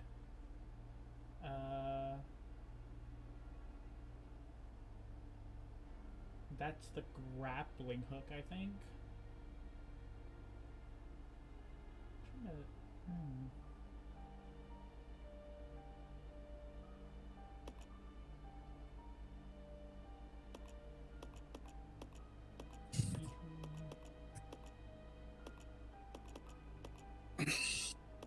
Oh, this is just showing the laboratory stuff. Map selector. Training facility. That's what we need. Wait, what the hell is that? Okay, we left a lot of stuff behind. I think we gotta go. I gotta go back. Alright, Billy, you're on your own for a little bit. Let's hope those 15 bullets will do something. You know, if you come across an eliminator, which I know there's a lot of those we left behind.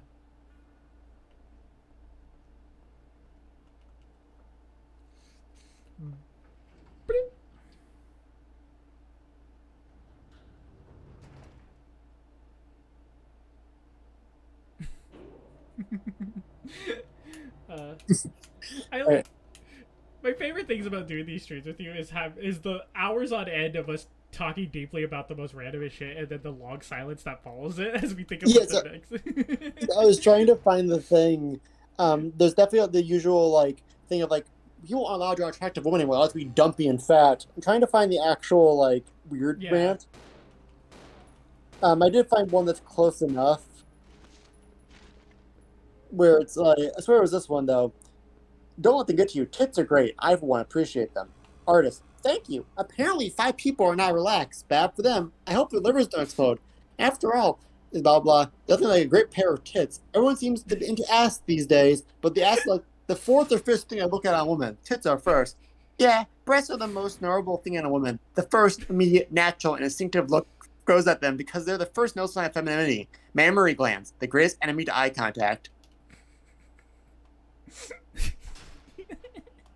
And so under Leaf goes, yikes. Oh my god. Oh, people are so fucking normal. Oh my god. It's just so funny. And like, especially like, this seems to be a thing that, this is why I don't mean to like make fun of straight people and just in general. But it just seems to be a thing that happens with straight people alike, especially like those type of people who are all like, very much like men need to be men and women need to be women type people, you know what I mean? Is like they seem to always have like the worst takes about something, or like just be not normal about the things that they're into. It gives me flashbacks like the early days of like gamer webcomics, like the girl's just there to have big boob and distract man from game. Yeah. It's like, it's okay to be into big boobs. Like, you're good. Like, just don't think that every woman should have big boobs, and don't think everybody has to be into big boobs. And don't go weird to like people who are into butts or secretly into scat. Yeah. Oh god.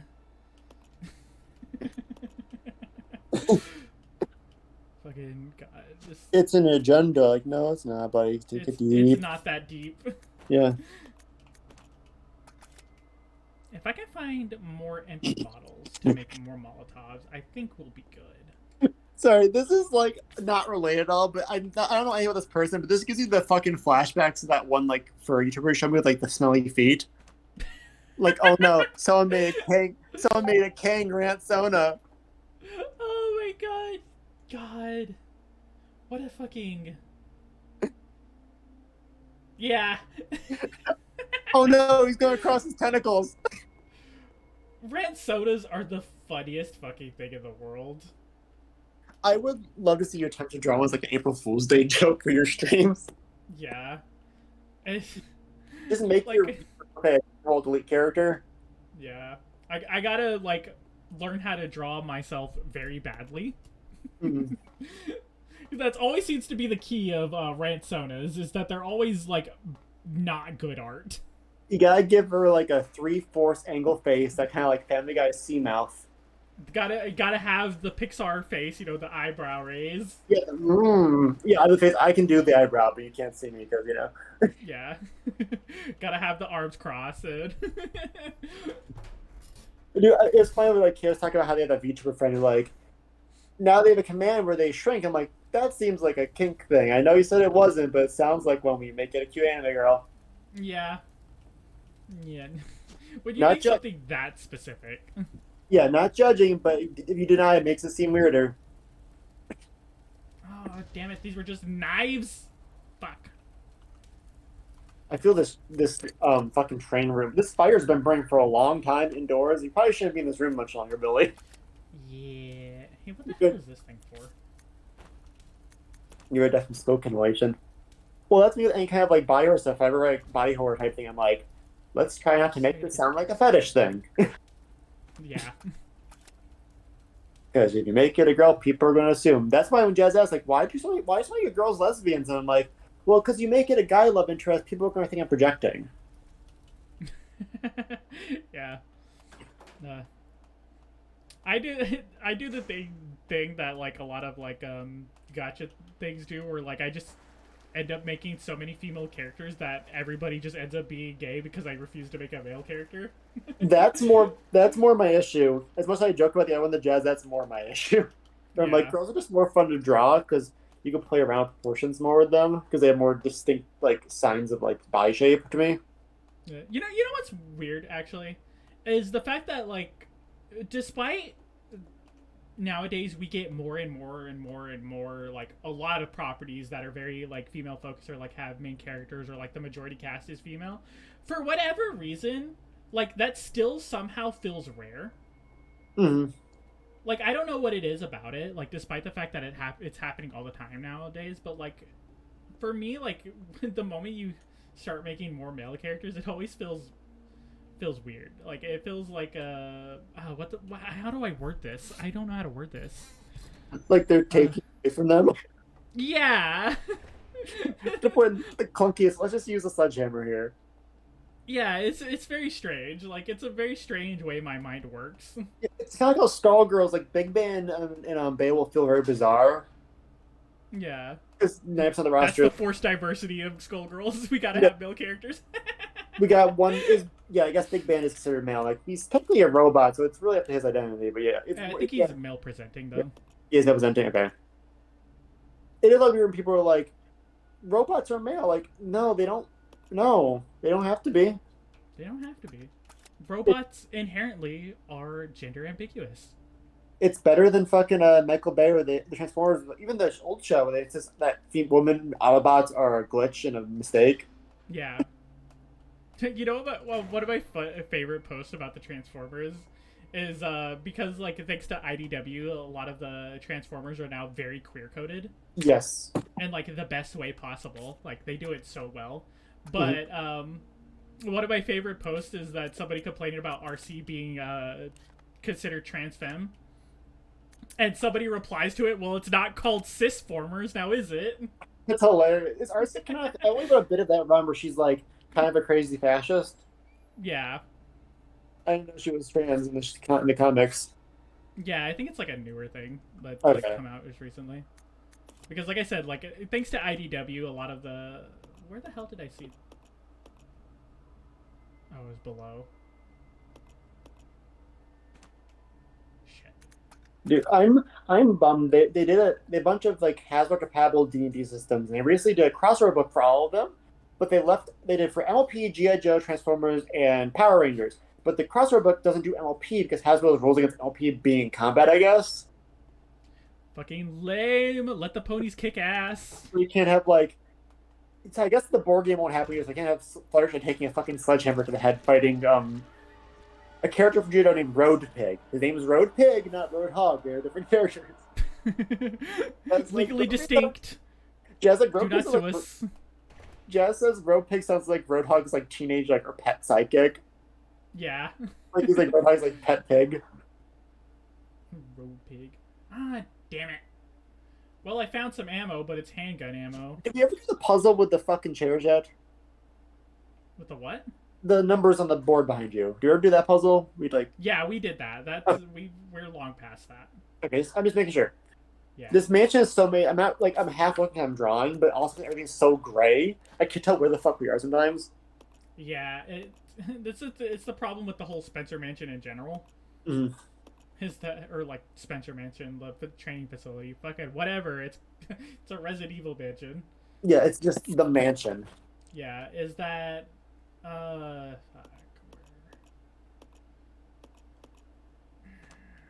is that everything just kind of looks a little samey. Mm. I think the OG Spencer Mansion does pretty decent job at distinguishing its levels or like its different areas, but it's still kind of hard to tell sometimes.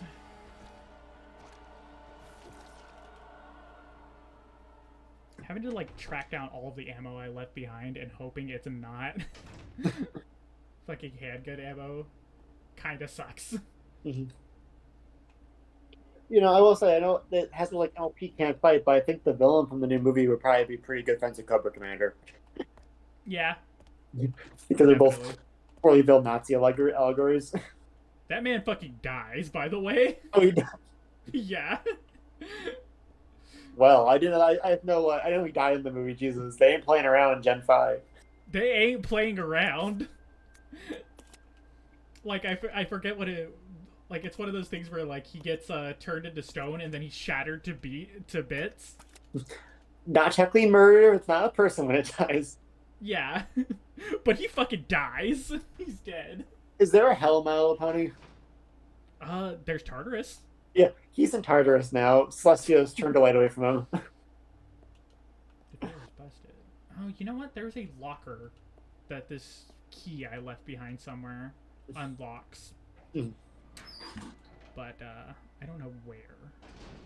Yeah, speaking of that, he's not really dead. I gotta do the old Hasbro films every night, but after Optimus Prime fucking bit it in Transformers and every kid in the universe cried, Oh, yeah. Hasbro panicked and backpedaled from the other film deaths to kill off characters. So in the G.I. Joe movie, Duke gets fucking stabbed by Serpentor's spear. He was supposed to die, but because they didn't want to do that anymore, there's a part like everyone's clearly sad and mourning. Here's on screen go, he's okay, he's just in a coma or something in that line. You can hear like they dubbed in like cheers where people were crying. Oh my god. Duke's like cheering. And Duke never comes back in the show because he's in a coma forever. Oh, that's so fucking funny. That's some 4 kid shit. That is. I doesn't matter. I'm okay. I'm still okay. Is this? Oh, that's from my Python. They do that. They do that in Freddy Got Fingered too, and it gets mulched by propellers. Yeah. Like, I'm fine. They don't want to get an X rating, so I'm fine. I think that's still one of my favorite gags about that is the Road to El Dorado. That one guy who gets squished by the Jaguar statue. Mhm. He's just yelling from under it, I'm still okay. It's like it's like how G.I. Joe, like every time a character gets shot out of the sky, they have a parachute to show they did not kill the person. They shot the plane out of the sky with a laser rifle. I love shit like that. It's so They do- funny. They're just floating to the water in the middle of the ocean, where they'll definitely be saved, not eaten by eels. Yeah. Sensors What? are so funny. It's the thing in Billy Manor, like Grimm's like, where are the kids? Oh, I'm sure they're fine and definitely not eaten by bears.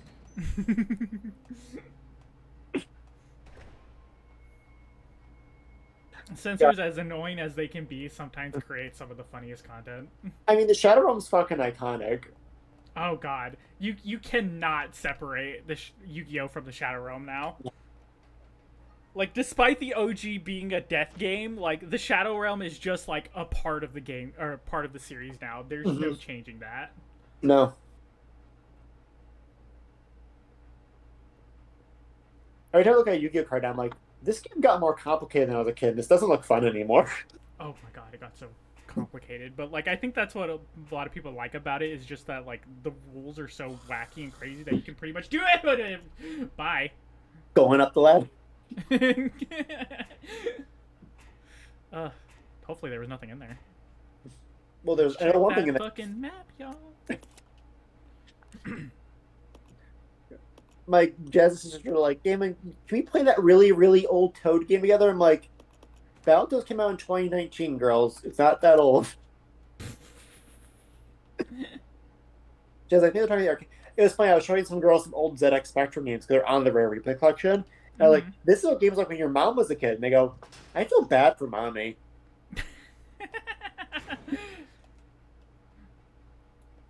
I think it's always weird thinking about our generation.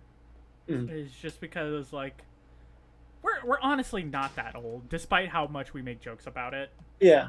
We're like only in our late 20s. We're not that old. But we're getting there though.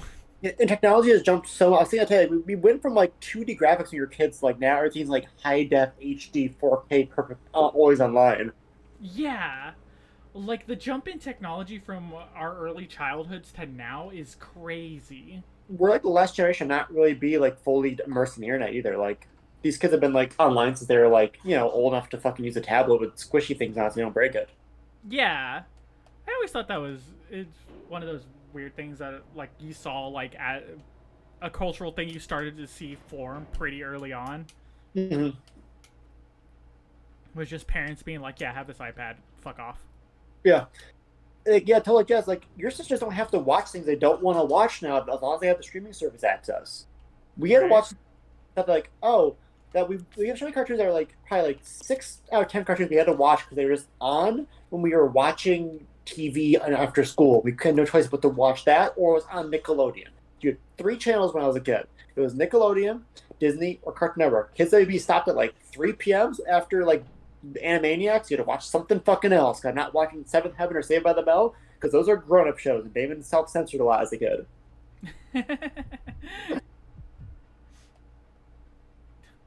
Don't worry, Rebecca. We'll fucking find the place you're supposed to go. And I was like, yeah, we just get anything we want on demand as long as they don't pull from the streaming service. Yeah.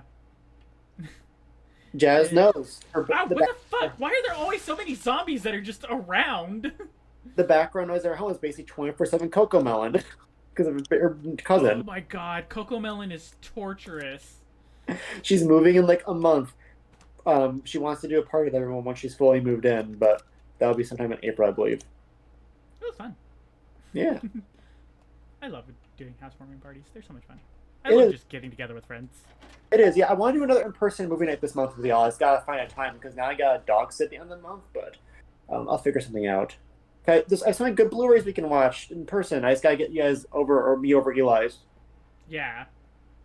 So maybe I'll ping the group. It's just hard too with like Saturday Night Magic and Derek having work and also Courtney. I'm gonna be a part of that now.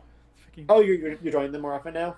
Yeah, because what you call it? I told Eli that if he bought me a deck, although I will ding him for one thing. I specifically said if he bought me the My Little Pony deck, I would play Magic with them again. But he built the whole deck that he built. Like he bought it, so you know what? I'll keep up my end of the bargain. I'll play the game with them again. And 80, yeah, good on you. 80 is pretty close to where you are too. Yeah, it's not that far.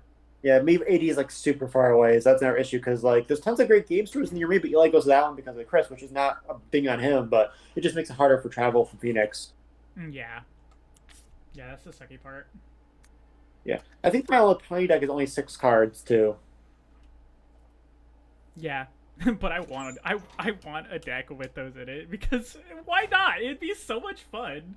They're doing oh, that was really close. Yeah, I have to like basically dodge these bitches.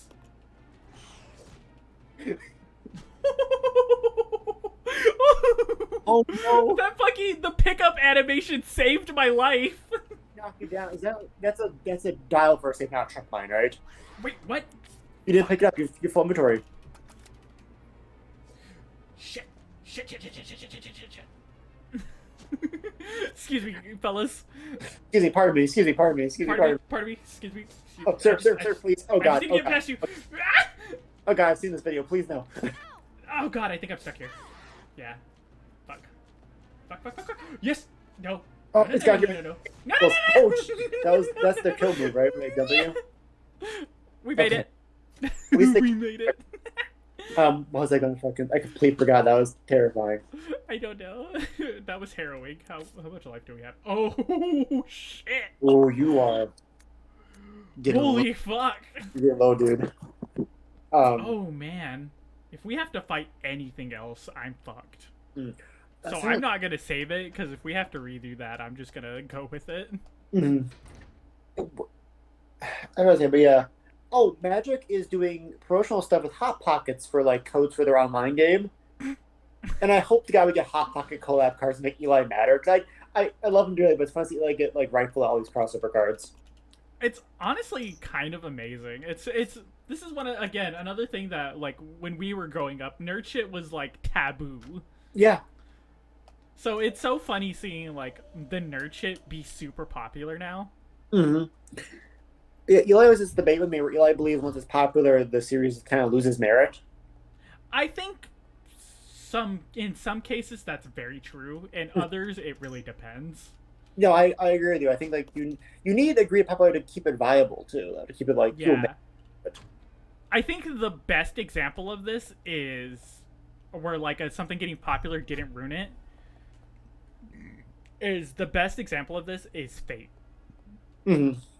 Fate has gotten super fucking popular, but like for somehow it still manages to feel very underground, but also it has never once compromised on what it wants to do. Mm-hmm. Like Fate is just gonna be the craziest, wackiest shit you've seen forever. Mm. Yeah, no, I feel that. Fuck, what was I gonna say? Sorry. Yeah, that's. I feel like the Fate stuff is like, yeah, cause it's you said it feels underground. I was talking about that with Jazz. I'm trying to put words to this. Where like I've been getting back into Japanese pro wrestling lately. Mm-hmm. Like I finally scripted the streams for us and I'm watching wrestling regularly. And it's been really fun. I get to see Jazz flinch at all the dumbass stunts. Especially because Japanese pro wrestling is played more like an actual sport and not like soap opera. So it's like Yeah. they back. But like there's a faction New Japan Pro Wrestling called Bullet Club, and their shirts are everywhere here because they're kind of like the forerunner stable, like the anti-heroes that are mostly made of like American, European, Australian wrestlers. And I told Jazz, like, she's like, do you want a shirt? I'm like, no, because like the Bullet Club shirt is that thing where like it's a popular, unpopular thing, and that makes like kind of like a Fate is where like everyone people will act like it's obscure science, but it's not really obscure. Yeah. I try to work that principle where like it's the most like the least obscure thing in an obscure thing, so it's big. Shit. Please tell me that the code I needed. Can you look up the combination for this? Because I'm betting the fucking Yeah. The combination is that file that's in the hunter's room, and I'm not going back there. Okay, I'll get you for you. Hold on. Yeah, it's the combination for the laboratory lock. But we watched the match that Jazz was, like screaming through half of it because it was like a championship match at like one of their New Year's shows for like one of the belts, and like the fucker split his head open after the match. And he was bleeding everywhere during the fight. Holy shit! And like there's a part where like he put like a table on top of this dude when he was laying on like the floor, and the guy elbow dropped the table and broke through the table, landing on him. Holy fuck! Eva Zero safe combination. No, it's lab combination. Yeah. Okay. Hi, It's the dial, right? Yeah. Yeah, it's the dial. It's in the file Leech Growth Records. It's 4863. 4863. 4 8. I'm treating this like a like an actual log. I hate how games that are never clear about this either. Yeah, I always just default to like, yeah, you gotta treat it like an actual lock because like, if you do it like normally and then you find out that you have to treat it like an actual lock, it just fucking sucks. Yeah. I have anxiety that I don't know how to use those locks anymore. I haven't used them since probably high school. Billy, I found something here that might make you happy. It's an aerial cable car. This is a lot of infrastructure for a small town in Nebraska, wherever hell it Yeah. is. But we're almost at the end because this takes us to the laboratory. Yeah. Oh, But just, why do the ski resort cable car to this ancient church? It's goofy. how do Yeah.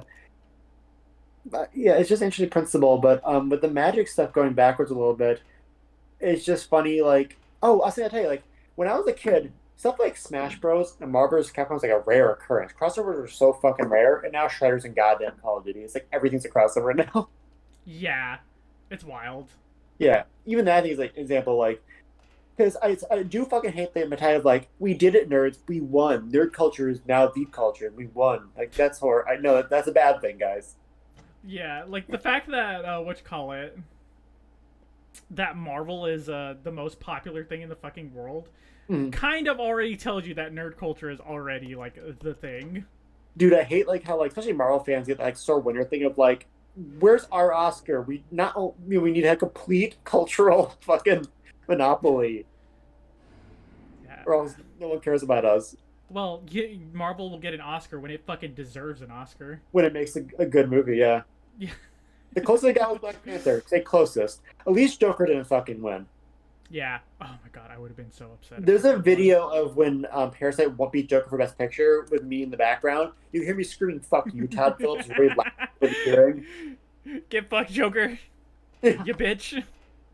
It's just like I don't know, man. Joker is one of those films. Like I watched so many films, I'm like, didn't need to be an IP thing. This could have been a real ass movie. Yeah. And Joker was one of those. Like this could have been any other like deranged white man movie. I feel like when it comes to like especially like nerd shit in general, like you always gotta have that little bit of whimsy with it. Like if you take it way too seriously, it takes the fun out of it. Like yes, you can have very real moments inside of with the like superhero stuff, and like you can have very dramatic moments or stuff like that you wouldn't normally see in like Roger.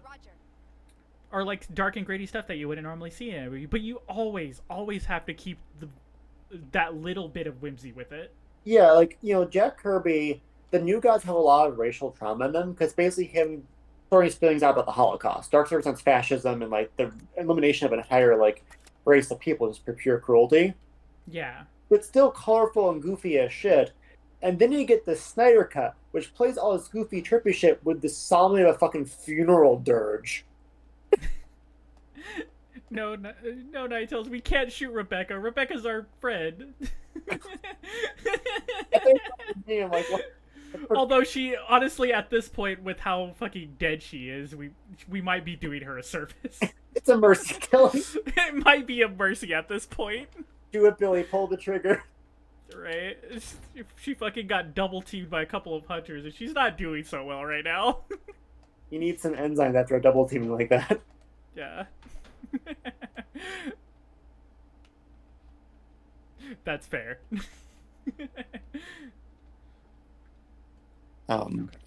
Yeah, but no, that's why I fucking hate like the hopefully better with the new DC stuff. But yeah, the Snyderverse stuff is just like these goofy ass concepts are just so serious and grim. Like this is not how you should depict a character like Superman.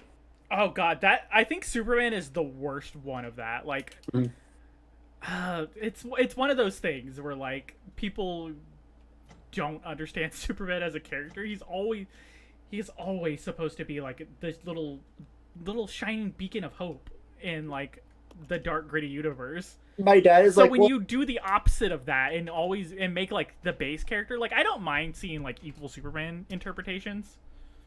Like it gets annoying after a while, but I don't mind it because normally they explain it like, oh, it's just a alternate universe or some shit like that. But like when you make the base Superman dark and gritty, you're just misinterpreting the character. Yeah, I think with the Snyder, especially like the libertarian ideology is incompatible with Superman's philosophy as a Yeah. character. My dad was like, "Well, it's just not for Superman for someone to be that happy and good all the time." Like, Let's well, good thing he's not a real fucking character person. Right. It's not like for a man to go around dressed like a bat stabbing murder clowns, but people think he is the most grittiest and religious films of all time. Right. It's fucking wild. I love my dad dearly. I think it's great when he's like, he saw Michael Keaton and Spider Man. He's like, oh, now Batman's in Spider Man now because he was in Morbius. Ninetales, how long have you been awake? Just out of curiosity. You sound like you need some sleep, buddy. It's crazy. It's completely over text.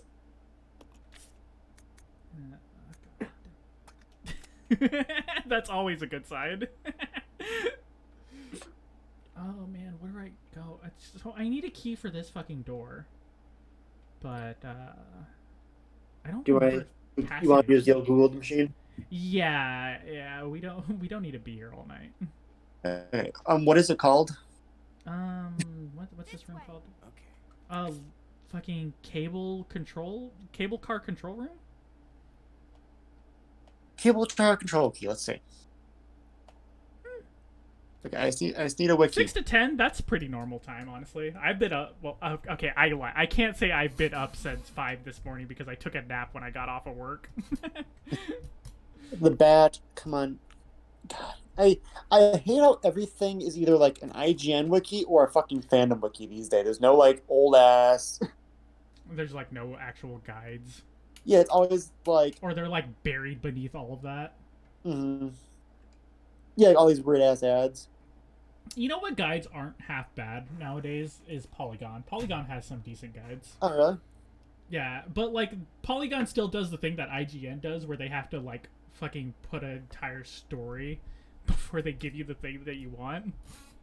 Yeah, they have to like because it's SEO. You got to add in like that fucking the like Resident Evil Zero cable car explained. What is Resident Evil Zero is a video game created by Capcom 2000, starring Rebecca Chambers and Billy whatever his fucking last name is. I think I might have just figured it out. Okay, I'm trying to find it. I'm sorry. No, you're good, but I think I literally just figured it out. Mm-hmm. You still- Staring at a map unlocks my fucking third eye, apparently. You just throwing Billy. You just throw Billy through the door, judo style. Yeah, I just suplex Billy through the fucking window. I saw on the guide you used hook shot to get somewhere. Yeah, so on the map there's a hole in that room. I think you use the hook shot to get up into the room and then you unlock it from the other side. That makes sense. Also, Ninetales, I wish you the most luck. Changing your sleep schedule is the hardest fucking thing. It is so hard to change a sleep schedule. Like, it shouldn't be as hard as it is, but it is. Oh, I was hoping when Rebecca does, she like Batman the animator like rapple up with the theme song swelling. It's like loading screen just goodbye. Oh, Bill. now you want to give me some fucking shotgun ammo game?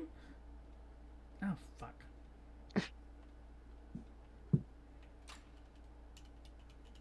Yeah, every time I try to change my sleep schedule, it never goes well. I'm not young anymore. I can't stay up for 13 plus hours. You're a withered old. I don't know if you want to say your age on stream person. Yeah. I'm a four-tailed fox. I'm like 400 years old. You're in Iraq. You're the youngest. You're younger than all your rabbits. Right. This is true. Okay, so Oh, right. I need to get in contact with Kay about my new model. Oh yeah, you're still getting that. I forgot.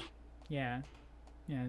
They're working on it now. I don't know what the progress is, but one thing I keep forgetting to ask them to do is to make my if it's possible if they can make my tails a toggle so that way they're not taking so much up of the screen.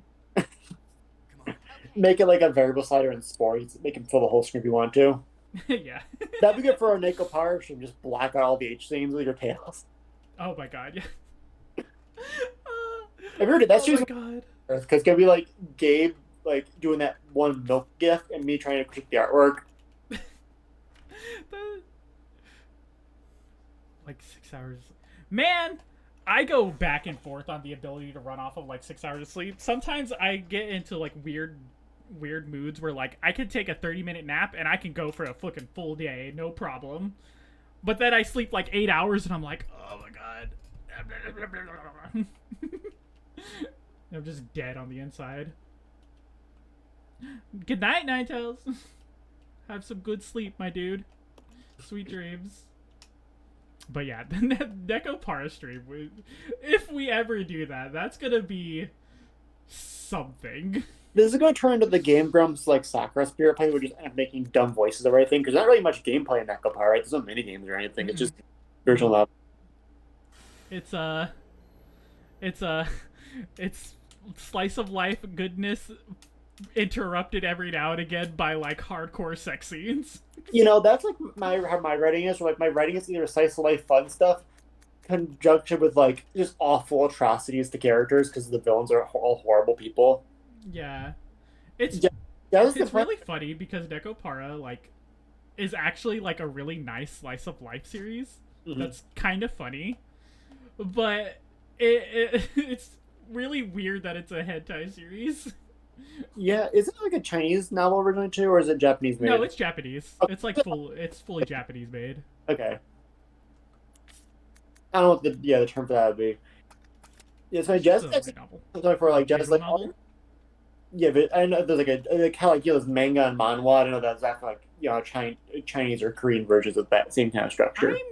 I'm not sure. I think they still use visual novels because Honkai, which is really bringing it all the way back. That's called a callback, baby. But Honkai has and it's a Chinese-made game, but it has like very lore important visual novels that you have to play. Oh, that's right, because when they released Genshin, everyone was destroying their PS4s or whatever. I forgot about that in China. Yeah. Yeah, actually, Jazz was telling me, like, Jazz, like, your story stories were a little too bleak. I'm like, well, they have happy endings. They have bittersweet endings. There's a difference there. Yeah. Sweet's the key word here. No, it's not. Most of the cast makes it alive. You still kill, like, the best friend. Like, well, you need sacrifice. Now everything needs sacrifice. I think I'm just scarred from all these movies. These blockbusters having no stakes anymore. Yeah. But anyway. It's always hard. Like, right. Honestly, it's hard to write death to be satisfying in anything. Mm-hmm. Because you never want it to feel cheap. You never want it to feel like you're just. Is that an eliminator? Yes, it is. Oh, he's a special one. He gets a cutscene. Oh, Rebecca's dead. Oh, Billy's God, dead. please tell me I don't have to play as Rebecca for a while because she has no health. Oh no, Becca, watch out. They're going to rule 34. Hey, that's not my outfit. Yeah. Oh, what is the pre-rendered cutscene? It's in lower quality in a different costume. Yeah. That did not look like that from that camera angle. Fuck. Oh, God, I'm not dead? How am I not dead? Those things move really fucking fast. Oh my god. Oh yeah. It's the long stretchy arms that like really fuck you up. Mr. Fantastic looking ass. Yeah. Gomu no. Anyway. Gum pistol. Go leech pistol. I had a thought. I told Jazz I had this thought when because my dad's always like, do people because I'm still reading One Piece and my dad's like they still screen each other all the time. I'm like, yeah. That's just shonen. Yeah, but he hasn't seen any shonen since I was like a kid, so I can't relate to everything. But I'm like, I just realized, Jazz, in like 1,300 chapters, there really hasn't been much character development in One Piece. Yeah. You know what? You know what we need to do? We need. Yeah. I've been wanting to start it for like ever, but in the anime server. But I wanted to do like either movie nights or like we watch like a couple episodes of like a series. Oh, that'd be fun. I'd be down for that. This turns into Damon drags you watch all his weird ass fighting anime like Baki the Grappler. Like, hey, I'd be down. Like, honestly, because I don't think Baki's something I would ever watch by myself. But like, if we were like watching it as a group, I wouldn't. I think it'd be fun too. We all such different anime tastes. It's funny Eli put me as like the obscure anime guy when like I feel most of my tastes are pretty mainstream compared to some of you. Yeah, I think I don't want to like say I have the most obscure taste. I think it's a tie between me, Gabe, and Eli. Yeah. Because Eli's taste is very much Robo stuff, so like obviously his stuff is gonna be very obscure. Yeah, but only certain Robos too. He doesn't like real Robo like Gundam. Despite Witcher Mercury looking really fucking good, I bet you're excited for season 2. Yes, I'm so excited. Last season ended with the way it did. It's so fucking good. Like it really does take like what's good about Gundam and like make it very accessible to like a audience who's never interacted with Gundam before. Mm. Yeah, like, I'm trying to think, like, in terms of shonen I like I do, as much as, like, I rag on some of the character stuff, 'cause I think One Piece's issue a lot of shonen have, like, well, your introductory arc's done, you're done developing for a long time. Yeah. Like, most of my stuff is, I feel pretty mainstream. I like One Piece, like, Yu Yu Hakusho, Dragon Ball. So good. Yeah. Like, you know, like, I mean, Oh, hey, there's another Richard. I just realized. Oh, yeah, Richard, too. Is there multiple, is this, like, some, like, multiverse bullshit? Yeah, this is like the third Richard we've encountered. Yeah. I think Baki and King of Ashura are the most obscure things I like, but King of Ashura's anime is kind of balls with the CGI anime. Yeah. And the manga got pulled down, so I can't read the translation anymore, which is shitty. Boo. Oh, you need that. You gotta use... Mainline that shit, Rebecca. Right. I'm gonna be fucking snorting this shit right now. But no, I think it'd be fun to do an anime, like, club night once in a while, especially because we have a bigger group than just, like, our normal hangout stuff. I don't know who else is in the server, but I know there's other people in there that I don't recognize. Yeah, let me look at the server list. I can tell you who's all in there. Because I think the only person you don't know in there is Mari. Yeah, Mari's the one I was thinking of. Yeah. So yeah, it's Eli. Eli gave me you and Mari. Mm-hmm. I tried to invite Sarah to it one time, but she didn't accept. I'm pretty sure we could actually add Kay to it, and Kay would be down for all that. Yeah, but I would ask, because Eli's the one who created the server. Despite the fact that I tend to make like the most channels and like act like I'm the one who runs the bloody thing. Oh yeah, no, you really. Sorry, you were saying? Oh no, you're basically the club manager, but yeah, I definitely ask Eli, just especially because of like all the bad blood between him and Kay for the past year. Yeah, I would definitely want to ask Eli before. Yeah. Oh shit! I think this is where we fight the tyrant. Oh, Breck has to fight the tyrant alone? I don't remember having to do that, but I think we do. Jesus. Thankfully, they gave us the Magnum. Mm. Yeah, But, I bet you we have to fight the tyrant because this is a save point. No, I think it'd be fun to have see everyone brings up, especially because like you have a premium Crunchyroll, and that gives a lot of options because it's Funimation stuff there now. Yeah, I have Crunchyroll. I also have a website that, because of the fact that like most streaming websites nowadays, when you try to like stream on Discord, Oh yeah, they black it out. I have a couple of websites that I use to watch anime. that's fair. And I still gotta watch Akiba Maid War. Maybe you can put this part with the club meetings. Oh, I fucking love Akiba Maid War. I need to finish that actually. I haven't caught up with it in a while. Well, you also showed me Bochi the Rock too. I've heard so many good things. I just haven't had time to watch this shit. Oh, I love Bochi so much. Oh, it's so good. Like it's insane how good that series is. Yeah, I'm like I know it's not really quite this genre, but I definitely think a point of like a lot of those like cute girls doing cute things shows can look the same. I'm really glad. No, that's completely understandable. Like ever since K-On!, the like cute girls doing cute things have like formed a formula. Mm-hmm. So like on the it's one of those things where like until you watch it on the surface, they look and feel exactly the same. Yeah, I think it's just like Bochi the Rock and like Keep Your Hands Off My Ezo kind of the one shows I can think of that do that kind of vibe but with different art styles. Yeah. Keep Your Hands Off Izoken is very good too in the fact that it's just a send up to animation. Mm-hmm. And like Bochi is kind of the same way, but like Bochi is just a multimedia comedy and it's fucking great. Yeah. You know, speaking of that genre, you know the show, so you know, I thought King and Oscar is basically like a street fighting manga. It's really bloody and masculine and brutal. You want to take place in the same universe as it? What? How heavy are the dumbbells you lift? What? One of the characters is Kanaki, the sister of a Tegan Asura character. Oh, is it the Russian chick? It's the ninja girl. Yeah. Oh, okay.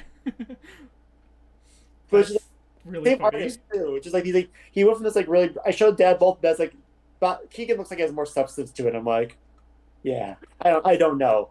They're both the same kind of vibe, just different directions though. Yeah, But it's just very funny that like I think the that's show really like, funny. hey Otaku, please move is the same universe as the other one. I fucking oh, something's being displayed. Yeah, there's the tyrant. Yeah, there's the prototype. I feel But this someone brought this up game's that timeline is weird. this is kind of connected. Someone brought up that the Common Rider. Oh no. Oh, you have Magnum now. That's good. Yeah, I have Magnum. Ah! Not gonna help you there. Someone brought up that in Shin Kamen Rider, the new Anno movie, that Yeah, probably based on that like crazy Japanese cult like feel happy all the time cult. yeah. That chakras get based Oh, on them. freaking what's Satoshi Kon? He did a TV series, a TV show. I forget what it's called. Paranoia Agent. Paranoia Agent. Yeah, I need to watch that. This is part of the reason why I want to start Mhm. watching anime as a group, because there's a lot of animes that I really want to check out that I've never had the chance to, but like I just don't have like the motivation to watch them on my own. I feel no. That's why honestly, my dirty secret. I never seen a Satoshi Kon film info. I wanted to see Paprika with y'all because of that. Yeah, Paprika is so good. It's been a while since I watched them, because I think the last time I watched Satoshi Kon movies was when they were airing on Toonami. Mhm. But Satoshi Kon movies are very good. They are Yeah, very good. like Tokyo Godfathers. Every person like I should watch this Christmas. I never do. Tokyo Godfathers is very good. It's also very cute. And of course, again, Perfect Blue I hear is like phenomenal thriller. So Oh yeah, what's really funny about Perfect Blue especially is like it aged fucking perfectly, just because of like how our culture developed. yeah, God, and this is the thing too with like so. I don't, this is not. I'm not sure it's a hot take, but like I know a lot of people who love Ghibli films. I think Studio Ghibli makes amazing films. I absolutely love the Castle Calgaro show. But I'm also Uh-huh. a little sick of them being the only anime films that are really promoted in the mainstream. Yeah. It's like I'm a little like sick of Ghibli in a way because like it's always just on hindsight it just feels very like that pastoral twee like look how gorgeous this food is. I like Tone's films better because they have a little more bite to them. Yeah, I like the art style that's used in Satoshi Kon. Mhm. Fucking, you know what a really good art style from like old anime was? Hmm. Ghost in the Shell. Yeah, Ghost in the Shell looks gorgeous too. And Ghost in the Shell had that very like everybody's a pretty anime person, but like every now and again it got fucking gritty Yeah, I and kind like of that good type of grit too. I love the look of like standalone complex era like OVAs too, where like they're not always the most anime, but they're really detailed, have this weird kind of like sketchy quality to them. Oh yeah, one thing I really love about early anime, like that era of anime, was the amount of effort they put into animating mechanical stuff. Hmm. Like guns, fucking just like panels, computer stuff.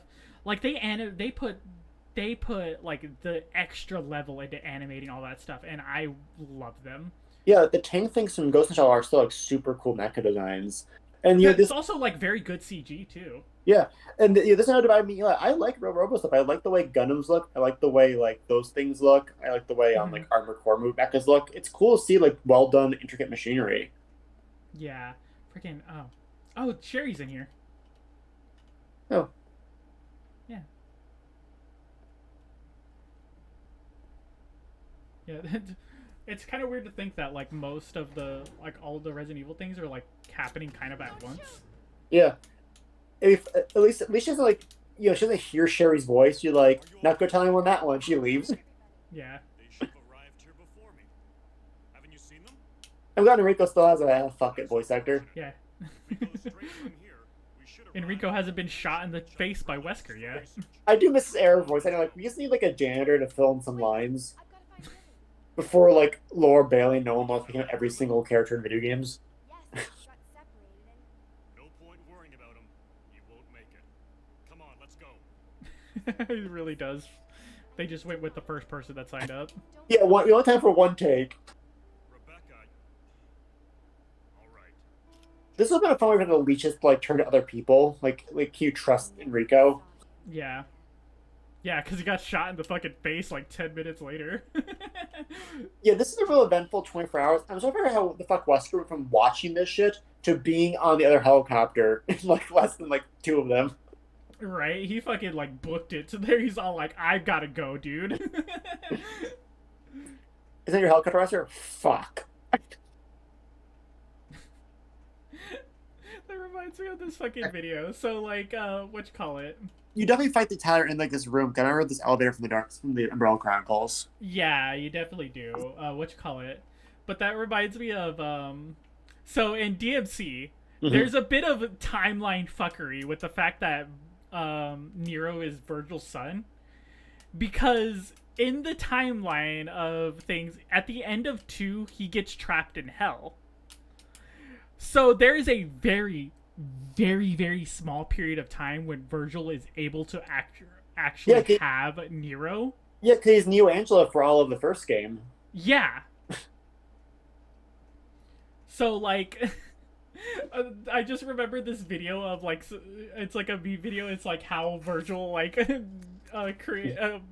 made Nero, and it's just him like teleporting around the world to go have sex with some random lady, and then go back to fight Dante to get trapped in hell. That's funny. God, I had thought to come. I'm kind of actually reading the Dick Tracy newspaper comic, and the timeline. I don't get the fucking setting of this because, like, in the modern day setting, they have cell phones and shit, and there's like a weird part, like it's a weirdly modern comic now where it looks like the 20s, the 50s, but they have like out lesbian characters. They have cell phones. This character talks about how much she loves Avatar and anime. Yeah. But then, like, he's like, it was a few years ago. It flashes back to like him like 5 years ago when there were only 48 stars in the flag and they used telegrams. Like, what the fuck's in this timeline? What the hell happened here? That reminds me of like Naruto, where like its timeline is a little weird. Where you're like, is this supposed to be like a feudal Japan type era? But then like a decade later, everybody's got cell phones and computers. Yeah, it's like a thing because like Dick Tracy is that thing where like time doesn't go forward, but it's like the comic book thing. The time kind of moves forward. But some don't. It gets weirder because like there's immortality now in the comic. The character, Where the the fuck Spirit, am I supposed to put this key at? Dick Tracy meets a character called the Spirit from like the Will Eisner comic in that one movie that flopped. And they team up. He meets the Green Hornet. He ends up like saving Little Orphan Annie, and Little Orphan Annie is part of the cast now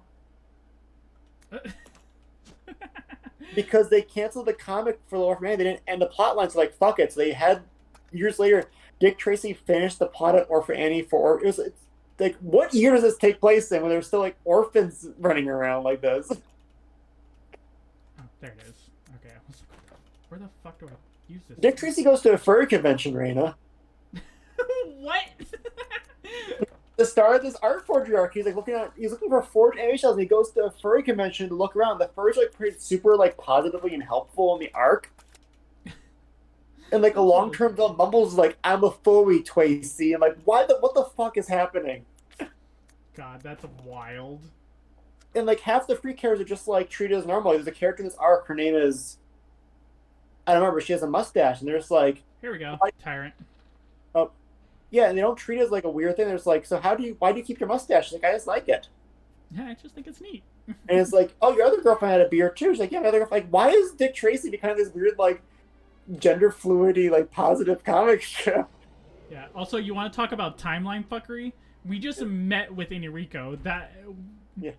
He went to get shot, and somehow in the time of that, the tyrant got activated. Yeah. Which doesn't happen till the end of the game. This is a different tyrant though. No, this is the same tyrant. Oh, I thought the other tyrant had like a more hand claw. No, that's the same tyrant. Oh, I didn't know it.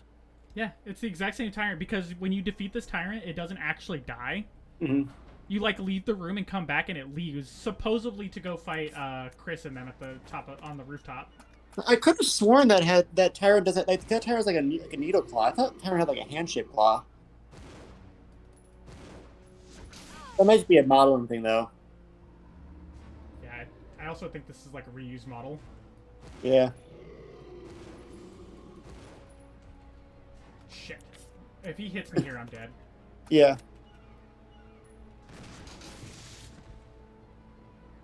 I'm not dead. I think it's a different tyrant, Reina. The claw's on the wrong hand. Is it? Yeah, like the tyrant Resident Evil 1 has a big like hand type claw in his like the other hand has the big claw on it, and the other hand it's hard to tell. The left hand is a human hand, the right hand is the big claw on the main game tyrant. Huh. Interesting. Where the fuck does this tyrant go then? Because this tyrant doesn't die. Does this place explode too? Yeah, both mansions do explode. Okay, well they're like to go. Because after you watch when you come back to this room, that wall that shut down just a minute ago to lock us in the room with it. Mm-hmm. When you come back, the wall is busted open because the tyrant broke through it. Okay, so maybe it is. It may just mutated too. Yeah.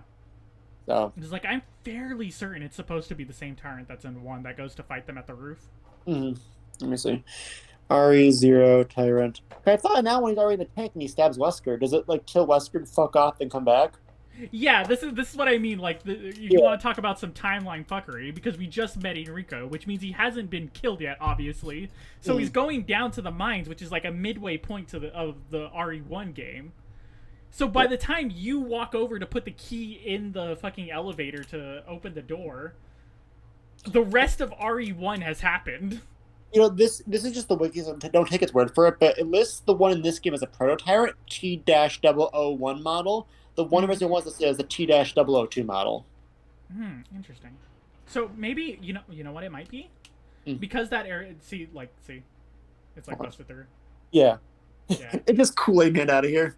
Yeah, it literally just did. You know what it might be? Because I haven't played 2 in fucking forever. Or 3. No, it's 2. It would be 2. It would have to be 2. Oh, no, because would it be 3? What the hell is, maybe the tyrant goes to fuck off to another Resident Evil game. Yeah, because Mr. X has 2 claws. Yeah, Mr. X is, the perfected tyrant. He's not a proto-tyrant. Yeah, and the Nemesis, the tyrant, is dropped into a helicopter in 3. Yeah. Oh, this is what I was supposed to do. So in theory, it could be that with the Nemesis parasite inside it, in theory. Maybe? Yeah, I don't know what this tyrant's supposed to be then. Because where the fuck does it go? It has its own spin-off game series. I want to see a spin-off where it becomes like a Stardew Valley where the tyrant has to help the community get back together. It doesn't know it's... Is this a train again? Give us a character action game with the tyrant. With that tyrant. Oh my god, that'd be so much fun. This is the fucking train. This game is so small for how much you've been running around it.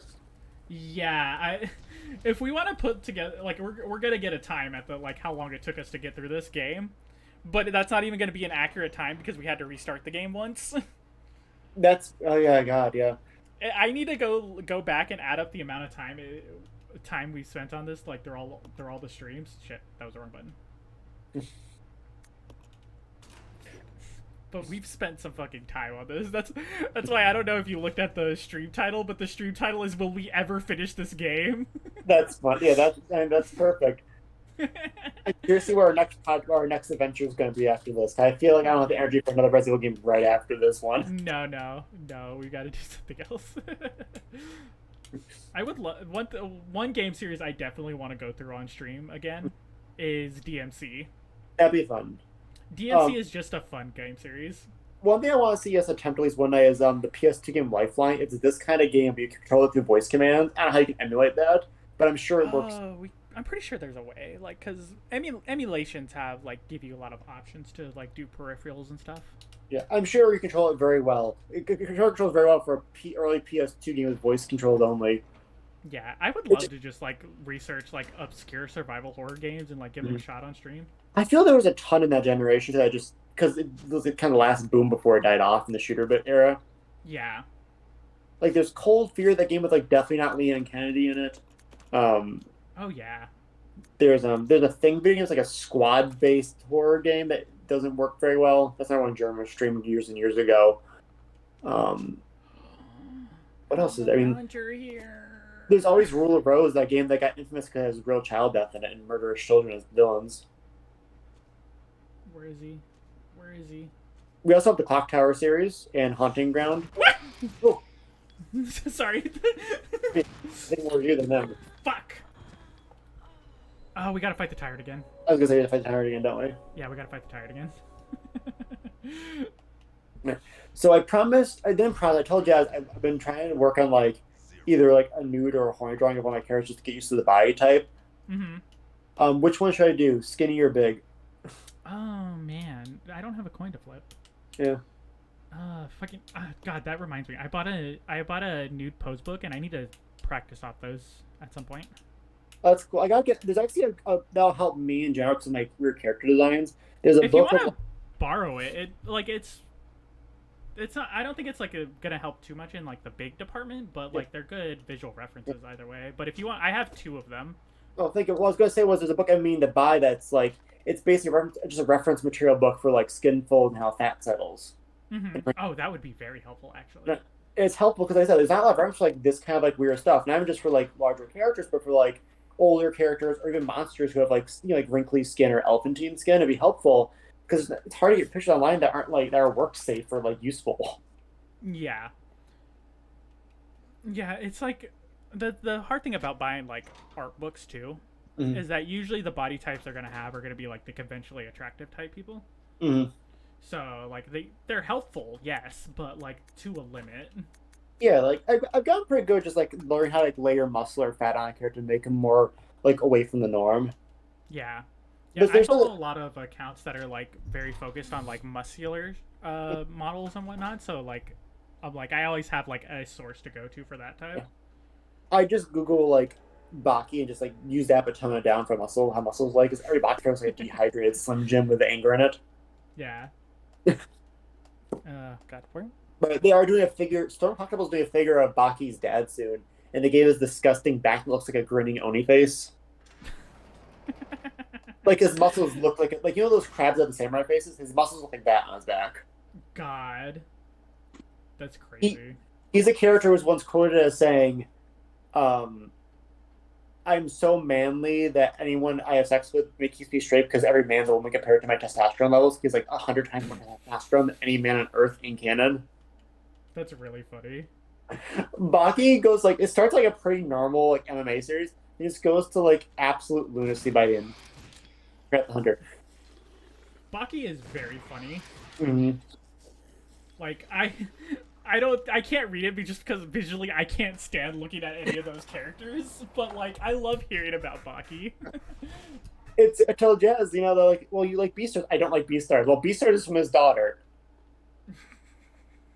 I didn't know that. Yeah, if you look at how Beastars, especially the posing for the Beastars is very like Baki body language for the humanoid characters.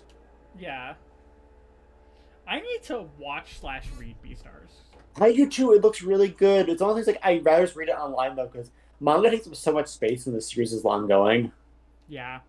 I mean, look at the Campbell's One Piece collection. Yeah. Fucking that's why you need to start using manga decks, dude. I've been using it for Baki. It's great. Yeah. I fucking love manga decks. Manga decks is such a good manga website. Yeah, it's nice to be like, oh, well, this obscure series, they have it. I've been trying to read it's a manga called Cyber Blue. It's a sci-fi manga by the guy that Fist of the North Star. And it's a short manga series. I want to read through it to see if it's any good. Yeah. Because I love the aesthetics of Fist of the North Star. The writing itself could definitely use some work, and it's hard to read it as an adult. But the designs are fucking phenomenal. Yeah. Yeah, Fist of the North Star is one of those like old. Oh, that's another old anime that has like a really good like art style to it. Mhm. Is Fist of the North Star. Yeah, and I just like they all look like very sad, muscular men. It's kind of the opposite energy of Baki. Yeah. I wonder how the game was actually. I wonder how that played. Which one? The Fist of the North Star game. Which one? There's the Dynasty War one. The most recent one. I Is the played one I'm it. thinking of. It's pretty fun. The issue is it's not nearly as good as Yakuza. Really? Like it's the Yakuza team and it plays good, but like it's that thing where because of the license, you don't get this huge city to explore. It's mostly like the main city and the wasteland. And the driving sections just aren't that fun compared to Yakuza. We explore like a real city. Yeah. Fucking you know what? That's another game I need to play on stream. Is fucking Yakuza. The combat is really great. You gotta play the new one that has that VTuber in it. What's her name? I think Neander's in it. Yeah, and Yetters is like a extra card for it I for would- some reason. I thought she was gonna be like a full like, model of a ally in the game. I would have if they actually put Neanders like as a character into the thing, I would have bought that game immediately. I fucking love Neanders. She's a fucking little gremlin. But no, I like the Fist of the Yakuza because I'm a Fist of the North Star fan. I feel like if you don't like the series, I better just do Yakuza because it kind of does the OVA thing where it crams a bunch of like characters into like a side story that shouldn't be there right now, so just so you can fight them. Yeah. So like it's okay. It's an okay enough game. It just has like a weird flow to it. I'm not just not a fan of like the non-combat-y parts because that is Yeah. gonna get a little like repetitive. Jesus.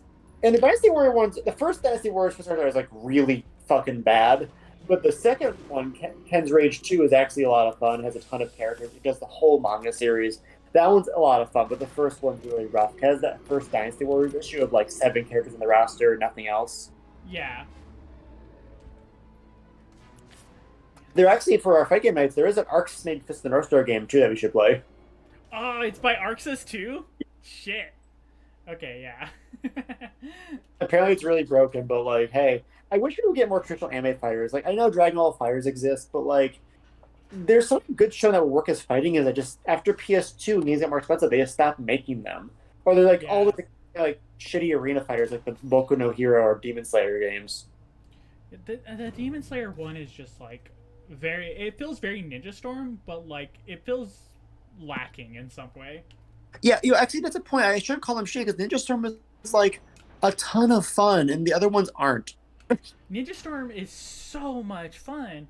I am somewhat excited for like the collection release that they're doing. Is that what they're that gonna be adding? They're gonna be adding like new characters and stuff to it, but like also it's just the same games we've been playing for decades. Mm. So it's like I don't know if I want to spend like a full $60 on that when I already own all of the other ones. That was like a full new game. That's hard. So I miss the ones we should get this for playing those like the older Naruto games are like almost like Smash Bros type fighting games. Yeah, I don't know what they're called, but I played them the fuck ton of them. I think those are. Okay, so I think those are the original Ninja Storm games, and then there was Ultimate Ninja Storm, which was the ones we're thinking of. That's fair. Yeah, the original Ninja Storms are a lot of fun too because they have that like kind of arena fighter. Yeah. Oh my god. Not fighter. We were like 2 steps away from health. Oh my god. Oh, I was going to do a bet like coin flip for like you kill the hunter or not. So we need to think of some way to turn in this picture.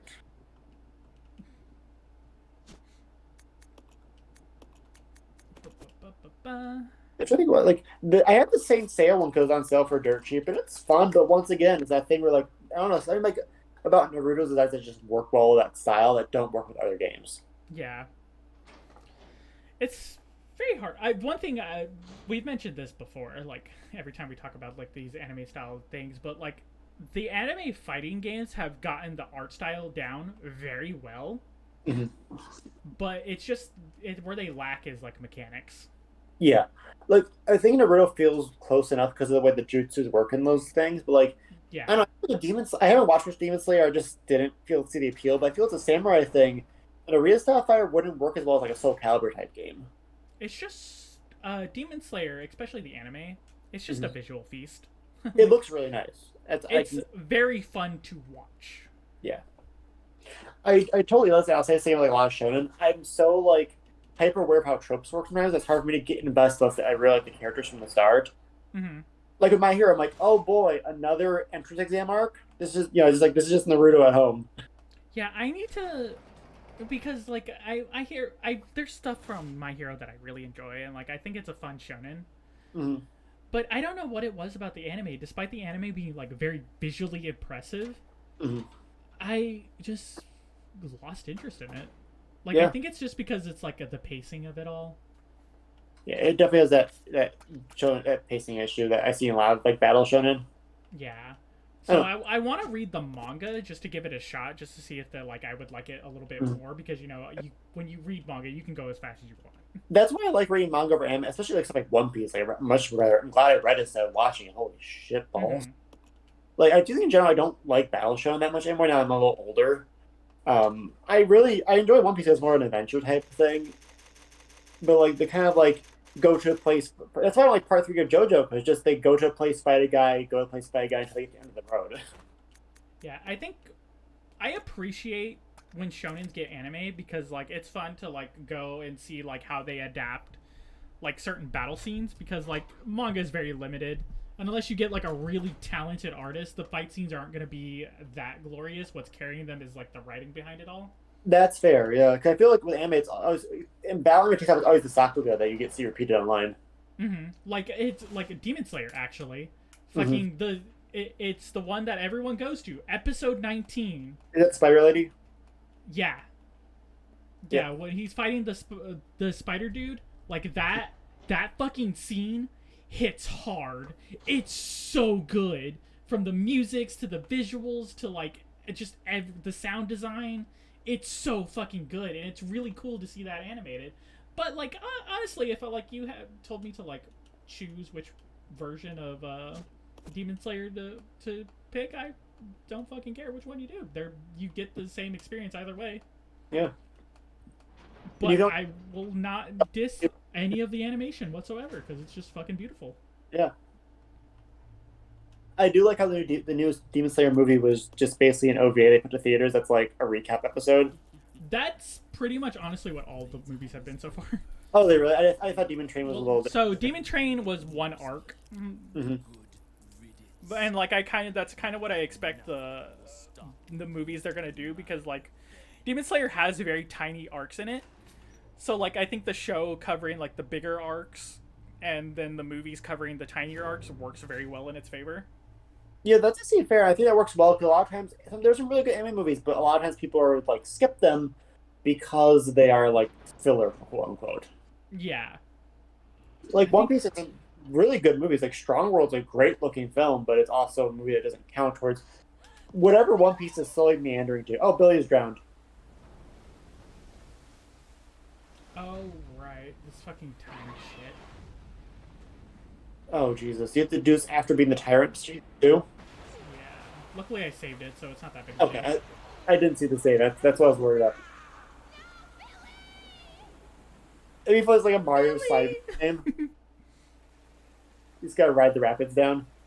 Yeah, I think we just have to fight our way towards him. And so there's a big leech in the water. Yeah, it's the Resident Evil 4 salamander. Okay, I was like, watch the Archie crocodile. It would be really funny if it actually was the Resident Evil 4 salamander. Wow, Del Lago gets around. Right? I'm interested to see how that's going to look in the new remake. I am so excited for the remake. Like I cannot. Like I want to see what this game's gonna be like. I'm definitely gonna play the demo this weekend that just came out. Yeah, I have to play the demo too. I'm sure it's the same demo as the GameCube one because it's called the Chainsaw demo. But hey, we get to see some shit. Yeah, I'm so excited for this because like one, it's reintegrating a lot of the Hookman demo stuff from like the early development. Mm-hmm. Oh, I love when they remakes when they just yeah. Right. It's kind of like this is like not quite the same thing, but with Cuphead, the DLC actually added a bunch of cut bosses back to the game in new forms. Like there's a boss that's just a boss which gets a bunch of cut bosses there found like the code or demos. I'm not sure what the fuck I'm doing. Oh, I have 3 moves to connect all these. Okay. Okay. I see what's up. Meanwhile, Billy's drowning. Yeah. Fucking he can deal with his own problems. You click one and it connect. Okay. To any 2 locations. Oh, wait, change, yes. So it connects all the adjacent ones? Yeah. Okay. Nope. No, that's not it. Like, I'm curious. Because that middle one fucking connects a lot. It does. I feel that's definitely the starting area. But I don't think it is, actually. That's what I'm wondering. Like how far does the connections go for these? It's at 2 points away. So only move 2 dots. In either direction. There we go. Ah, that one. Yeah, This is a bizarre puzzle. I kind of get it, but like Hmm. this is a very bizarre puzzle. But I like these ones because they're simple, but like not impossible to solve. Hmm. Just a little trial and error.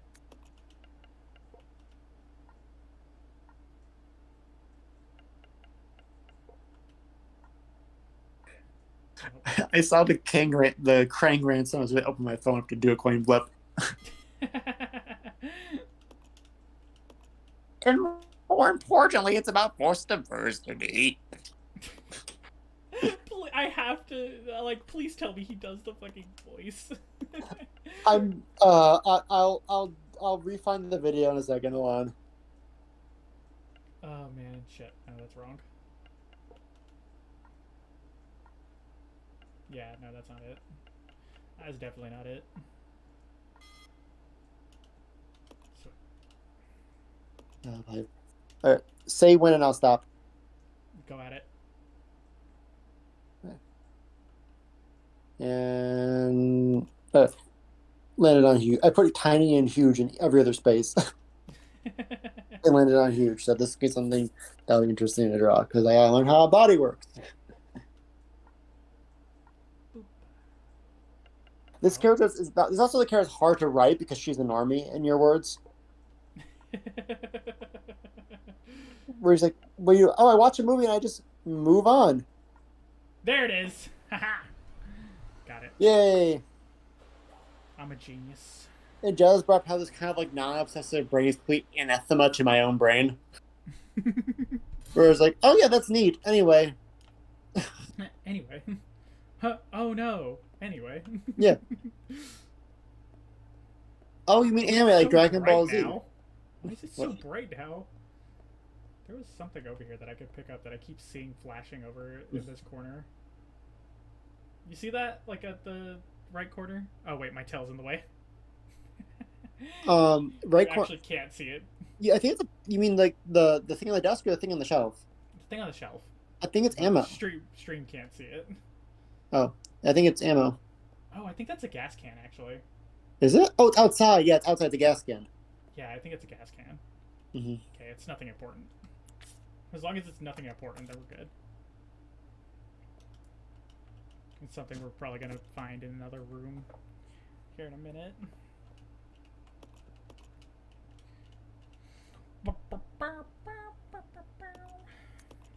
Fucking, I need to do some art again. I've done 2 drawings in the last couple of weeks, and they've all been Honkai focused. That makes sense though with your emotional state. But I just need to. I've started like multiple because I like to I like to do sketches and then color them digitally a lot. I have like 2 drawings that I started coloring and never finished. Hmm.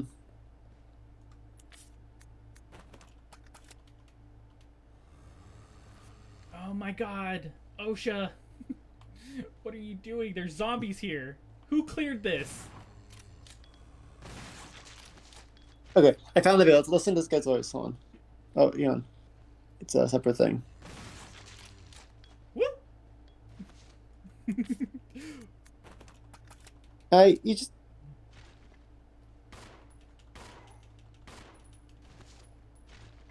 Okay, he's just kind of a typical nasally, like, nerd YouTuber, like, "Hello, welcome to the video." Oh, that's lame. Like, mildly pleasant. Like, probably not gonna say a slur, but don't push him. Yeah, like he's just a hair off from doing it. One bad day. I'm not gonna say who it was. I just knew someone once who was talking about Joker and was like, Joker reminds me a lot of myself. He's a guy who people don't take seriously until it's too late. I'm like, that's a red flag. Don't say that. That's a fucking crimson red flag. Holy shit. That's like iridescent. He's like, Mr. Joker, I don't get respect in society. Like, don't make me call a hotline. Yeah. God, that guy fucking got here fast. I love their dumbass. Oh, they explode. Whoop. Yeah, they explode and they do damage too. That's the worst Now part. they explode. They explode now. I love their weird ass though. Like the knees don't work like Gary's mod run. Yeah. They're very like rubber hosey. Mm. Thankfully, there are some herbs Pressure back cooker here. brewing. Say what?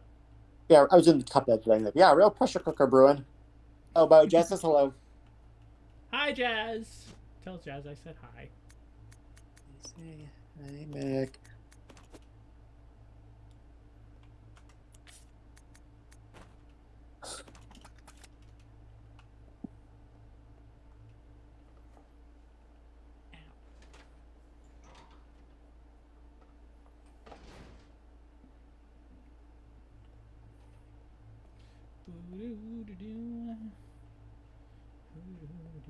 We still gotta.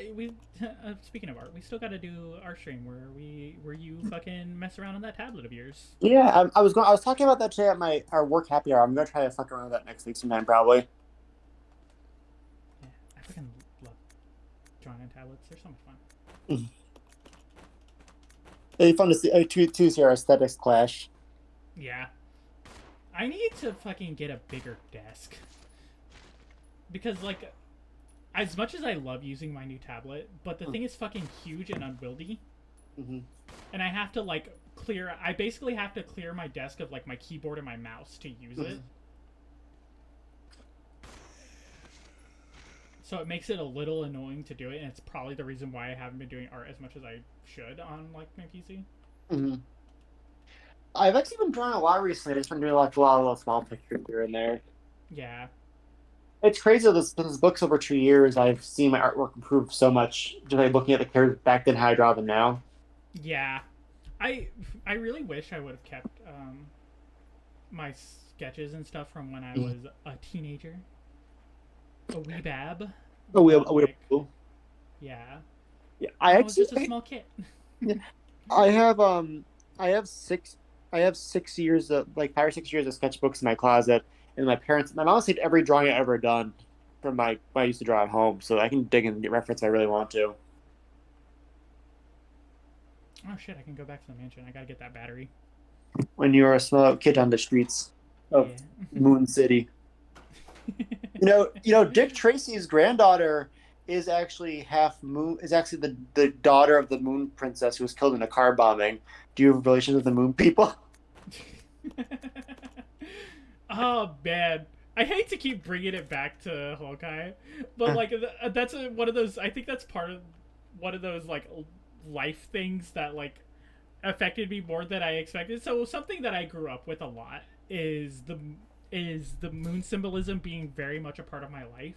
Mm-hmm. So something my mom would always sing to us when we were little was a moon lullaby, like as a way of saying goodnight. Mm-hmm. So like I always grew up with the moon as a thing, and the moon is a very heavy symbol in the final parts of Honkai. That could work for both your real life story and your VTubers lore. Yeah. I love the moon as like as a symbol of just symbolism in general. Yeah. It's a good symbol.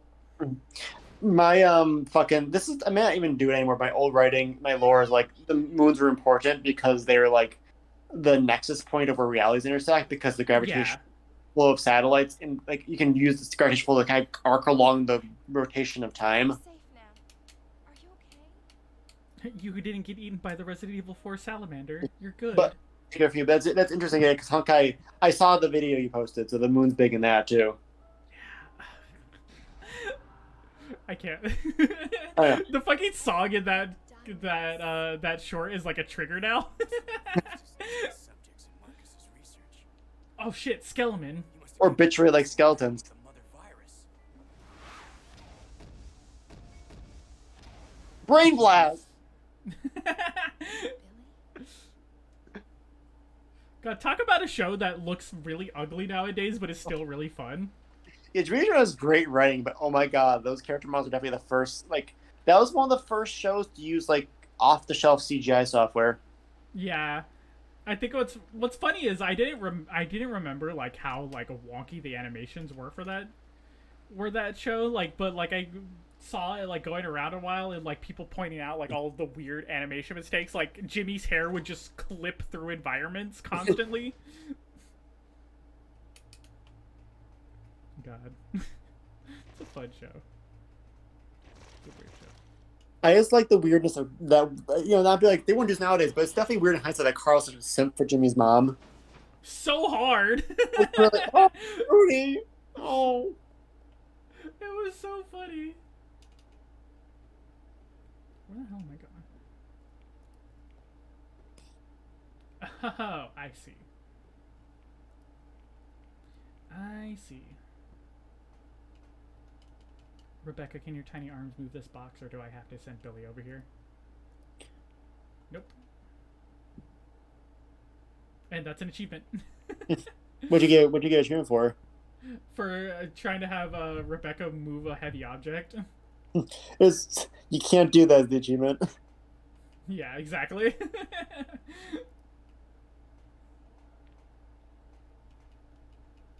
Oh, but what the fuck were we talking about before I brought up Honkai? We were The talking about moon. something. The moon. I can't even remember what it was about either.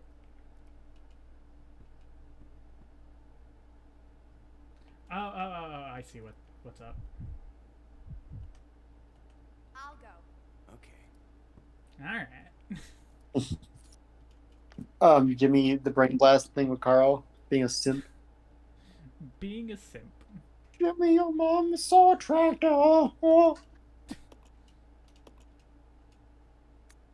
Yeah, it's not like my sexual Carl voice. All the things I could do to Judy if only you were out of the picture. Oh. Like Carl turns into Crash Bandicoot if I'm not careful. Yeah. Alright, I see what This reminds me because I was talking about Jazz on the Donkey Kong, like find out all these like obscure DK characters, like what happened to them, and I tried to fuck around with it, being like, oh, so you see the DK Country cartoon that actually ended with like a Crisis on Infinite Earth style event where Diddy Kong's father, the original Donkey Kong, the second Donkey Kong, gave his life to the crystal coconut when to shatter it and reform the multiverse, kind of like Barry Allen became part of the Speed Force. And that's why the cartoon doesn't exist anymore. A lot of people like Buster Kong and Yeti Kong died during the convergence. She's like, you're fucking with me. Like, I know. Like, but listen to Kirby lore, and that doesn't sound like it could be far off. Kirby lore is wild. I have to pee again. I'll be right back. Alright. Hope there's nothing. Next room safe. And we're good.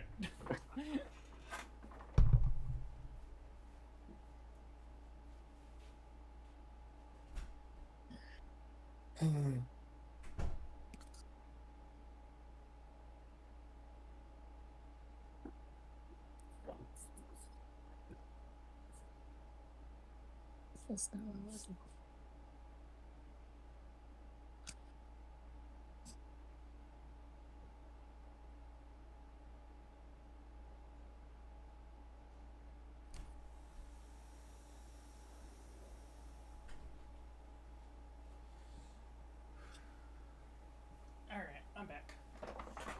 Sweet. I return. Drinking fucking multiple cans of soda does not do good for one. No. They said feta, but it's like, don't eat these cans of cheddar cheese on your off hours. He's a feta. Just giant rolls of feta. Mm-hmm. But like the whole thing started because with Donkey Kong, because like it's weird that Diddy Kong is a Kong. It cannot be DK's nephew, but he's a different species. Yeah, this is a bit weird. Like obviously it doesn't matter because they didn't intend for it to be like a deep thought thing, but it's just like people are like, yeah, Diddy Kong, like either DK has a sibling, like DK probably has a Diddy has a dad you never see. And my theory is it's Funky Kong hiding from child payments.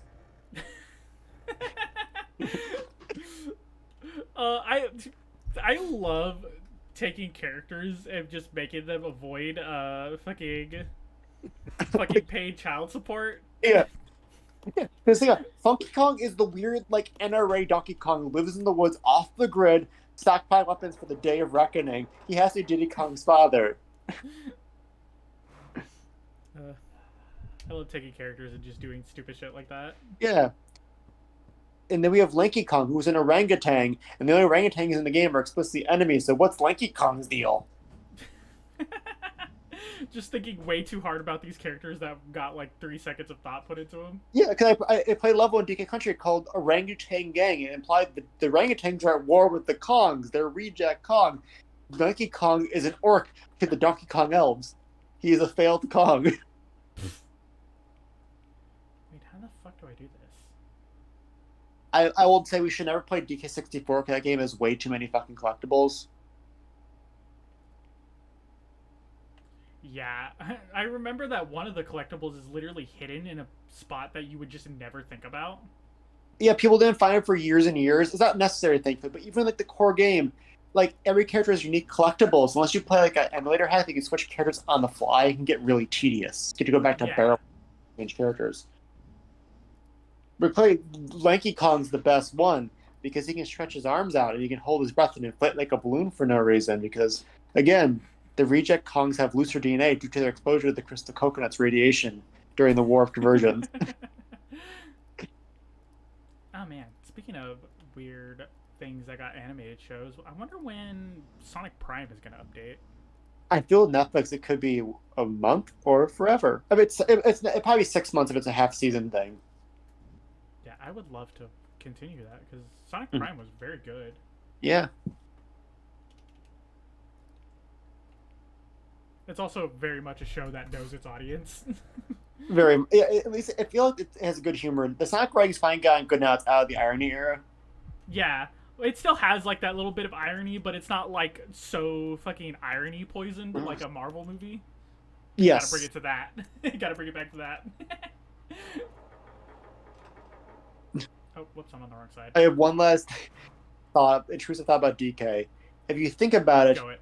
the diversion between the Kongs and the orangutans, it's much like how in the Quran, the light of Allah created the angels with the glow and the demons in the shadow, and then the dusk came the jinn. I guess the orangutans are the jinn, and the darkness is the Kremlings. And the Oh, Allah, of fuck course, this up. being the crystal coconut. Oh, I fucked this up. Shit. Gotta leave again. The That light makes- of Allah. That makes Diddy Kong important. He treads two worlds, much like Frodo when he has the One Ring, or even what's his face, Tiresias, the blind seer of Greek mythology, who lived life both as man and woman after seeing snakes copulating in the sign of a Shupless. Damn, that's one hell of a gender awakening. And then he turned back. As far as like I've lived both worlds. He turns into a man again and dies. Roger. And then fucking Ulysses meets him in hell in the Aeneid. Well, Tartarus, not the My Little Pony one, or maybe it is. Who knows? It could be. Is that so? A T-Rex basically Satan in My Little Pony lore, then, right? Pretty much. That's- I gotta fucking find this image again. But I started following a artist who's been doing like these really wacky like episode summaries of like plot points in the series. Mhm. And one of my favorite ones is T-Rex. I gotta find this. That's I actually- have to read exactly what Celestia says in this. That's why I want to do an expansion for they have a G.I. Joe and Power Joe board game that can cross over. I want to do MLP stuff so I can get a nice T-Rex miniature for the board game. Because honestly, I don't watch MLP, but I would love to get like a good mini of like T-Rex Sombra and what's the other T-Rex guy? There's like another demon dude. Discord? Not Discord. He's like another like Centauri looking guy. Oh, it's fucking. I don't remember. I'll just Google it. Are you talking about the one who's literally a minotaur? Oh, let's see. T-Rex brother. Not the douchey Minotaur. Whatever his name is. I learned such an LP just come osmosis.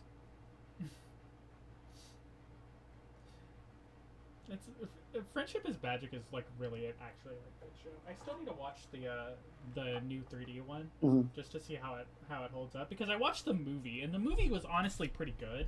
Mm-hmm. But I haven't watched the show. Gotcha.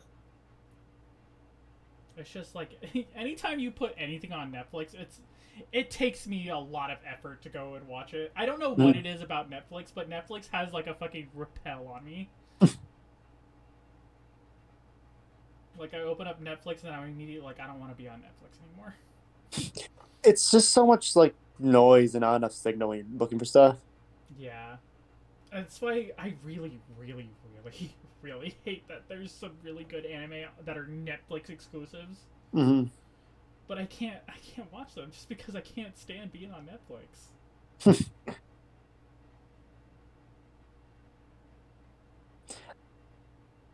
Oh, another fun fact: IDW did a comic thing where it was um, like what if stories, like what if the villains won? Like how the fuck could they just My Little Pony and their villain version, like My Little Pony, is what if Blue Blood was picked to have Twilight for the main six? Hmm.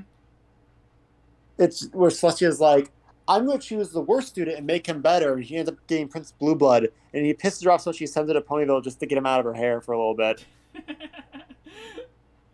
She's just like, Two underused characters in that show because every time they were on screen doing shit, like when they were allowed to be weird characters, mm. Celestia and Luna were the best characters that they never used. Apparently they're both really fun in the comics. They're so much fun. So they get like one episode, pretty much like a full episode that's just about Celestia and Luna. And Mm. that is honestly my favorite episode because it's just two siblings squabbling with each other and they're like the most powerful fucking beings in the universe. That's fun. Yeah, can you think about, yeah, they are just like, regular as alicorns before they became God. Yeah. I love them, and they really should be used. I gotta fucking scroll through all of my 50 posts of Honkai. Yeah. I don't remember. This is a weird question. Did they ever like do shit with Sunset Shimmer being stuck in the mirror world and bring her back, or she just living with the human character? You know what? That's real. That's a really weird thing because like the first, so Equestria Girls. I haven't watched Equestria Girls past the first movie, but Equestria Girls, like the first movie, is very much like in the canon of Friendship is Magic. Mm-hmm. The rest are up in the air because like they don't involve the ponies at all. They're just like Oh yeah, people. because the Twilight, the other one's is like the universe B Twilight that's in the timeline that she goes out. The multiverses suck. Yeah, but so like they never bring up Sunset Shimmer after like in the main pony shit after that movie. Mm. Which is weird because like the My Little Pony movie itself, like the secondary villain of that comes back in the show. The Tempest Lady, Storm Tempest. Yeah. Yeah, like she's mentioned throughout the show, like a one-off cameo mentions. Like you don't see her until like the very last episode, but she's in the show. I do like it when shows bring back stuff from the movies, even if it's like a cameo like that. It's cute. Yeah, But no, yeah, it but feels yeah, like Sunset it's like a Shimmer never big shows thing to up. be like, yeah, so Celestia, you had a student that went crazy to lock in a mirror dimension or something. You should have warned me about that. Yeah, yeah, it's really weird that they never bring back Sunset Shimmer actually. Yeah, that feels like important to bring up to your student. All the fucking Roy posting again. It's funny going through my Tumblr Mm-hmm. because Oh. it goes between horny posting to emotional posting to horny posting. Gabe messes the chat. Is that TNT Ransona? It fucking is. So I always find it very funny. Whenever we meet up with Eli and Courtney, and the first thing Courtney will always say to me is "Stop posting hole."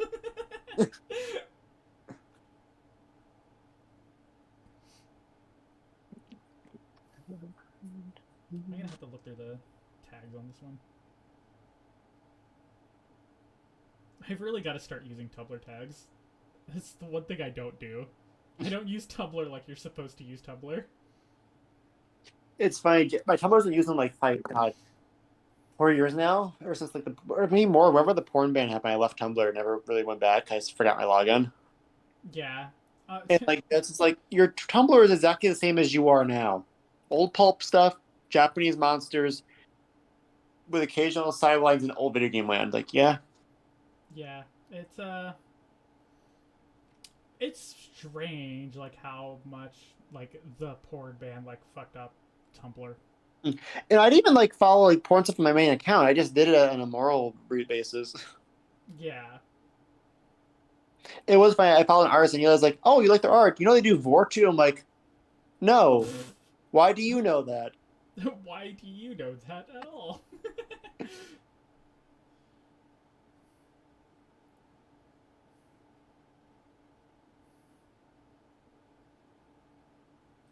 Where is it?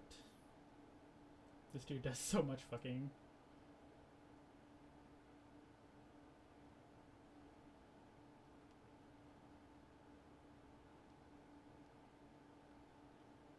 Fuck. Ugh. I hate the way Tumblr, like, changed the way their tag system works. So, like, if you... It used to be, like, when you go into a blog and you click on a hashtag, it would search only that blog for that hashtag. Mm-hmm. But, like, now it's... Every time you do it, you click on a hashtag, it takes you to search all of Tumblr for it.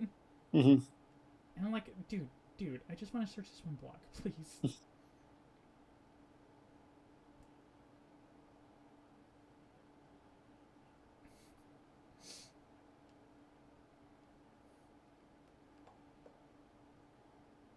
Oh, great. No!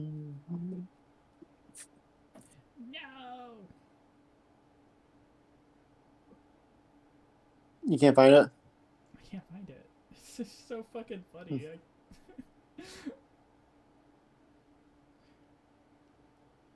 Because I forget what the exact wordings for it was, but what the fuck he has Celestia say kills me every time. Damn it. Yeah, no, I can't find it. Fuck. And this was like a while ago on my reblog, so it's gonna take fucking forever. I'm gonna have to look for it later, but once I find it, I'll send it to you. Please do. Washa.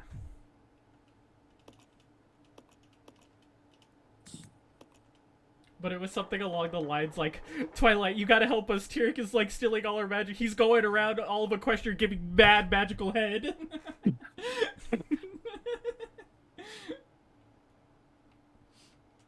Oh god. Fuck. How do I do this? Okay. Your question is, how long has Umbrella been running this faculty? Because this is like really old and rusted, like it's like recent.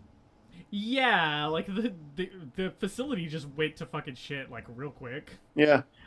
We only had enough funding for the first thing, not for an actual janitorial staff, maintenance, OSHA compliance. We spent all our money on block puzzles. Right. God, working for Umbrella must suck. We have flexible PTL though. The health benefits are great, actually. We make that joke in the Spider-Man game that like Fisk is the only person with like full coverage, like deductibles, not his healthcare. That's why everyone works for him instead of doing real jobs. That reminds me. Have you seen Helsing Abridged? No. Oh my god, there's a scene in it where Alucard goes to like walk into the hallway to start murdering some motherfuckers. And when he opens the door and the first thing he asks is like, "Hey everybody, how's your healthcare?" And they like start shooting at him and he's like, "Apparently it's great." That's great. I fucking love that line so much.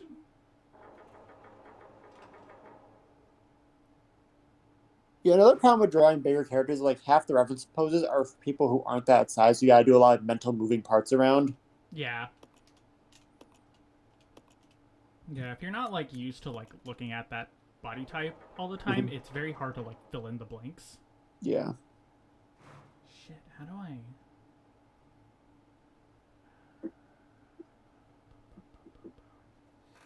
Of course Oh, no.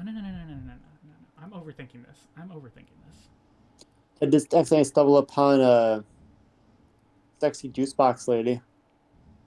Juice box?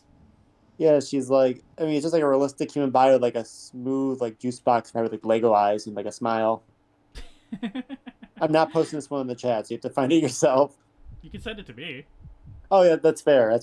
Yeah. It's like 1 in the morning, Gabe's like, what the fuck is happening?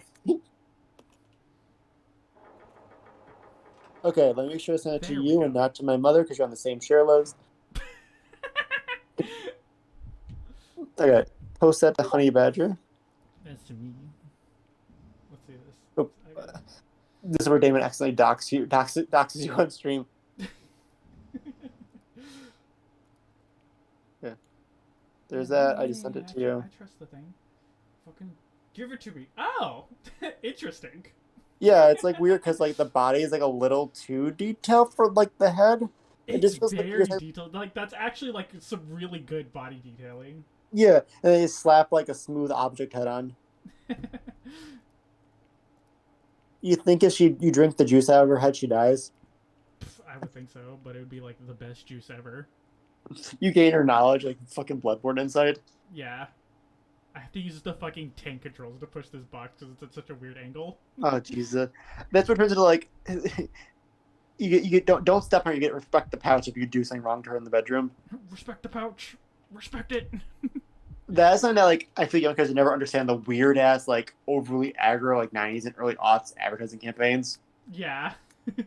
And nowadays it's more like quirky or like nice score, and then back then it was like you guys just go fuck yourself. Yeah, you could go die in a hole for all I fucking care.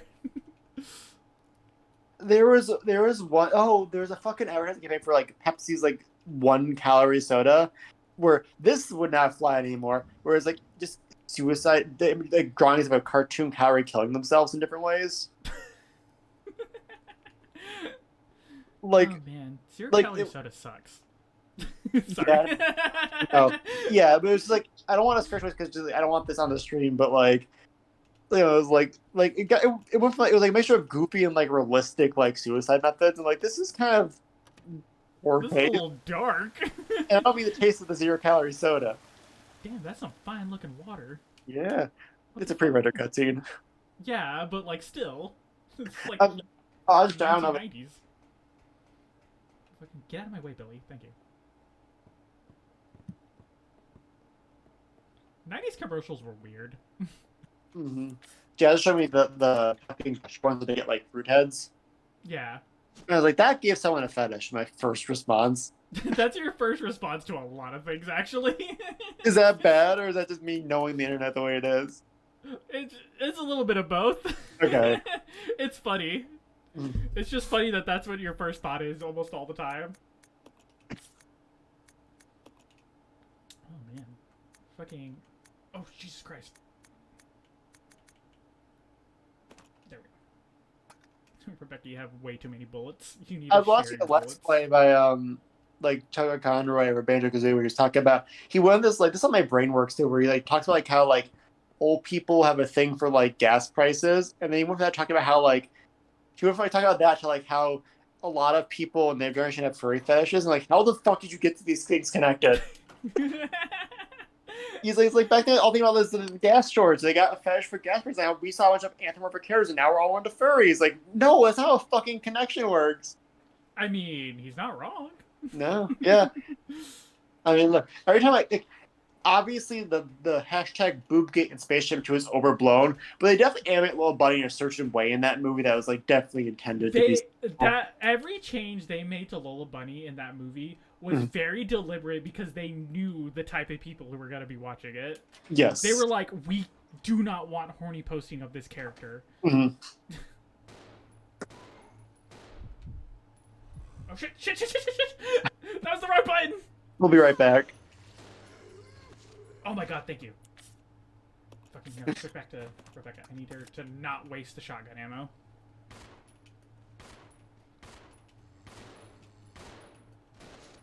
They should have just done all of Lola's stuff the same, but give her Gilbert Gottfried's voice. Oh my god. Fucking no. If they wanted to not have people horny post about Lola, they should have just done the Looney Tunes show Lola. I hear that one's funny. That'd be fun. Dude, that is like as much as as our resident horny poster here, as much as I love OG Space Jam Lola Bunny, fucking the Looney Tunes show Lola Bunny is the best iteration of Lola Bunny. And, you know, this is actually looking at the stream. This is me speaking for my own people right now too. Mm-hmm. Oh, Looney technically, Tunes show was really funny. Lola technically isn't quite one of us because she's a lot taller and more anthropomorphic, but you know. Yeah. She can be though. Yeah. For bounty, they just give us all like horny rabbit Fugi forms. Yeah. That's what the Negopara stream's gonna be. Yeah, that'd be so fucking funny. Just make me a rap version of that girl from that one Sentai rom-com you told me about. Fuck. Oh, thank you. Oh, these guys are cheeks out. Oh, that one came fast. There's a lot of them here. Holy shit. Yeah, there are. Okay, I have to use the. Fucking get off of me! Damn it! I didn't want to use the fucking shotgun because I was hoping that. Mhm. But there's just way too many of these motherfuckers.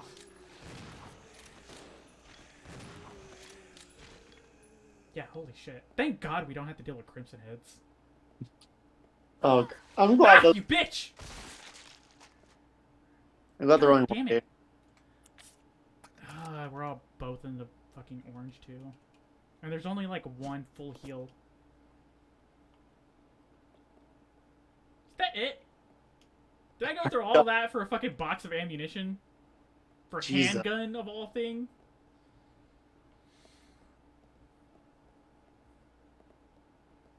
Okay, there's more rooms connected to this. Okay, I was gonna be Did you fucking ever hear that there's pissed. a Space Jam 2 where LeBron lectures Pepe Le Pew on consent? Oh shit! This is what I was worried about. Mhm.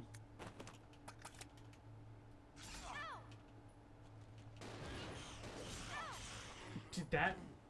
Fuck! Oh, sorry. I know you're mad, but the way Rebecca goes, ow, when she gets hit by like a giant claw is really like. Right?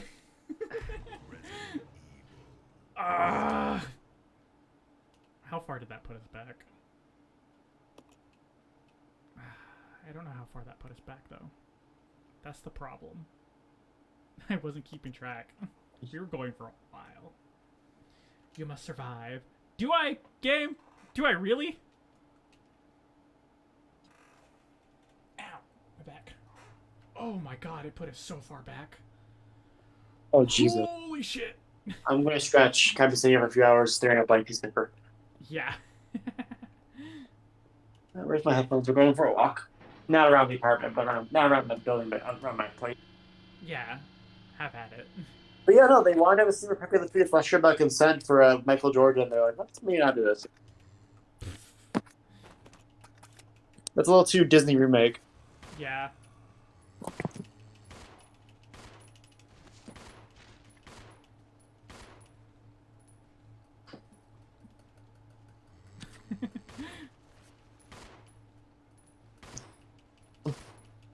I heard an interesting point of this kind of stuff where, like, part of the problem with, like, some of these older characters being problematic is the fact that, like, they still are around. By constantly trying to bring these characters back, they make it so the characters can't just be quote from a different time. They're present characters still. Yeah. Like, they could just pretend Pepe Le Pew doesn't exist anymore instead of constantly trying to drag him out to the spotlight to bring attention to him. Yeah. Sometimes I'm the not- characters should be left in the past, and Yeah. that's okay. Yeah, and honestly, as a person who likes like older cartoons, the Pepe Le Pew shorts really aren't that funny anyway. They're not like as interesting for like slapstick or anything either. They're very No. one-note skits. Compared to, like Not that great. compared at least like Roadrunner's a one-note skit type of thing, but at least it has all these different ways of going about it. I think media in general has a very hard time depicting horny characters, like Mhm. characters who are wanting to be like sexually active. Yeah, Things, not like horny as in they look horny or anything. yeah. Like, although they still do have a problem with depicting those too. Or T-Rex, who's literally horny because he has giant horns because he's a Minotaur man. Exactly. But like it's the hard line of trying to balance a character with who wants to be very sexually active with the fact that you very much have to keep consent a part of the process. Yes, that's more like a lot of anime perv characters where it's like, take a pick. Yeah. That's why everybody fucking hates Mineta from My Hero.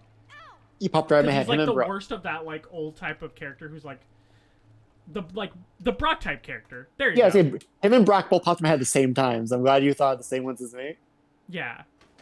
I feel like the Brock is like a very good example of that because he's like a character who's constantly trying to get with like all the ladies and stuff, Mhm. but he always respects the ladies.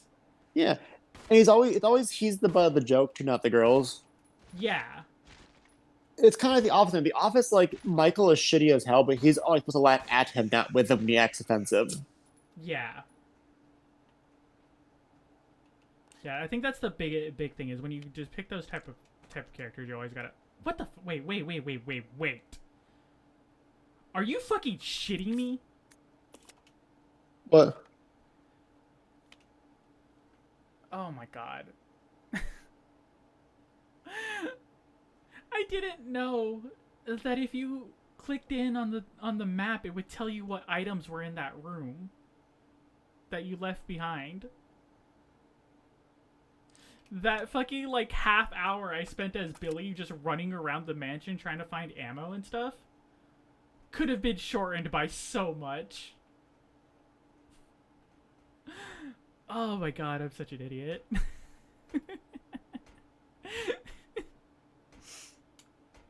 Oh man. Anyways. I mean, that's something like also with Shonen is like, so the Shonen has so many tropes.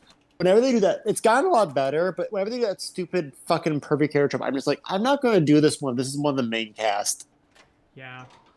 Like when you do characters that have like traits like that, you got to do one of two things. You got to you got to either make sure that like it's very much clear that you're not supposed to empathize with this person. And like this is a weird example to use because people constantly miss the point of this character, but Rick. The show itself very much makes it clear that you're not supposed to empathize with Rick at all. Yeah, no, But, you know. like, like there's certain seasons where like it gets a little too like Rick's actually the good guy, but for the most part, the show is that way. We're like, yeah, he's the villain here, guys. Yeah. Like he's a dick. You're not supposed to empathize, you're not supposed to look up to this dude. He's an asshole. I think you see yourself in him, and the problem's more with you than the show. Yeah. But like you either do that or like you make them grow as a character. Like you actually make them grow out of those weird habits or like bad habits that they have. That's what I'm trying to do. My right, one of my characters, like she starts off like really shitty antisocial, but she learns through her mistakes because that's how humans fucking work. Hopefully. Yeah. Yeah, that's why. Example I like to use a lot is ReZero. Because Oh yeah. that show rides and dies on the fact that you have to be invested in Subaru's character growth because Subaru is a shit ass character from the beginning. Like he's a little incel dude, so he's gonna be a bit shitty. Yeah, and it's like almost he constantly like objectifies the like his love interest, and like he has to learn not to do that, and which he does, and it's great seeing him grow as a character. But if you're not invested in that, you're just not gonna like the character. Yeah, I think the opposite of that. I never watched all the way through, but just the early parts of I don't know the Japanese title, but Jobless Reincarnation. Oh yeah. That one is also another good example because that character fucking sucks. I hate him. There's a lot of that about that series that I like because I read the manga. I've grown to hate it now that I know how it ends or like where it goes. Does it go full? What's that one show where like the girl ends up marrying her like adopted dad? It was like a whole slice of life, and they did a time skip, and like she's suddenly married to her teacher or whatever. I don't know. That sounds so familiar, but I can't think of it. But no, it goes the harem route. So basically, he marries all three of the main love interests. Oh, that's bad. It sucks. And like, there's some shows where you could do the harem route and it works to an extent. But like with the character like that, where he just kind of fucking sucks, you don't want him. You don't want the harem route because like the character doesn't deserve shit. It almost was like a monkey paw wish of like, I wish isekai protagonists weren't so boring. Monkey paw curls. Yeah, what's really more annoying about the Jobless Reincarnation main character as a whole, and this is just me like misreading the manga because the manga was translated a little weird. But I thought originally they were going for a really interesting idea where they had this character who was reincarnated into another world, obviously. But he had absolutely no memory of his previous life whatsoever until he hit a certain age Hmm. So then it was gonna be this character now has to like grew up in this world as a completely different person, but has all these memories of this person that he never was, and having to deal with that. And I thought that's where it was gonna go, but no, Oh, that's not where it went. It was just like as soon as he uh, gained his memories of his previous life, he turned back into a creepy 30-year-old man in child's body. hmm. Yeah. There's no internal like. There's no like. Oh fuck! I died. Yeah, there's no like struggle or anything like that. So like it makes it really weird, like especially because there is a sex scene. There's actually that show has a lot of, weirdly enough, is very horny in the weirdest way. I just remember the weird scene where he's like a baby. He's like groping his mom's boobs or something. Yeah, it's weird.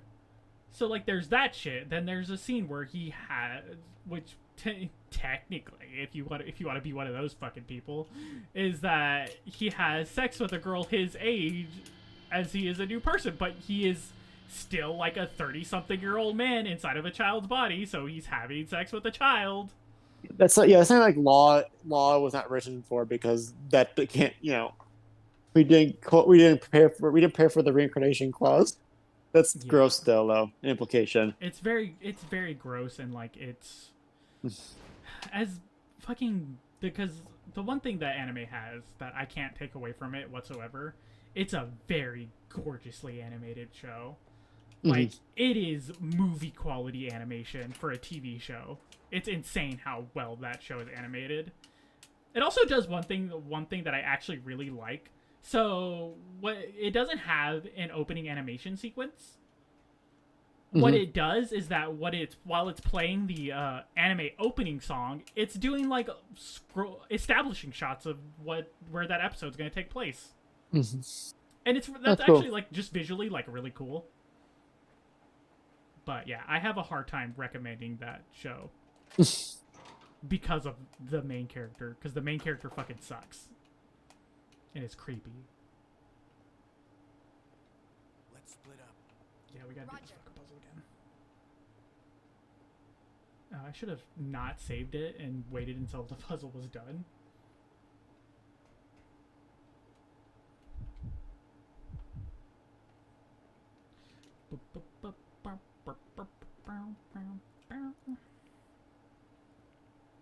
But honestly, that's a problem I run into a lot, because I just read like the dregs of anime and manga and stuff.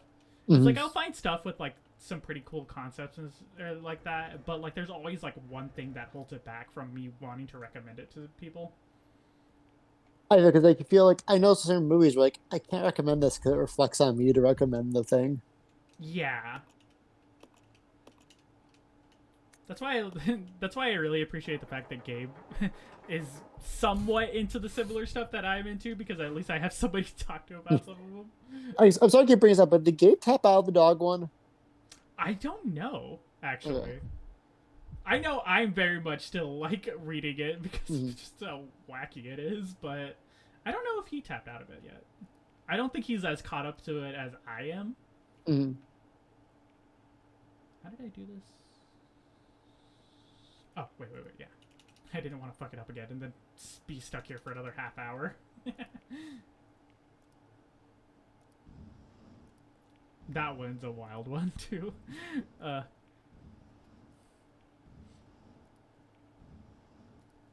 You know what? That also, that's another thing that goes to show how vain I am. And I think this mostly comes from the artist in me. If you get something with really good art in it, I can almost excuse anything.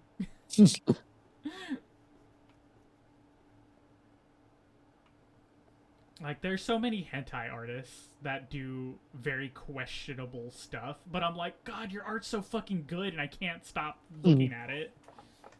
It's like, I really wish you didn't do this type of thing, but like, God, it's so fucking good. Yeah, there's always especially like and also like erotic artists where it's like, oh, you have like 3 things I like seeing and 1 thing I really don't. So I gotta be careful. Yeah, I think this what really sucks too about a lot of hentai artists. A lot of hentai artists are very much into like lolicon and shota, and you know, obviously, very gross subject matter to be into. Yeah, but a lot of them are so talented as artists. And it's just like, dude, could you have please just done anything else? Yeah, it's mostly like you have all this talent, you use it for this kind of thing. And Yeah. that sounds like kink shame, but I'm going to shame when it's that. Yeah. We're not talking about like feet or like the balloon one. This is it's gross and weird. Yeah, I always go back and forth on the whole lolicon Shota thing because like it's one of those things where like yeah, there's technically no real victim in it because they're drawings and stuff. It's not real. But also it's still a very gross subject matter to be into. Yeah. Because the idea too of like it normalizes it in a way, I feel. Yeah. This is why I go back and forth on it is because it's one of those things where like maybe it gives like people an outlet so that way they're not harming real life children, you know? Mm-hmm. But again, it's exactly like you said, it also normalizes it in a way. Guys, I like how Rebecca can just swim across like 5 feet of fucking water that you know it's at the bottom. Yeah. I know it's gross, but come on. It's right there. You could probably jump that if you walk across that beam. Right.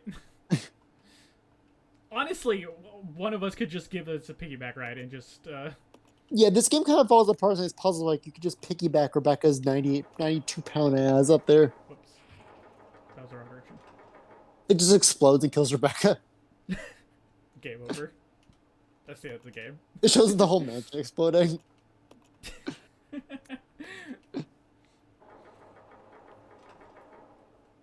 Oh man, yeah, the feet thing. That again, it actually plays right into the thing you were saying about normalizing it. Is that I wasn't into feet initially. Fucking outing myself here. Yeah. And again, I'm not calling you out. That's the first thing that popped in my brain. No, you're fine, but Okay. like I'm currently outing myself, being like, yeah, I'm into it. Yeah.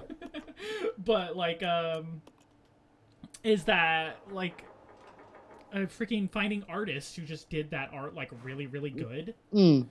And then like it's one of those things again where like I slowly just started to be like, maybe this is maybe somebody's onto something here. The running gag with all my people who like know my like interests and stuff are like, yeah, you don't have a foot fetish. You can't draw. You always avoid drawing them. I'm like Rob Liefeld. I don't like drawing feet. When they do, they always. I'm trying to get better to make the characters look more complete, but I just do not like drawing feet and hands. Yeah, I've gotten. I wonder why. It really proves credence into the just find a fetish and you'll improve your art. It's that fucking meme where it's like it's like a drawing of a cartoon dog with a real realistic mouth and tongue. Yeah. That's you could look at. You could definitely tell like, oh, that's what he's into because that doesn't look like shit. Yeah. Freaking, you can tell how much I've improved since I've gotten into when it comes to like feet and stuff. It's because like if you look at my current model right now, because both character designs for my model have open-toed shoes, and if you look at my current one right now, the toes are really fucked up looking. Well, I gotta find you on the actual stream. Hold on. Yeah, hold up. Yeah, let me. You supposed to link for me or a picture? Yeah, I can. Is that a weird thing because of the way the streaming on Discord works? I can't see your. Yeah. I'm just gonna send you a picture. I'm gonna send you both pictures of. I'm just gonna put these in the chat with no context, so it's just gonna be the pictures of the feet. Yeah.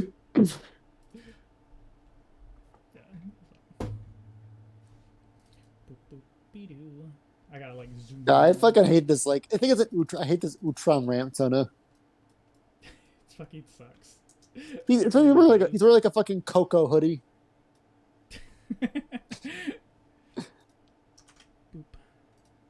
I tried to watch Encanto on the plane, and I was like, my head hurts too much for this colors. I'm just gonna go sleep. Boop. Mhm. Yeah, so I don't know what order this is going to post in, but you can very clearly tell which is the new one and which one's the old one.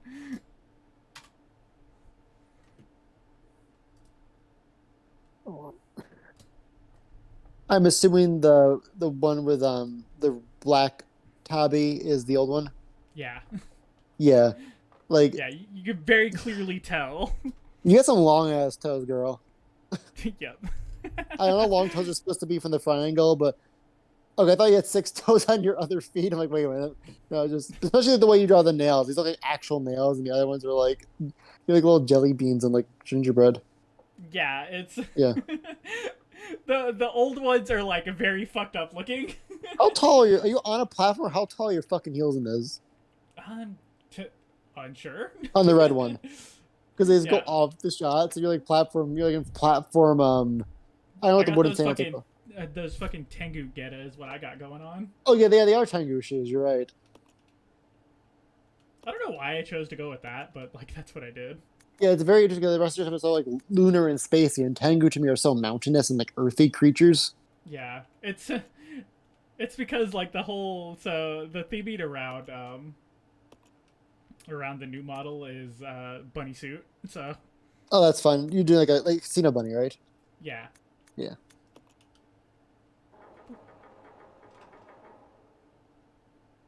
You gotta give one of us like a fox Kigurumi then. To like, because you're appropriating our culture, we'll appropriate yours. Right. I would It's send like the full picture of what it looks yeah. like, but for whatever reason, Discord doesn't. I say for whatever reason, but I know exactly the reason why. It's because the file size is fucking huge. But like, it just doesn't like it when every time I upload that picture. Why is it 100 GB? I really need the detail on the toes. It's really big. Like, hold up, I have to see what the file size for the old, like the PNG for the old one was. Mm-hmm.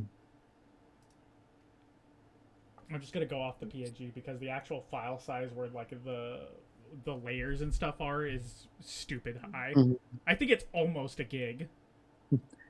But I do love when looking at these posing images, you get like anime chicks or like dead-eyed CGI models, no middle ground. It's like, oh boy, I should have looked at a Second Life model for a photo reference. Yeah. So Yeah. the old file size for the PNG of the old model is 10 megabits. The new one is literally 5 times that. Jesus. Yeah, so Discord really doesn't like it anytime I upload that one. Even though I'm technically allowed to upload that file size. It's just like, oh, we can't display that.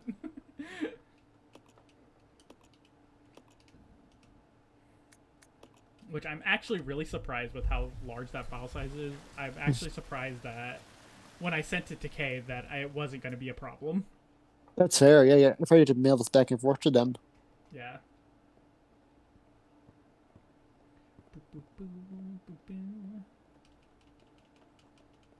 Give me that shit.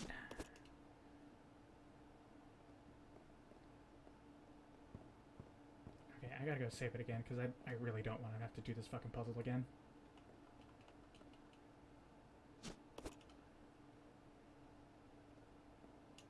Yeah, I would burn you at this point. We're not getting that S rank. Just burn through whatever increment you can, so we can kill fucking Leech Man.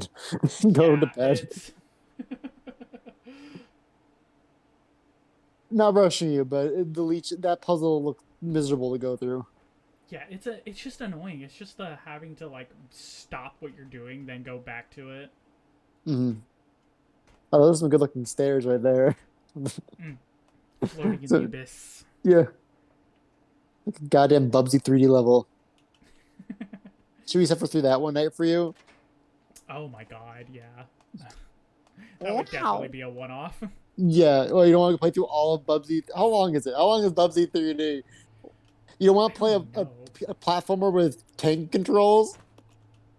God, how did that game like just make it? Like, how did it survive? It came out in 1996 in North America. So it's like just before Banjo-Kazooie and after Mario 64. Like everything around looks so horrible. Looks so much better than it. What was they did a recent Bubsy game, like not like Yeah. recent, but like Yeah, within like the last 6 years or so. it was like a side-scrolling game. Yeah, It was that one just was apparently very bad too. yeah. Oh yeah, because they did the fucking the Only Plays video where like Ding Dong is like, I love the smell of war crimes in the morning. Yeah, that's a good video. Yeah, it's media. The second one too. They did a sequel to that too. It's an Endless Runner. Weird. Okay, so Bubsy 3D is 6 hours for the main story. That's not too bad. That's doable. Hey, you want to do a completion? It's 45 hours. Hell nah. I'm not. I think if we did a 6-hour Bubsy stream, we would both go insane. So I thought we do it till you're done. We switch to a good game. Yeah, that's fair. Oh man, You know, we could play on stream one time for horror stuff. We could do Eternal Darkness, Sanity's Requiem. yes, I actually want to play that game. What's weird is I have the GameCube version of that. Damn, it's expensive now. So I think I still have it. It should be in my closet. yeah, like it'd be a little weird because like half like the scare things don't work when you're on a fucking computer monitor, like the TV like and stuff turning up on you. Yeah. But it'd still be a fun thing to do like, down the road once you I don't want to say once you have a bit of a start a horror gap, because I feel it might drive you a bit crazy to do start a horror games with 10 controls back to back. I'm okay with it. Okay. But I think it'd be fun to do down the line. It always just depends on like the quality of the game. Like if the game's bad, then yeah, it would be a bit torturous to do. But like, so like I know you don't want to do the next Resident Evil game so quickly. Honestly, we're not gonna. I was originally thinking about doing like OG RE2. Like finding an emulator to do that, but like honestly, with how long these are fucking taking. Yeah.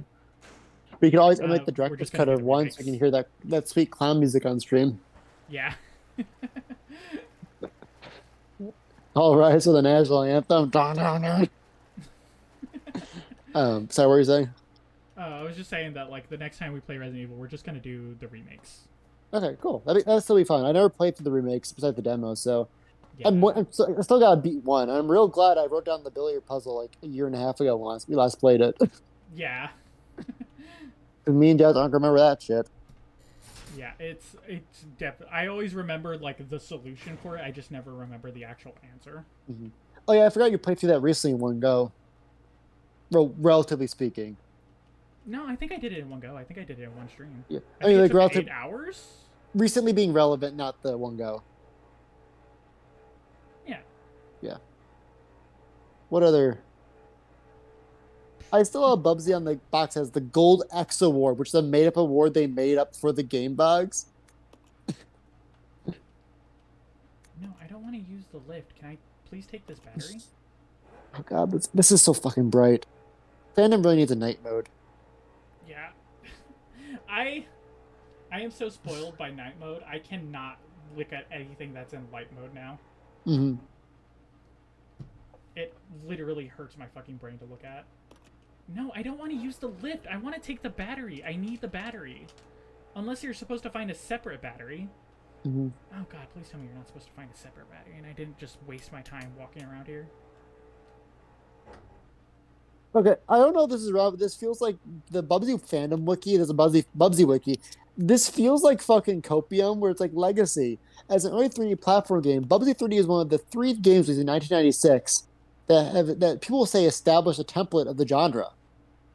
Copium. Yeah, Josh Wertram of Retrovolve.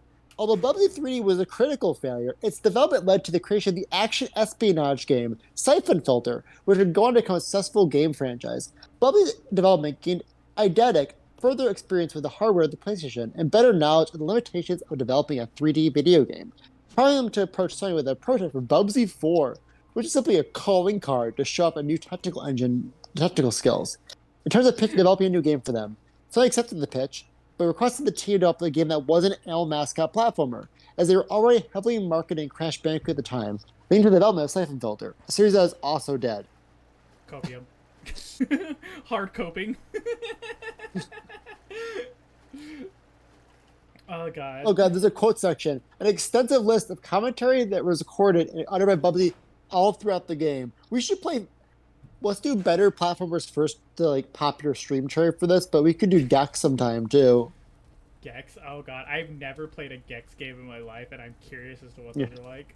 Honestly, Gex 1's a really rough 2D game, but Gex 2 and 3, like they're good 7 out of 10 games. Like the humor is about as funny as Austin Powers' impressions to be in modern day, but they're 7 out of 10 collectathons. Alright. That's some fun. They got some fun music and fun theming, and honestly, in some ways, I find humor and jokes that make no fucking sense because of how much time how badly that reference is aged. Yeah. Ooh. Neck popping.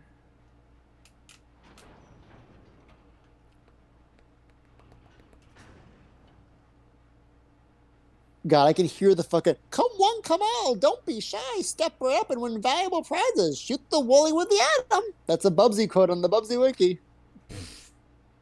See God. that thing in front of you? That's a switch. Just run into it to make something cool happen. So wait, did the tyrant break out of this thing just so we know that the tyrant lives? Like, there's nothing actually here for me again? That feels like something you should be able to walk through. Yeah. Alright, whatever. Mm.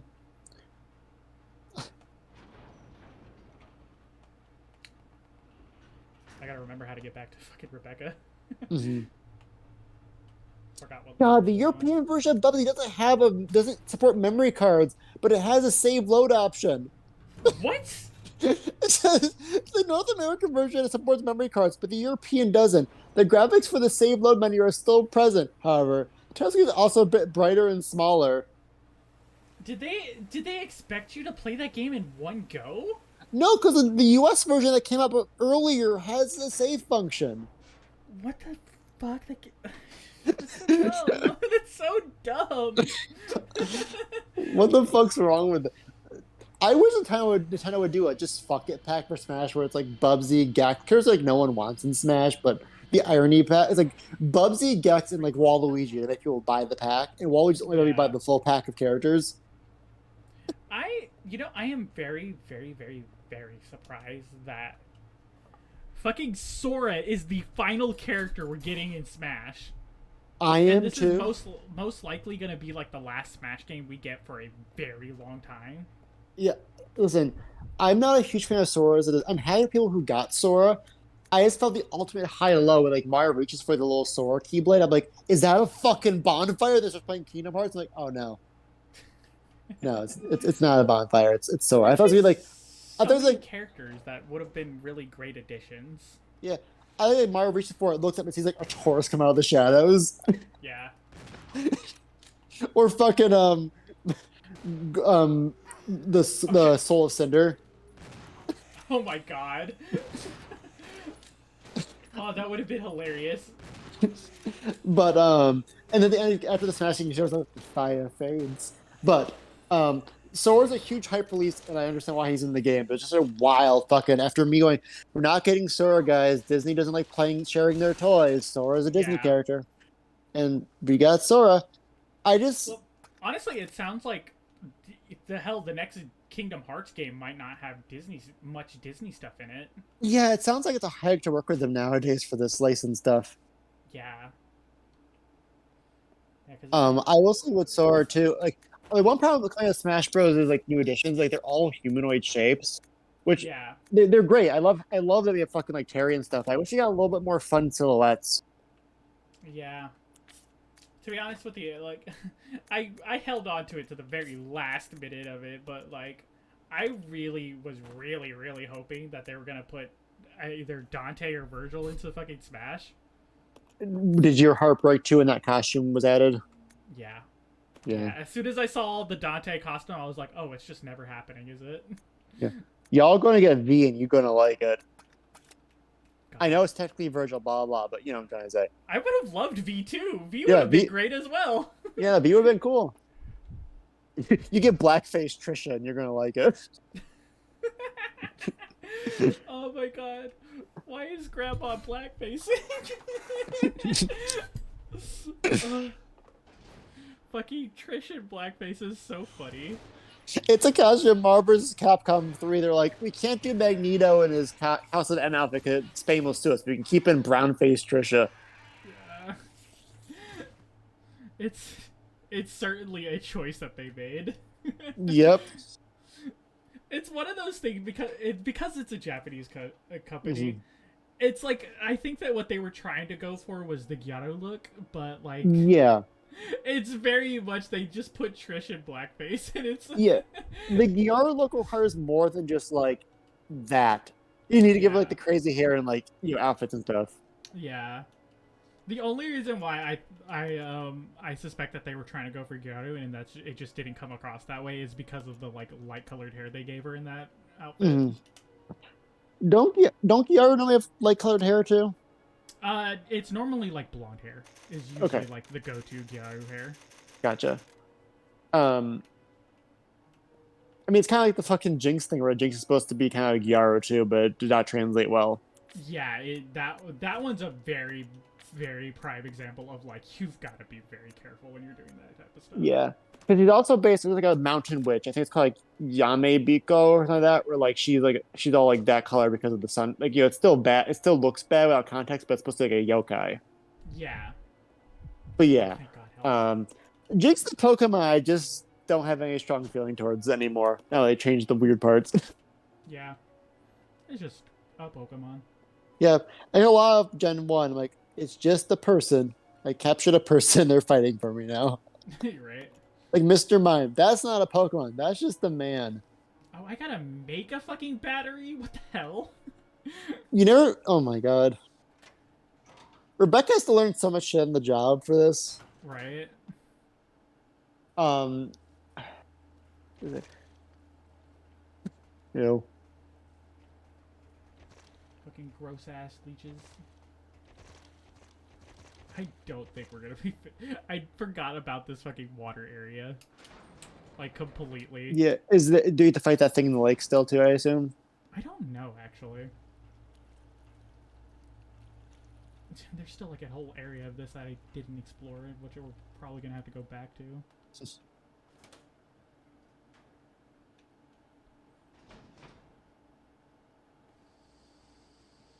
But yeah, I forgot how fucking large this area is. Combine that. Exchange for that. Combine with that.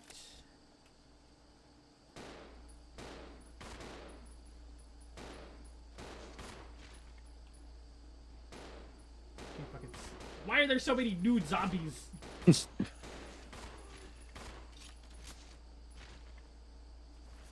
No wonder they give us so much fucking ammo.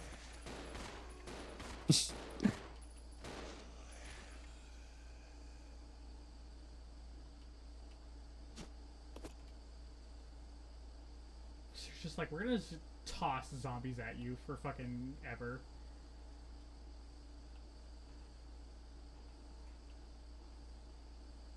Oh. I was texting Jazz about possibly the potential of a future Banjo-Kazooie stream. I'm saying I'm very excited for the potential of you going to some of these areas I'm familiar with blind, because there's some stuff like, oh, either click immediately or we stuck there for like half hour. Yeah. It always depends. Yep. Because Let's fucking go. Chewy's actually interesting, the sequel, because it's more like a Metroidvania. Yeah. But Banjo it's Tooie is very good. I really like Chewy because it's the first time I played. Of course, I was biased there, but it's almost Metroidvania-like in its structure, and it removes a lot of the awkward ends. And in fact, I don't know if it's on PC or Game Pass, but the Xbox Live Arcade port of Kazooie's better than the 64 version in some ways, because in that game when you collect a coin, it's gone for good. But in the N64 version, you have to do it all in one life, What? like per level. Oh, that's fucking insane, though. Yeah, like it's fine early in the game when like levels are like maybe 10 minutes of exploring, but there's some Yeah. shit later on that like levels can last up to like an hour of exploring because they're just such marathons. Oh, The that's pirate comes back. was he in the water this whole time? Were we swimming real fast?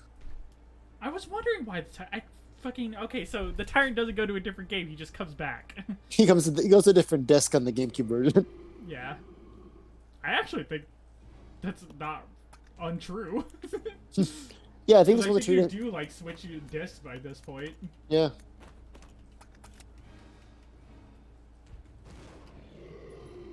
Yeah, there's one infamous part of Kazooie where like you don't need all the coins in the game to get everything, but like 10 of the coins in one of the areas is like locked behind the hardest platforming challenge in the entire game. Billy, get out. I'll let you focus. No, you're good. That thing sent you flying, Jesus Christ. Yeah, fuck. It's like a Dragon Ball Z fight. You okay, Rebecca? I lost 3 teeth. Can I not exchange right now? Fuck me. He has my Magnum ammo. That's not good. Oh god, this isn't gonna be as easy as a fight as the last time. Oh, never mind, he's dead. Oh. Oh boy. Oh, boy. Ooh,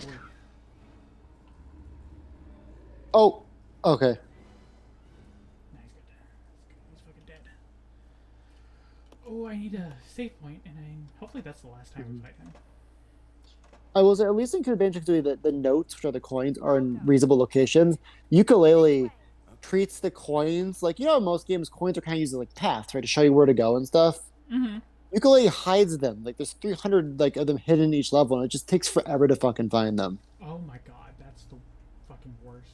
I'd be 100% ukulele in like a month, and I don't know if I do it again. I was just excited to get a new game like this. Yeah. It's just like been a long time since. hmm Oh, there's a motherboard on the thing. Fucking Billy, I need you to pick that up for me because my inventory is fucking full.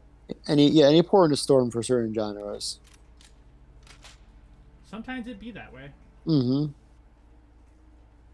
I hear Ukulele 2 is really good though, because basically Donkey Kong Country returns. Oh, interesting. Yeah, because I heard a lot of like mixed reception on Ukulele 1. Yeah, It the didn't first help one that there was the whole JonTron controversy around it as well. I forgot about that. Yeah, the guest voice thing. Yeah, the first one has had a lot of like there's some weird game design. It's not really that polished. Level themes are really broken, and the mini games are the worst fucking things in the universe because they really aren't finished. Like Mm-hmm. they were super glitchy. There's one that's basically I had like a hernia playing a couple of them get 100% because they Damn. just don't function. Not literally, of course, but they don't function right, and like they aren't Yeah. responsive. And one's basically just Flappy Bird, and doing that for like seriousness is super annoying. Yeah. God. Flappy Bird. Yeah, because like, the one that like it's kind of a funny joke, but like there's like a casino level that's basically it's like a cool casino night zone. It's like a shitty church bazaar casino, Yeah. and it doesn't lead to a very interesting looking level. What the hell is this for? Like I would legit rank Gex more fun than ukulele. Gex 2 and 3. That's funny. That's pretty bad. Yeah, I'm also a person who kind of like I have like a soft. I grew up playing the Gex games. So I have a kind of a soft spot for them. Yeah, I understand that. Yeah, but like the Gex games, like they have like their like irony and meme worthy qualities, but especially Gex 3, it does some fun stuff with level theming and gimmicks to the point like they all feel really distinct. Gex 2 is the issue of like your recycle themes where like World 1-1's cartoon and so is like 2-4 is just like an example that doesn't really track for the main game. Yeah. But like Gex 3, every level has its own themes. There's like a Christmas themed level. There's one that's based on like detective movies. There's like a superhero themed one. It's more fun with the variety of stuff. Yeah.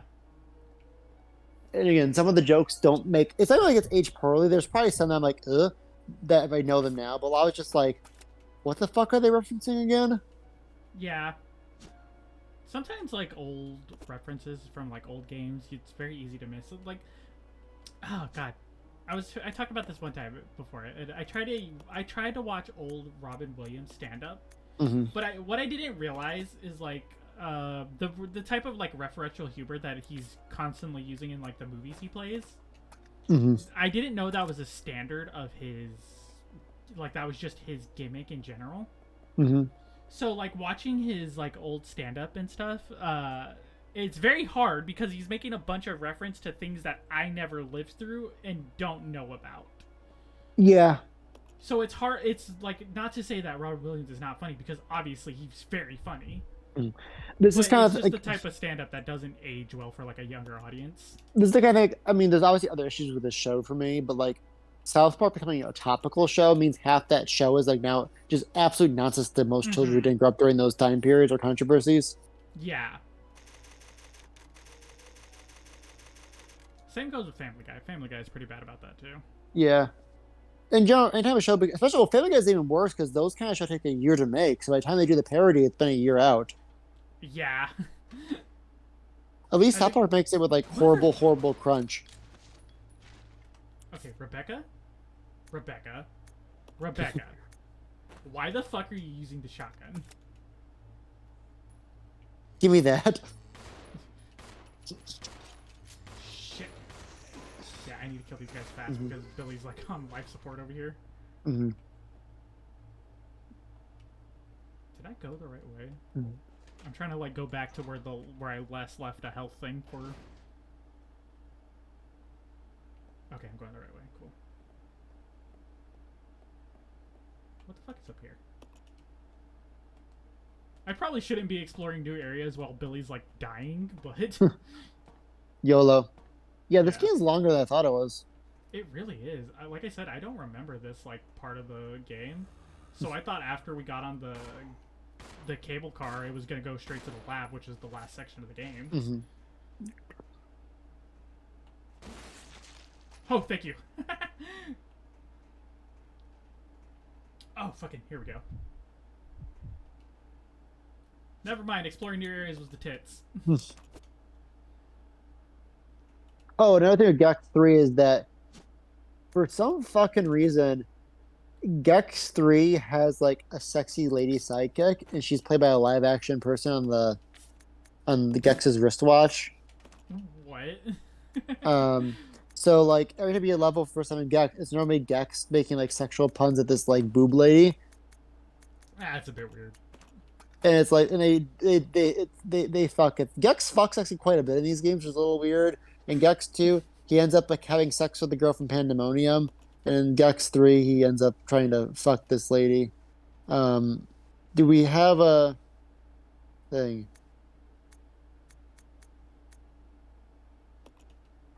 I look at the plots. Her name's Agent Extra, and it does, according to Wikipedia, the game ends with Gex and Extra making love as Gex becomes head of a TV terrorist defense unit. Okay. Eli brings up like Gex would be reactionary now. He's like, no, I want to see BreadTube Gex in Gex 4. I want to see Gex as like an obnoxious champagne socialist. Oh my god. That'd be so funny. Just do the opposite of what people want. It's like, Duke Nukem is problematic, but he respects fucking women at the end of the day. I love Duke Nukem though. Mhm. He's the type of like he's a very himbo character. He is. And that's what they missed with the Forever. Because Forever just made him kind of like a mean, sexist asshole, not a himbo who just wants to save the babes and save the world. Yeah, he's missing that Johnny Bravo quality. Yeah. John Bro is actually a great way of making the horny character funny because he's always a dipshit and the women immediately like are not bothering. They want to just beat the shit out of him. Yeah. Johnny Bravo is actually like a perfect like version of that like horny type character. Mm-hmm. Or like womanizer character. Okay, so I also one thing I absolutely love about Johnny Bravo is he's a complete degenerate. Mhm. Like he's okay as long as he's getting with somebody. It's me. yeah, you and Johnny would vibe together, like talking about like debating like waifu tier lists. Yeah. Dude, I want to say not Johnny Bro now again like anime. Johnny Bro needs to like go deep into like fucking like Idolmaster. He's just like me for real. Oh hey Predator Derby. Good looking. My favorite recent Johnny Bravo thing that I saw was a screenshot of like a crazy lady that was chasing after him, and he goes, "Mama always told me about women like you, and I was hoping she was right." Yeah, it's funny because Seth MacFarlane worked on Johnny Bravo as a writer. Really? Yes, that was like his first big gig. So Gex's Interesting. Christmas level, Detective TV, Egyptian, Army. The Army level is a fucking headache though because of the camera. Yeah. Yeehaw Cowboy, Pirate, Mythology, Fairy Tales, Anime, which that's probably the worst one because just 90s anime where all the villains are robots or girls in short skirts. Yeah. Mafia, Superhero. Okay, I do like how they all have like funny names, like Anime Channel, Gangster TV, and it's a superhero show. I'm trying to find the name of this poor actress because she's like not Pamela Anderson, but she looks a lot like her. Like dollar store Pamela Anderson. Pamela Yeah. Anderson at home. Yeah, legitimately. And like, all I remember is like thinking a lot because she has like that kind of like classic Black Widow like cleavage exposing jumpsuit. I was like, Oh shit! she has Are we about to fight the fucking Alpha Hunters? oh fuck. I was gonna say like she has I was like she has a big mole on her nipple on her boob. Not her nipple. I fucking love boob moles. What is it about beauty marks just being in the most randomest spots that are just like the hottest shit? That is a thing for you. Like, it's not explicit for you, but it's definitely a thing in your designs. I've noticed. Yeah, I explicitly try to put a beauty mark. Oh god, somewhere on my character designs. She was sorry. Yeah, no, it's just something like, even like if you don't see a beauty mark like initially, there's one there somewhere. Mhm. Anyways, you were saying? Oh, she's played by Marlise Andrada, who was an actress on Baywatch. Oh, yeah, that makes sense. This Hey, is one of her Pamela Anderson in that show too? Yes. She's not even like a major character. So here's what her roles are. Arlie's with it's like ARLI with 2 money signs as Catalina Topic Babe in one episode of Home Improvement, a Flower Girl in Batman and Robin, 24 episodes of Baywatch as a bunch of characters, Gex 3, Love Stinks, and then her career's over. Damn. So her career ended with that because the Love Stinks was an uncredited role as the main character's date. Oh god, why do we have to fight these things again? I thought we were done with them. Are those? Oh my! I forgot about the fucking those. Yeah, The dysphoria fucking bugs. roaches slapped on the other side. God damn it. That was still the funny that you think about introspection and the bug jumps on your head and kills you.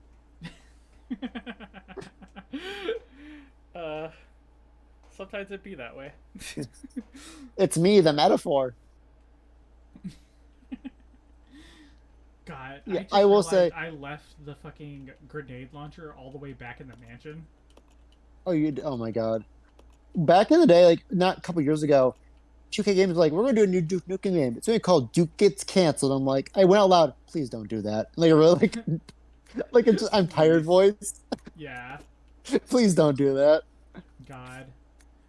You know what? Duke Nukem is another character that like is constantly misunderstood or misinterpreted by like right-wing chuds. Yep. I would love if someone got their hands on Duke and made like a progressive, the clip of fucking the actor going trans rights or human rights, whatever he said. Yeah. Like I want to do like progressive Duke. I fucking love those memes of like people just chopping up a Duke speech to make the like most inane shit to say. It's time to What do you chew ass mean and kick you bubble lost the gum. baby? Find say? it. What did you say? I said, what do you mean you lost the baby? Fi- Just find it.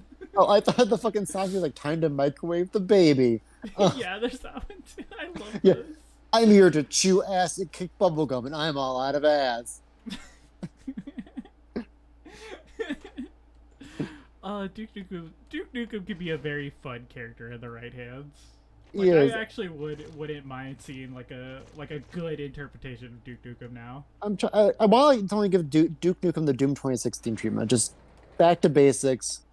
Yeah. Because the problem forever, like structurally, was they tried to they kept adding shit to the game during development. So by the end of the game, all the games they're making fun of, they were adding onto. So they're just making like a basic boomer shooter.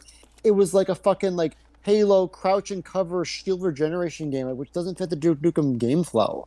No, Duke Nukem is like a very much a like boomer shooter. So like it needs like a Doom style gameplay. Yeah, and it's fucking. It's actually a game I really liked. I haven't beaten it yet, but Power Slave is basically a boomer shooter Metroidvania, and it's really good. It's like all ancient Egypt themed too. Oh man, there needs to be more games centered around like an Egyptian aesthetic. That's The why only- I'm. The only one that we've gotten in like the recent years has been Assassin's Creed Origins. Yeah, I'm really bummed. Like Tomb Raider, you kind of know, like Tomb Raider went away from like pulp adventure to just sad girl drama hours with the newer games. Yeah. Because I think Tomb Raider obviously has some surprising age well, whatever. But like, I like how Tomb Raider was like this pulpy, like Indiana Jones. Let's go to the ancient Egypt temple and fight like golems. But now it's just like Yeah. another like Uncharted but edgier almost. Yeah, it's Uncharted minus some of the charm that Nathan Fillion brings. It's like Uncharted but sad. But sad, yeah. I forget Nathan Fillion plays Nathan Drake. It's just a good coincidence. He's very good as a character. Yeah. Again, then- why the fuck didn't they just get him to play it in the movie? I was gonna say, and the actor looks nothing like Nathan Drake. It looks like he's practically 12 years old, despite being like Yeah. our age. Like, I love Tom Holland. Like, Yeah. he makes a very good, like, fun character every now and then for, like, what he does. But, like, God, why? And why Mark Wahlberg as Sully? I can't think of any other actor, but Mark Wahlberg doesn't have like the body. Like, he doesn't look like Sully in the slightest. No, they literally just gave Mark Wahlberg a mustache and like they were like, "Yep, that's Sully." At least they wised up with Last of Us because again, Pedro Pascal's really good casting for Joel. Oh, he's very good casting, but like to be fair, Joel is one of those. All you need is like a sad old white dude. Yeah, it's either Ellie's actress. Obviously, you can't do the original actor for Ellie because Obviously. yeah, but like they did a good job. Like someone who kind of looks like pre-transition Elliot Page. Yeah, it's so crazy. Like, what you call it? Like how pre-transition Elliot Page was supposed to be Ellie. Mhm. Like that's why she's named Ellie. Yeah. And why she looks so much like pre-transition Elliot Page. hmm And that like coming out at the same time when they were in Inception.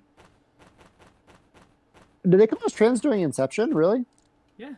Oh, I thought it was later. I didn't realize Inception was like. No, it That was was- around the same. Oh no, it was around the same time. Yeah. Okay. No. 'cause No. You know what I'm thinking of? It came around the time Beyond Two Souls. That makes sense because Inception was like 2010. Yeah. It was another thing that Elliot Page was in before. hmm That makes The because reason why Elliot wasn't in Last of Us is because they were in Beyond Two Souls. okay, that makes sense. See, I always assumed Elliot played Ellie just because they look alike. Oops. That's the reason why they look alike, because Yeah. they were originally supposed to, or like they originally wanted them to play Mhm. Ellie, but they couldn't get him. Gotcha. Because of that, for some reason now, because of that, I eventually like had canon Kitty Pryde as trans because he played her too. Yeah. Even though God. Kitty Pryde is Elliot Page bisexual. as Kitty Pryde has always been one of my favorite roles they did. Yeah. Honestly, though, Kitty Pryde is honestly she's like a bisexual badass pirate now in the comics, and it's pretty great. So it's still a W. That's still a W, yeah. Yeah. Where the fuck did I put this grenade launcher at? Well, there's some Magnum ammo that I forgot somewhere.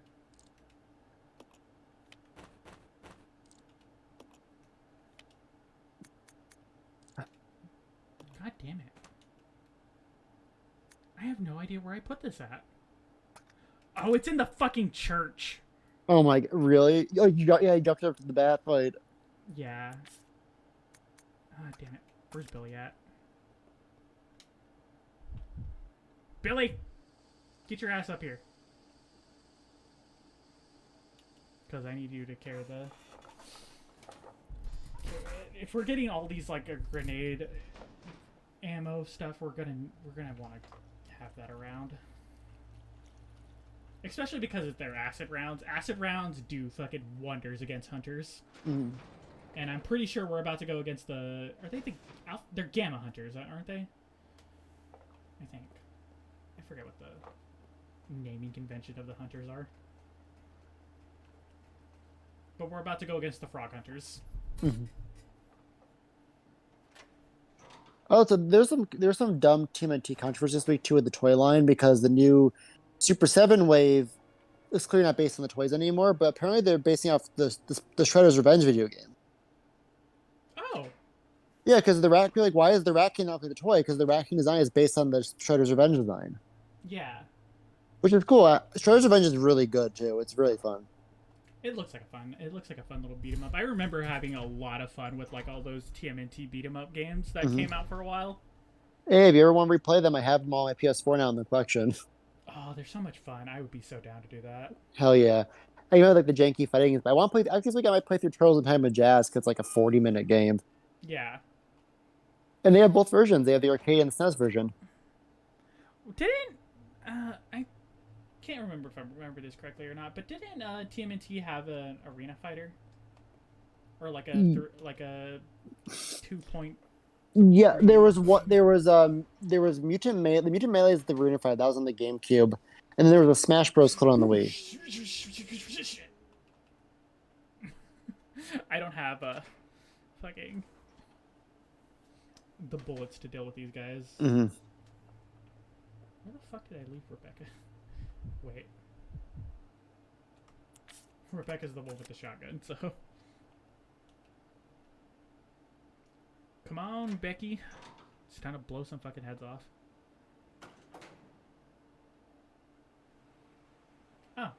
This is where I left the health at.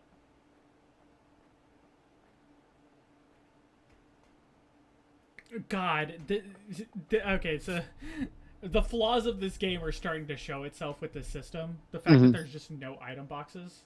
It's so fucking annoying because levels it's not as compressed as that would make sense for that system to work. Yeah. Yeah, because if you leave something in the fucking mansion, you gotta spend like 10 minutes going all the way back.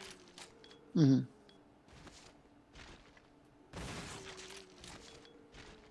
There we go. All right, Billy. You're safe. For now. Let's go. Yeah. Yeah. Come on, bring Billy back, please. Like, it's something. We brought Rebecca back in those CG movies. Why can't we bring Billy back? Billy died on the way to his home planet right now. Yeah. I have to go now, Rebecca. My planet needs me. He poses out through the ceiling. Freaking, what you call it? I'm very glad that they're continuing the CG movies. Mhm. But what I find really funny about those CG things is that they did the TV show on Netflix, but that was honestly just one of the movies cut into 4 episodes. Mm-hmm. I mean, at this point, most prestige TV is just a movie stretched to 8 hours. Yeah. But like, this isn't even one of those things where like it's like not a Kenobi situation where it was like this would have been better if it was a movie. It's literally they took the movie they had and cut it into 4 episodes. Dude, Netflix original strategy is so weird because they do that and they do the same live action show at the same time. Yeah. I got chilled down my spine. That was weird. Uh-oh. They're here. They found me. Yeah, I saw about this. I just need to get this off my chest. Happy hour today. My coworkers started doing the thing people do, like they started bashing abstract art again. Yeah. Where they're like, a Picasso can make as an artist, anyone can fucking draw. It's not that hard. Oh my fucking god. And I'm like, yeah. There's like, oh, art. If you have to, if people need to make, there's like, if you need to make your own interpretation of art, it's bad art because the art should tell you what the art means. Which is like, it makes you so mad at someone who draws. And these are artists who draw and design in the group saying this shit. I want to slap people. Oh, yeah. Fucking. Oh, I hate so much when people want things to just be fucking just told to them. Like, they can't have things be interpretable. Mm-hmm. Like, that pisses me off so much. I love ambiguity in things. Ambiguity makes things so fucking great. Yeah, I fucking wrote like papers on Picasso, like his abstract art was a response to like the horrors of war, but he just draws bad, you know? Yeah. Like, Maybe it just takes so much of the fun out of art if you do the Marvel thing and they just tell you how you're supposed to feel. Mm-hmm. Or what they do now, where you don't feel anything at all with Marvel because the characters are toothless. Yeah, fucking They to bring it gave all the my- way back to Honkai. So something like I've said to bring you, I always got to bring it back. Yeah. But not to the research short, but also to like this is just encompasses like all of the like animated stuff they did for Honkai in general. Mm-hmm. One thing Honkai is very, very good at doing is having everything be like everything you need to know, like important wise, be on the screen. Mm-hmm. But a bunch of like hidden context that you wouldn't know unless you like actually, experience the full picture. And I love that. I love things that are just good enough on their own, but like once you get more context to it, there's a lot more interpretations to add to it. Yeah, I think Honkai does it. We describe Honkai sounds good because I don't like how like Dark Souls does it either. Where Dark Souls is like, it feels like it's like they don't have a story in mind. They just want you to make up one your own. Mm-hmm. But like Honkai does it good. You get some context what you sounds like, and then they, you gotta fill in the rest yourself. Yeah, it's nice. Yeah, it's very good. Very good. yeah.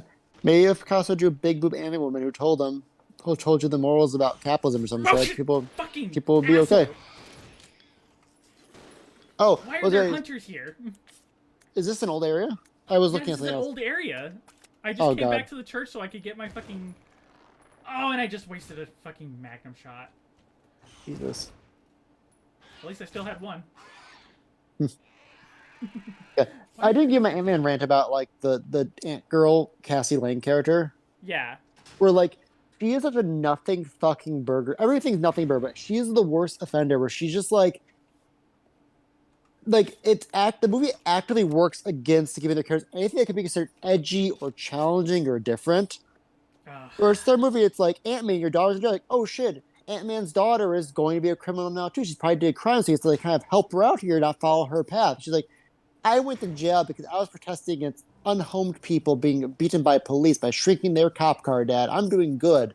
And her whole movie just kind of vague. I want to help people. I want to be a hero. I love the Avengers so much. Bullshit that we see in all these films.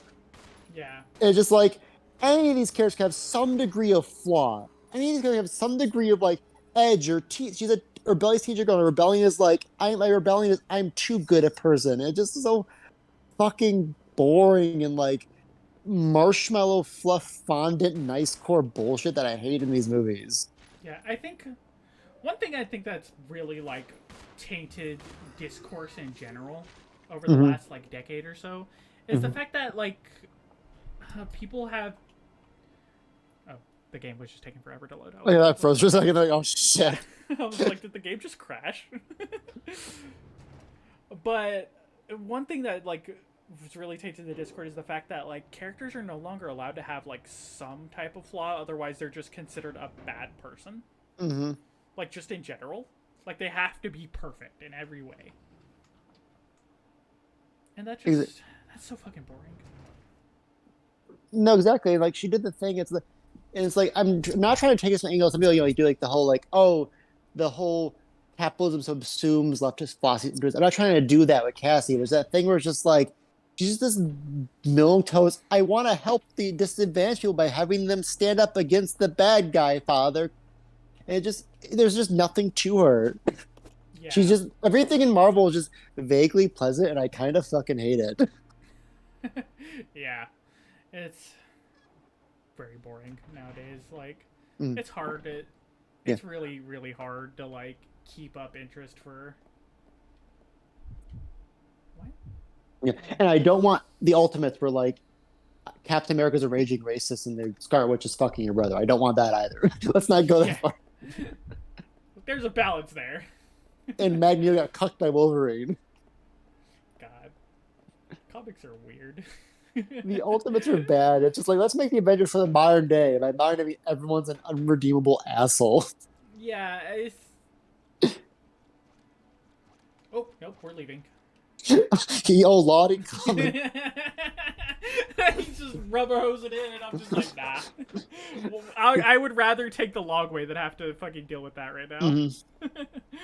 But no, I feel the art is that the only thing with like literature too. We're just like if you write about bad things, I had to do that in college from girlfriends. They're like, Damon, you think about these things, and I know it means you believe. They're like, I need to have villains in this story. They need to murder people in a horror story. Yeah, it's always the nuance between like it's like the torture porn stuff. It's like there's a line where you could show horrible shit and you're very clearly not like into it or like advocating for that thing. From that to like you're very clearly like enjoying this to a worrying degree. Yeah, it's like there's a way to frame a murder scene, especially with like a person that's like feels like sexually attractive, without making it feel like you're jacking off to it when you're writing it. Yeah, I think the biggest one of these that a lot of like writers have issues with is rape. Like that one's very much, there's a lot of writers who don't know how to write rape properly and like frame it in a very erotic way. Yeah, it's an old ass. It's a fucking channel awesome babe. I always take the advice of like, a lot of male writers don't write rape as this horrible life changing crime, but just as something that happens to women. Yeah.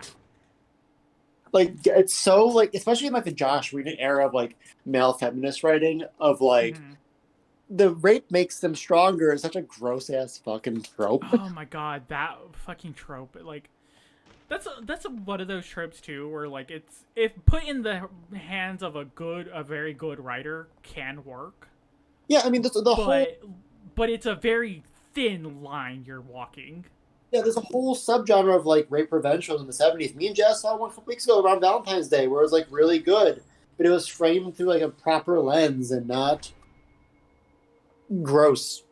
Yeah, it's one of those things that like it's a very very thin line you're walking, and if you're not confident in writing that thing, you really shouldn't. Yeah, and not to bring up trash fantasy anime, but I'm going to bring up old friend Goblin Slayer. Oh, Goblin Slayer. From what I hear, Goblin Slayer after that first episode is actually like really enjoyable. No, I hear that. That first episode is rough because that first episode they very much do not frame it right. It was like, why the fuck would you open your comedy fantasy show like this? Yeah, it's fucking gross.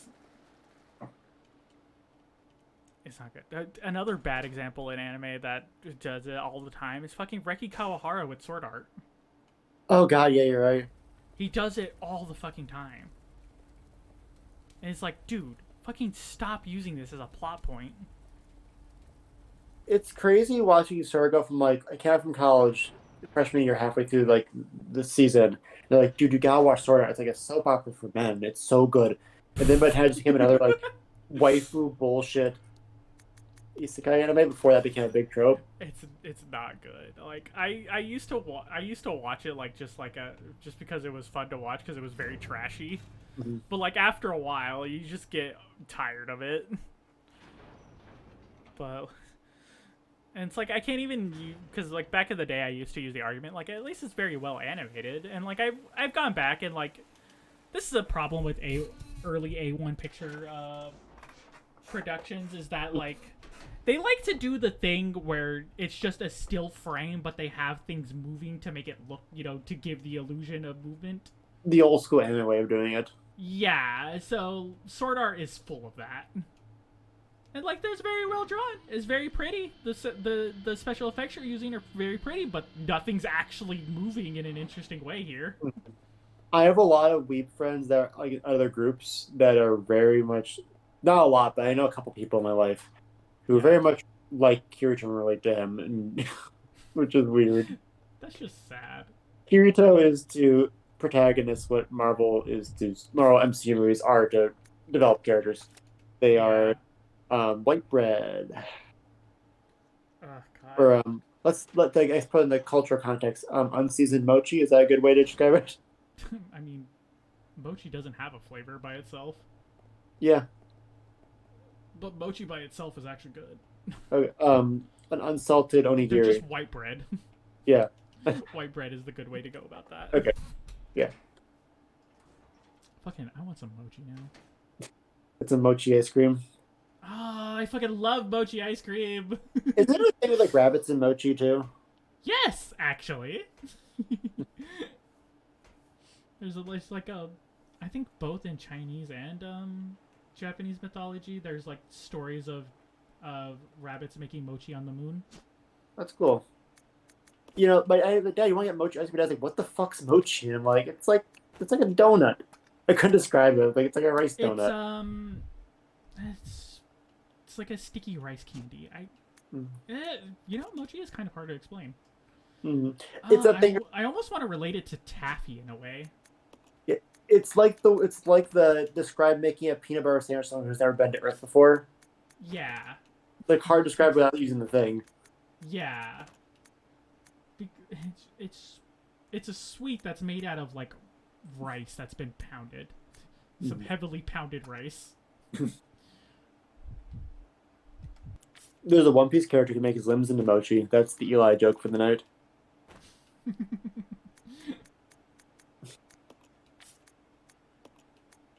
I haven't read. I actually deleted my I unscripted show and Jump app. I'm like, I can just read this on Manga Ducks for free. What the fuck am I doing with this? Yeah. And Jazz was like, it's only like $3. It's only $2 a month. I'm like, or $3 a month. Like, yeah, but it's still money I could not spend, and you just use Manga Ducks for free. That's very true. I still pay for Shonen, but like just because I'm too late, I just haven't canceled it. Yeah. Because like I very much agree with that. Like I mean, you could do it for free, so like Yeah. why not? Yeah, I told Jazz like Well, especially now that I'm paying like $7 a month, for the New Japan Pro streaming app, pro wrestling streaming app. Like that's a lot of money. Like, no, it's not. I know. Yeah, I need to cut back my spending in general. I've been trying to. It's the thing. Like every time I okay, I'm saving this, some big ass thing rolls in that I forgot about, or like that got moved up because it's shipping schedule or hell right now with pre-orders. Yeah, my problem is that I'm such a one-celled organism that I forget things easily. Mm-hmm. I'm very much the type of person who, if I want to do something and I can do it, I'm gonna do it without like thoughts of the repercussions of it. Mm-hmm. So like spending money is that problem. So like I'm constantly just like, I'm hungry, I'm going to order food. Not thinking about the fact that I've probably spent like 200 in food already this week. Mm-hmm. Yeah, at the very least, I managed to cut down my movie spending. I used to pre like 1 to 3 movies a month, and I've been not doing that as much now because that does add up. I only buy stuff that's really interesting for me that I know will be a certified hit with me or with you guys. Versus like this looks interesting enough, and I don't like it, and I end up spending $30 on some shit I just didn't like. Yeah, I just honestly need to get in the habit of buying enough food to give Rebecca a boost. Yes. See, why couldn't we do this before? Yeah, this should be your go-to. This should be their go-to strategy for everything. Right? You know those tanks are gonna break open now. Oh, there most definitely are. That's why I went back and grabbed the grenade launcher. At least these things don't have a million hit points anymore. I hate these creatures so much. They're so fucking annoying. And These they're are gross bugs, so like I also doubly hate them yeah. because they're not My least favorite enemy in any video game are like the centipede monsters from Dark Souls 3. Yeah. I get like willies looking at them when they move around. There we go. It's funny because the real centipede horror made me feel nothing, but those things freak me out. I don't like the long leg. I don't like long legs on insects, like long spindly legs. Yeah, I completely understand that. You know what creatures I fucking hate bug-wise? Vinegaroons. Vinegaroons are fucking awful. Abomination. Those things are from hell itself. Let's give a scorpion double whips. Right, they're the whip scorpions, right? They're like the whips for arms, right? Yeah, I fucking they're like they're a mix of like for people who don't know. Vinegaroons are these horrifying demon creatures that are a mix of scorpions and centipedes. They're I hate them. You know what else I also hate? I forget what they're called, but the things that you only find in like deep dark caves, they're like little crab-looking creatures, but like really long. Do you know what I'm talking about? There's like, you mean like isopods?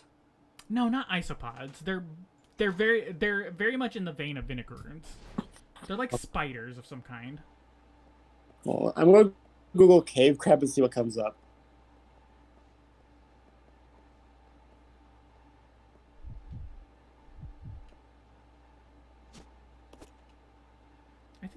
I think they actually might be a species of spiders of some kind. There are blind albino cave crabs. Interesting.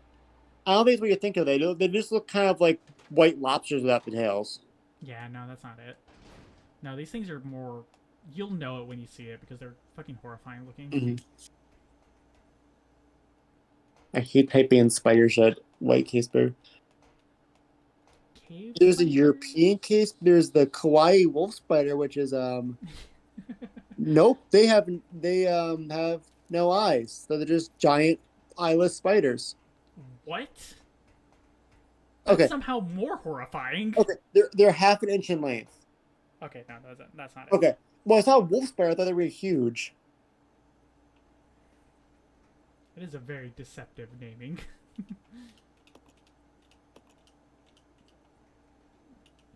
Oh, I got a picture of vinegar, and I really don't like looking at it. That's late at night. Yeah. I hate looking at it. If ever I see one in real life, I will have an actual heart attack. My life will end right then and there. It doesn't even have to touch me. Mm.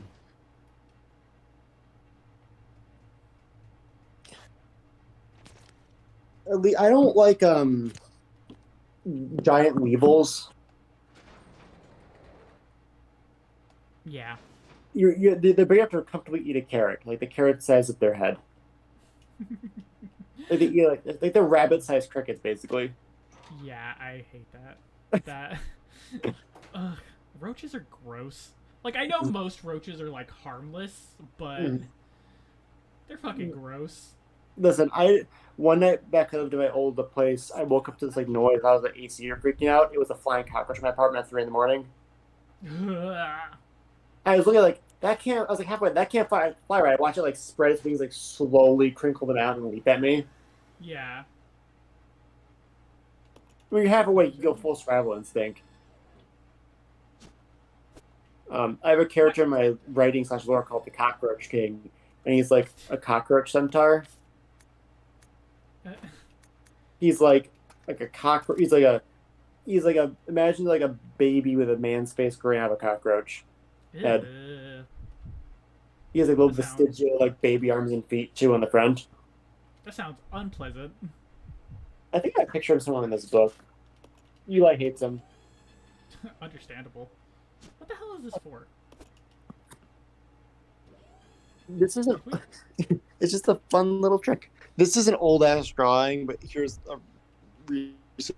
Is it the probably the most recent I have? I'll post them in the. There's the gammas. Oh, Oh, he left.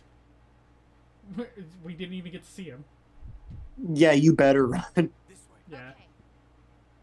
He just freakily grabbed Billy's ankle with his gross tongue. I'm gonna send it to you in the other chat so Gabe is to see the Cockroach King this night. But this is an old sketch of him in the book, probably 2021. Circa 2021.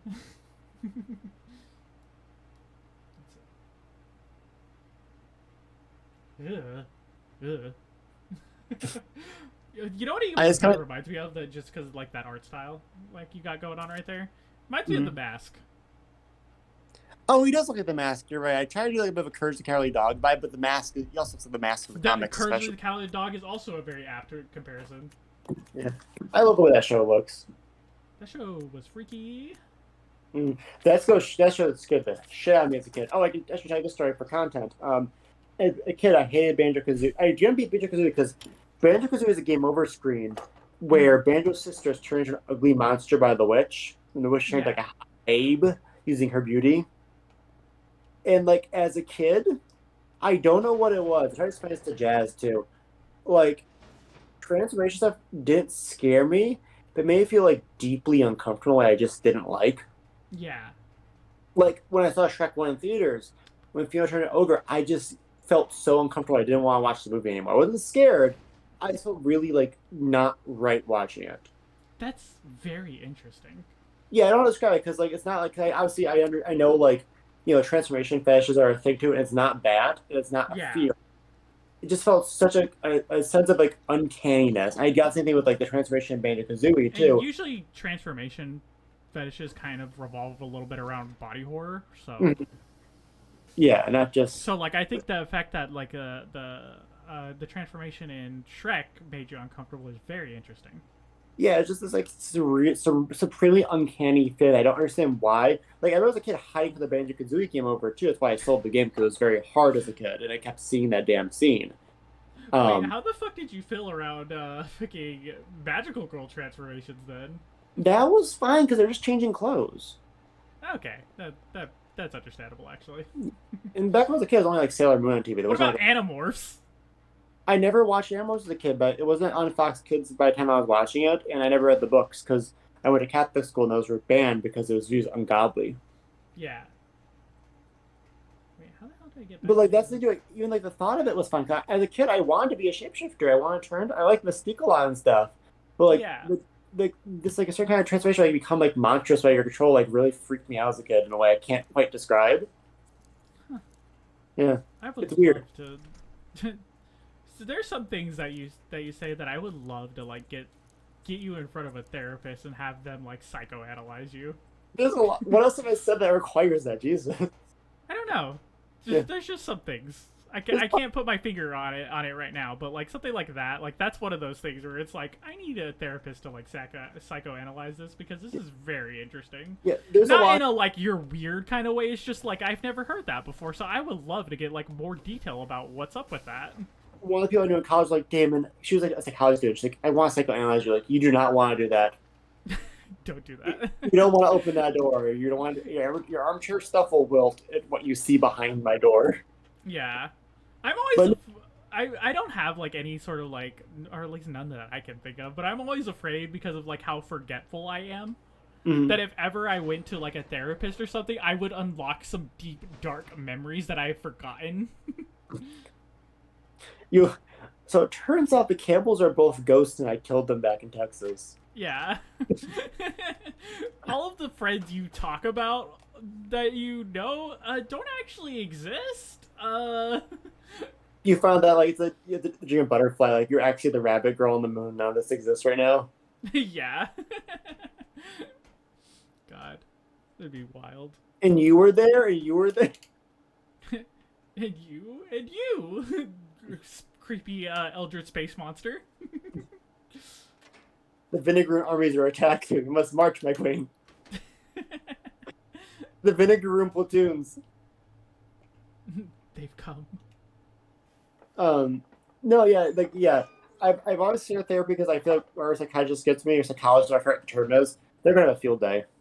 Yeah, I don't want to deal with therapists, but I know at some point I'm actually gonna have to deal with a therapist, not because of like any sort of like problems or anything that I have, but because I actually have to get a therapist's approval to officially start HRT. Yeah, I remember hearing that from you, but I know that in general. Yeah. Yeah, no, I feel like in some ways I worry like I have ADHD, I have like undiagnosed ADHD or something. And I feel like if I got or anxiety especially, and like medicine might help that. I need a medical thing for that. Yeah, I also wanna go to like a psychiatrist to like see if I have like any sort of like undiagnosed ADHD or autism. Mhm. I definitely for sure 100% believe I have undiagnosed ADHD. Mhm. Just because I display a lot of the things that I've read that other people like who have been diagnosed. Mm-hmm. Yeah. But it's again one of those things where it's like I just don't want to deal with them. Yeah, no, and the cost too. It's definitely the cost. Yeah, yeah, because my family worries my parents worries on off that I have autism just because of the way I acted as a kid. But also, I was just, every kid's weird. Yeah, that's also the like hard thing to like when you're like self-diagnosing basically, Mhm. is trying to separate what you've done as a kid just because you were like a weird kid, or did you actually have this thing? Yeah. Like I was like, mom's like, David's saying weird memories. Like, mom, I can recount like a good like 60% of the human cast right now. I was like, maybe he does have something. And Jazz jokes about it. It's not a serious one. She's like, well, Damon, you do have like a lot of Muppet stuff, and that's not really like a neurotypical interest. Like, shut up. Yeah. It's a joke, of course. Yeah, well, honestly, we're in a group of people that are not very neurotypical. Like, from top to bottom. Like, our neurotypicality ranges from, like, very much not neurotypical to, like, pretty normal. Yeah, between our neurotypical scale and our Kinsey scale stuff, we got some interesting readings compared to the average friend group. Yeah. We have a very diverse group when it comes to neurotypicality. Yes. So I was drawing to go from this other friend groups who are all pretty monolithic in terms of like sexualities or mental like states and like neurotypicality. Yeah, I always... This isn't to pick on like my keto friends or anything like that, but they're very normie. Mm-hmm. And like they're also like they're, I would classify them as like upper middle class. Mm-hmm. So like a wealthy, not wealthy, but like wealthier than average people. Mm-hmm. So like they're the type of people who constantly go on trips to Disneyland. Like it's no problem whatsoever. Yeah, like it's not like half a country away, a quarter of a country away, and like a ton of like money. Yeah, exactly. So like hanging out with them versus you guys is very interesting. Mm-hmm. Because I get two very different spectrums of lifestyles. Yeah. Well, I get away with this with like movie stuff where like to like certain people in my group, like the MCU is like No, the big thing, like, Kay is like, we haven't gotten a gay one yet. Well, my other friend group is like, the MCU is too diverse, so it's interesting. Like, what do you want me to be? You won't let me live? You want me to die? Yeah. Yeah. God. That's a completely different, like, example of what you were saying, but it's just interesting. No, it's completely. It's very similar to the situation Yeah. because it's like hanging out with our friend group. Always forget that we're not technically the most normal people Hmm. in the sense that like what is normal outside of what we see is very strange. Hmm. If that makes sense. No, it does. We're like, it's kind of like leaving the Shire for the first. That got such a stupid way to describe it. Oh god. Like, oh, the elves all have very bad opinions regarding Rick and Morty out there, Frodo. We can't go out there. Right. I still Right. love that my friends got into a There very we are. Oh, they're just actual frogs. I thought we were. I thought. Oh, Oh. am I thinking the Gamma Hunters are from something else? I think they're Game Hunters in 3. Yeah. Yeah. What the? This is not a dig at anyone, but I just love the day I had Fred come down. I was at my friend's house and they were debating if Rick Trances is a Mary Sue or not. So really, it's my one friend who really fucking hates like most like girl characters because they're too perfect. Also thinks Rick and Morty is full of Mary Sue's too. God. He's just a very objective way of looking at things. By objective, I mean if things like Bad. he doesn't look at things from like an emotional standpoint. He looks at things very logical every single time. Oh, like if the moment emotions come into play, he's like, He's like, nope, it's not valid "Rash." anymore. Yeah, he viewed in Black Panther 2. He said like sure your name are both idiots for their plans. They didn't think about like a full plan. They just acted on their guts. Yeah. See, that's another thing I fucking hate. And one thing I really find funny about people who are like, "Oh, logic rules all," is they're actually very emotional people. Mm-hmm. So that's always funny to me. But like, we're humans. We cannot separate. No matter how much we want to separate our emotions from like logical thinking, Mm-hmm. it's just not gonna happen. Yeah, Emotions are always gonna play into it. we're not the fucking Ben Gesserit in Dune. Yeah. Like this goes back to the whole ambiguity thing, leaving ambiguity into things. Mm-hmm. Is that having emotions be a part of like storytelling or anything that does leave a lot of ambiguity and like interpretation open to that. Mm-hmm. Yeah, it doesn't help too. I feel especially like our generation grew up in a very specific like ironic time where emotions are viewed as like not just weak but stupid to like feel strong feelings about anything. That South Park Yeah. generation, and that kind of springs from that too. Yeah, it's the whole what you call it. Oh, you were emotional, therefore your argument's not valid. Mm-hmm. It's the thing that's like poisoning fucking political discourse as well. Yeah. It's like, oh, you're trying to fucking use an emotional argument to this thing and not a logical one. Therefore, whatever point you're making, no matter how valid it actually is, doesn't matter. Yeah. I hate thinking of poses. I'm trying to think of a pose, and I can't think of poses. How do you design poses? Oh god, fucking don't ask me. That's a Trisha question. Trisha is fucking S tier when it comes to posing. I can imagine. Hey, Trisha, I know it's been 4 years, but do you have any advice on posing? To be honest with you, she would probably answer. Mm-hmm. Because, like, Trisha, one thing that I always loved about Trisha is that she is very dedicated to art. Mm-hmm. So, like, if you're going to her to try to learn something, she will give you the fucking download. But Trisha gave me like the best advice in foreshortening. So Yeah, she's very good at explaining stuff sometimes. yeah. I think Like, sometimes she gets a little lost in the sauce when trying to explain something, and you like lose the point a little. But like for the most part, when it comes to like teaching art, she's very good at it. To be fair, I think that's like the model for like our entire group, including myself. Like, explain this to me. Go on like 16 tangents. Anyway, the crystal Yeah. code. Yeah, we kind of get lost in the sauce sometimes, especially if it's something we're passionate about. Mm-hmm. It's hard to like boil it down a little. I keep constantly because we keep like throwing around like different writing things and things, and I keep having to stop myself from being like, "Hey, what about Honkai?" Listen, like vibe of like me and joking because Jazz is joking like don't be autistic as like a like Yeah. don't fixation and Yeah. like I'm trying to sound ableist on like a live show. I don't want to hot mic myself. No, you're fine. You can say fucking whatever. I know what you're saying. Yeah, where If it's people like try to come at you, I'll fucking fight yeah, somebody. like oh I really want to talk about this, but it'd be weird to be like like last week I was watching Japan for the first time again. My coworker's like, I've been really getting into battle bots. It's like I'm just a normal sports girl. And I have like, oh I can talk about wrestling through this. Like, don't talk about wrestling using this as a segue, damn it. It's weird.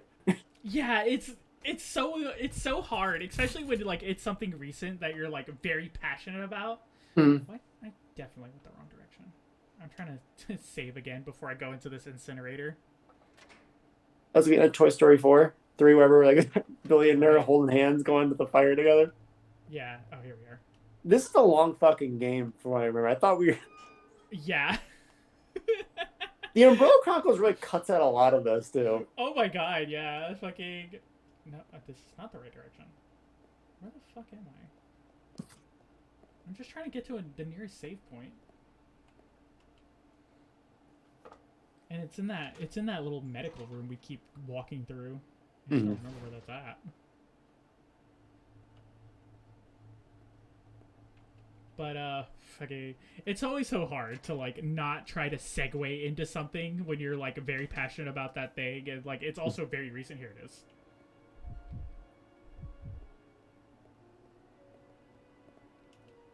Like especially if it's something that's like having like an emotional effect on you at the moment, it's very hard not to want to talk about that thing the whole time. Like I mean I know what you're referring to, but for me the King Kong thing. Yeah, exactly. Yeah, it's like I can't rant about this poor sad ape at work because it's a movie from 190 years ago that no one gives a shit about anymore. They're all talking about I don't fucking know normal people. And that's my problem with writing this character too. Is like, what does a normal woman like?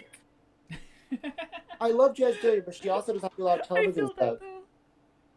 Where it's just like, what do you for hobby? Oh, I just like go for hikes, like read like books, I write poetry sometimes. Try to get over my dark past, but I can't talk about it now because Jazz told me my creator's not allowed to draw on it too much. Like you bring so much of her trauma back, like yeah, but it makes her. But trauma doesn't entirely shape you. I know, but these are like snapshots. I gotta encompass a person's life in 20 pages, and Yeah, God, I fucking.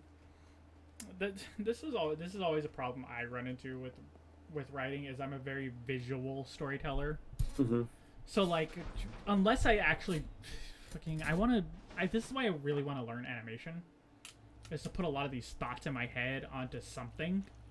Mm-hmm. Because I definitely can't write them down just because I can't write for shit. Mm-hmm. But visually, I've very much learned how to do visual storytelling in I want to say a semi-decent way. Mm-hmm.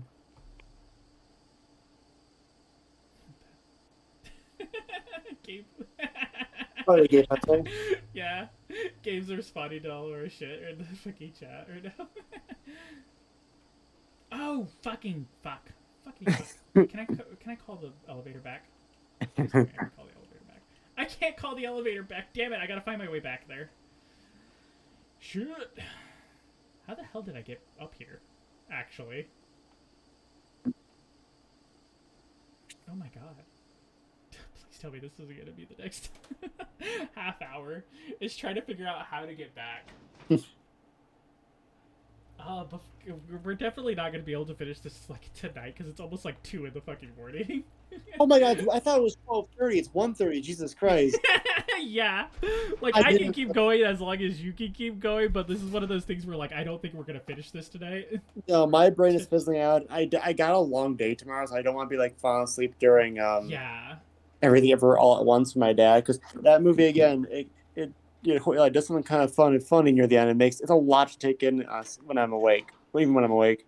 Yeah, I want to finish this area before we stop, but I think we're gonna have to stop at like maybe the next 30 minutes or so. Yeah, that's fine. I made sure to like. Gotta do things, and I also gotta figure out if I'm attending magic tomorrow. Oh yeah, I made sure to like shower and stuff before we did this, so I could just brush my teeth and go to sleep. Yeah.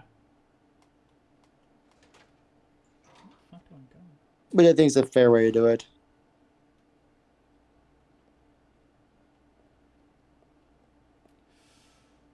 So I went back to. Did I never grabbed the shotgun. Wait, is that why I was going back to?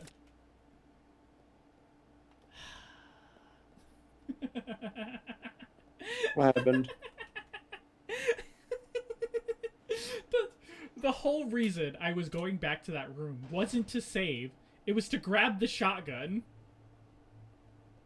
Jesus.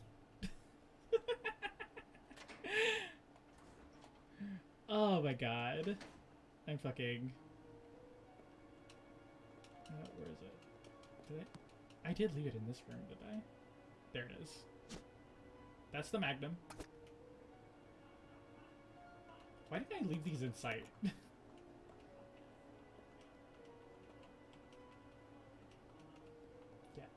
Yeah, I know they're dead. There we go. Shotgun. Yes. Perfect. Brilliant. Another thing I've been having trouble with, this is a little easier now with this character more camp, but it's not hard to envision your characters in a three-dimensional objects, so that makes sense. No, I get that. Like, this is tends to be why my art tends to be very static, and like from the same angle. Is because once you start like moving into different angles and stuff, you really have to think about like your character design from every angle just to make it look proper. So you really do have to like imagine it in a 3D space, or like if it was a 3D object, and that's very hard. Yeah, because as much as I love drawing my own VTuber, I fucking apparently I designed this character out of hate. Oh yeah, because you have that crazy ass. It's an obi, right? You're wearing. Yeah.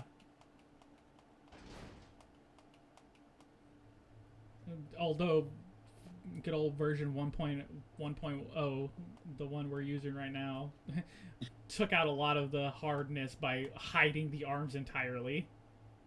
Oh yeah, the arms. I can't see the thing because of the.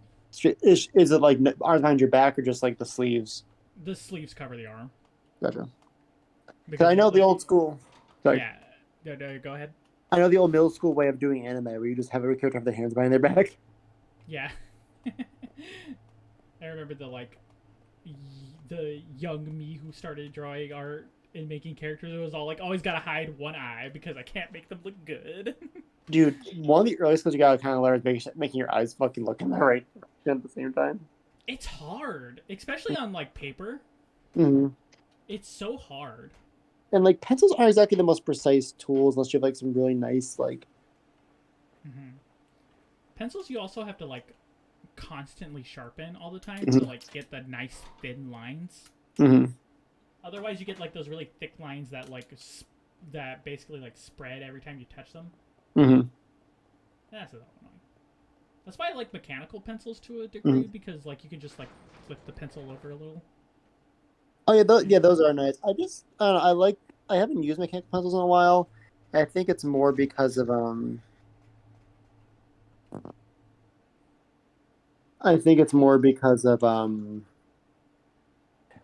just used to the softness of the pencil I've used. I've used this pencil for like 5 years now.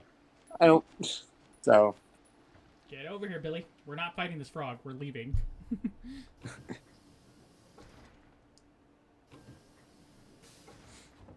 I'm the exact opposite. I started using mechanical pencils, like not even like fancy mechanical pencils, but just mechanical pencils in general. And I have not been able to use like a normal pencil for a while.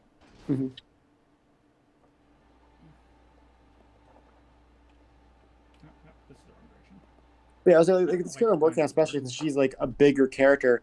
I have to really figure out how much she fills a 3D space because it's just more of her. Yeah. And her other form's even bigger. She turns into a bear. Yeah, that's one of the many skills I want to learn that take way too much time that I just don't have the patience to do. Is I want to learn to 3D model because I want to model my character designs in 3D space. For that exact reason. I want to learn a model for 3D printing so I can make cool 3D board game pieces for all my characters and the board games I play. Yeah, that'd be so cool.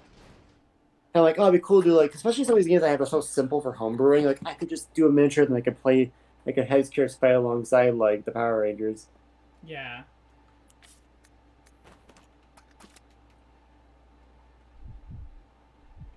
bad I don't have that extra magnum ammo, but we're not gonna spend an hour walking all the way back to the mansion to I don't know fucking why find they this did this feature. It's such a like a knee shot to make this game fun. Like removing the item boxes.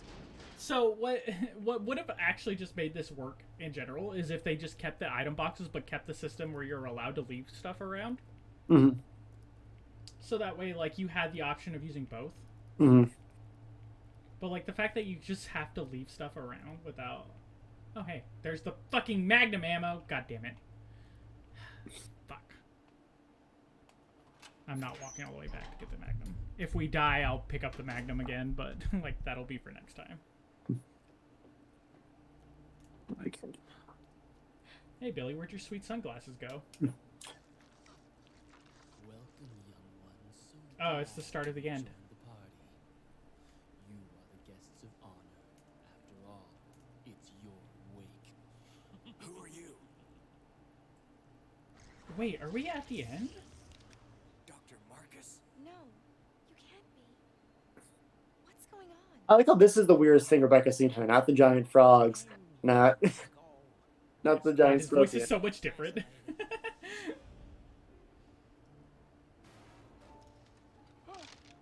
If after this boss fight there's an elevator, I think we're at the end. I think so. This feels like very like. It's weird how this game you don't really get the villain much interaction with the main group. Yeah. Time to die, Doctor. I will take over your My mental voice of Wesker is so much nasalier than what we get in this game. It's so funny to hear like versus I do Wesker. It's more like this. Yeah. I think the weird part about this cutscene is Birkin being like a fucking evil villain, like a villain, like Mhm. acting like the wahahaha villain, Mhm. like because that doesn't feel like what Birkin should be.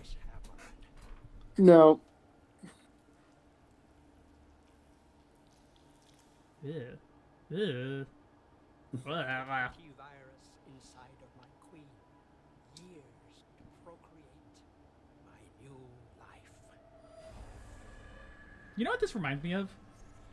This reminds me of the opening to Outbreak Chronicles or the Outbreak Files. Let's make another brain blast joke. And the world will burn in an inferno. Have you seen a little known show called Jimmy Neutron? You'll pay for what This guy dresses like a fucking Final Fantasy X villain. He really does. He also talks like a Final Fantasy X villain. You good, mate?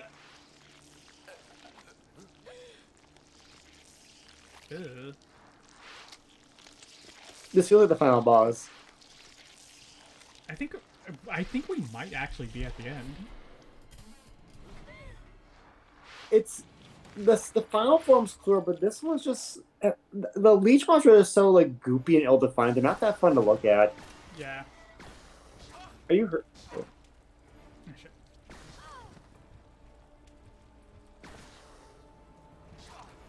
Ow. I forget if we're just supposed to shoot the shit out of him. Mm-hmm. Oh god, we have to go back and get the magnum because I think this is the final area. Fuck. We're gonna die here anyways because we don't have any health.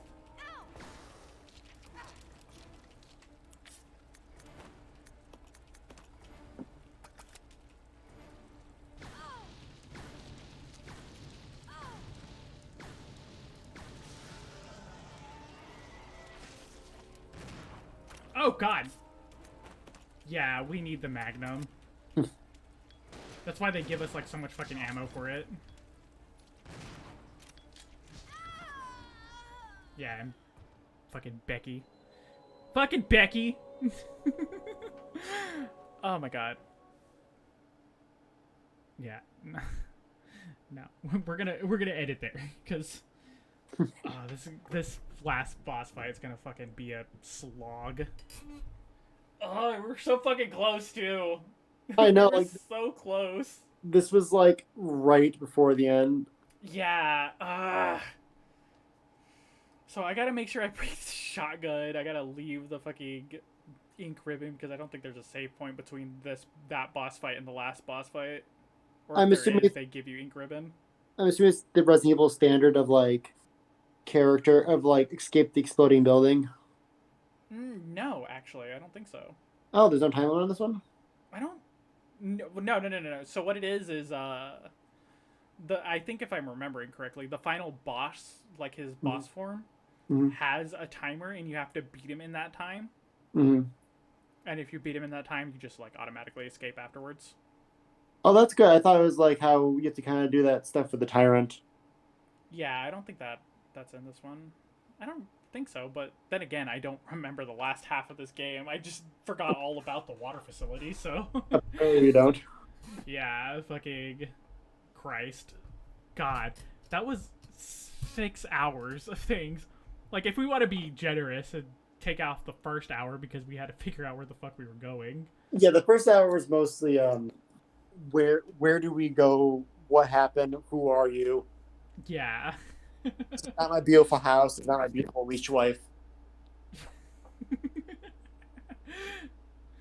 But yeah, so 5+ hours of going through all that shit. You thought it would be right around the corner. God. Again, I think the Umbrella Chronicles really made this game look shorter than it was, because Very. oh my god, there's so much just like that fucking block puzzle too was just such a joy kill. Oh my god, the fucking block puzzle. The fact that we had to do it like 3 fucking times because I kept messing up. Mm-hmm. Just, Like I don't push block puzzles like are push blocks are like second to like slide puzzles for things I don't like in games. A secret I found out with most slide puzzles is that they're meant to be solved immediately. Mm-hmm. And if you don't recognize that, you kind of fuck yourself. Mm-hmm. Because, like, a very good example of this is the Resident Evil 4 slide puzzle. Mm-hmm. It's literally you move 2 pieces and it's done. But if you don't recognize those 2 pieces you move, then you kind of screw yourself up and you're there for like 40 minutes trying to fix it. Gotcha. But, yeah. God. Okay. Anybody who's still in this stream, fucking good on you. You guys are fucking champs. It looks like you need like a special like badge. Do they do Twitch badges for free? Make it fun. I Twitch. don't know how Twitch badges work, actually. Yeah. Do like a fun like you did it. You made it to like Yeah, you fucking sat here for like almost 6.5 hours as we fumbled about this fucking game. we could have beat Bubsy 3D in those 6 hours. We could have beat Bubsy 3D in those 6 hours, but no, we're here, and we gotta, whenever the next millennium rolls over, we gotta finish this game. Well, I'll keep up with it so we don't have like another like 6 month gap. Yeah. We'll figure out when to do it. But Yep. to you guys, it's it's 2 a.m. Thank you for watching. Thank you for hanging out with us. I love you guys. Have sweet dreams. Get some fucking sleep because we're going to. But bye.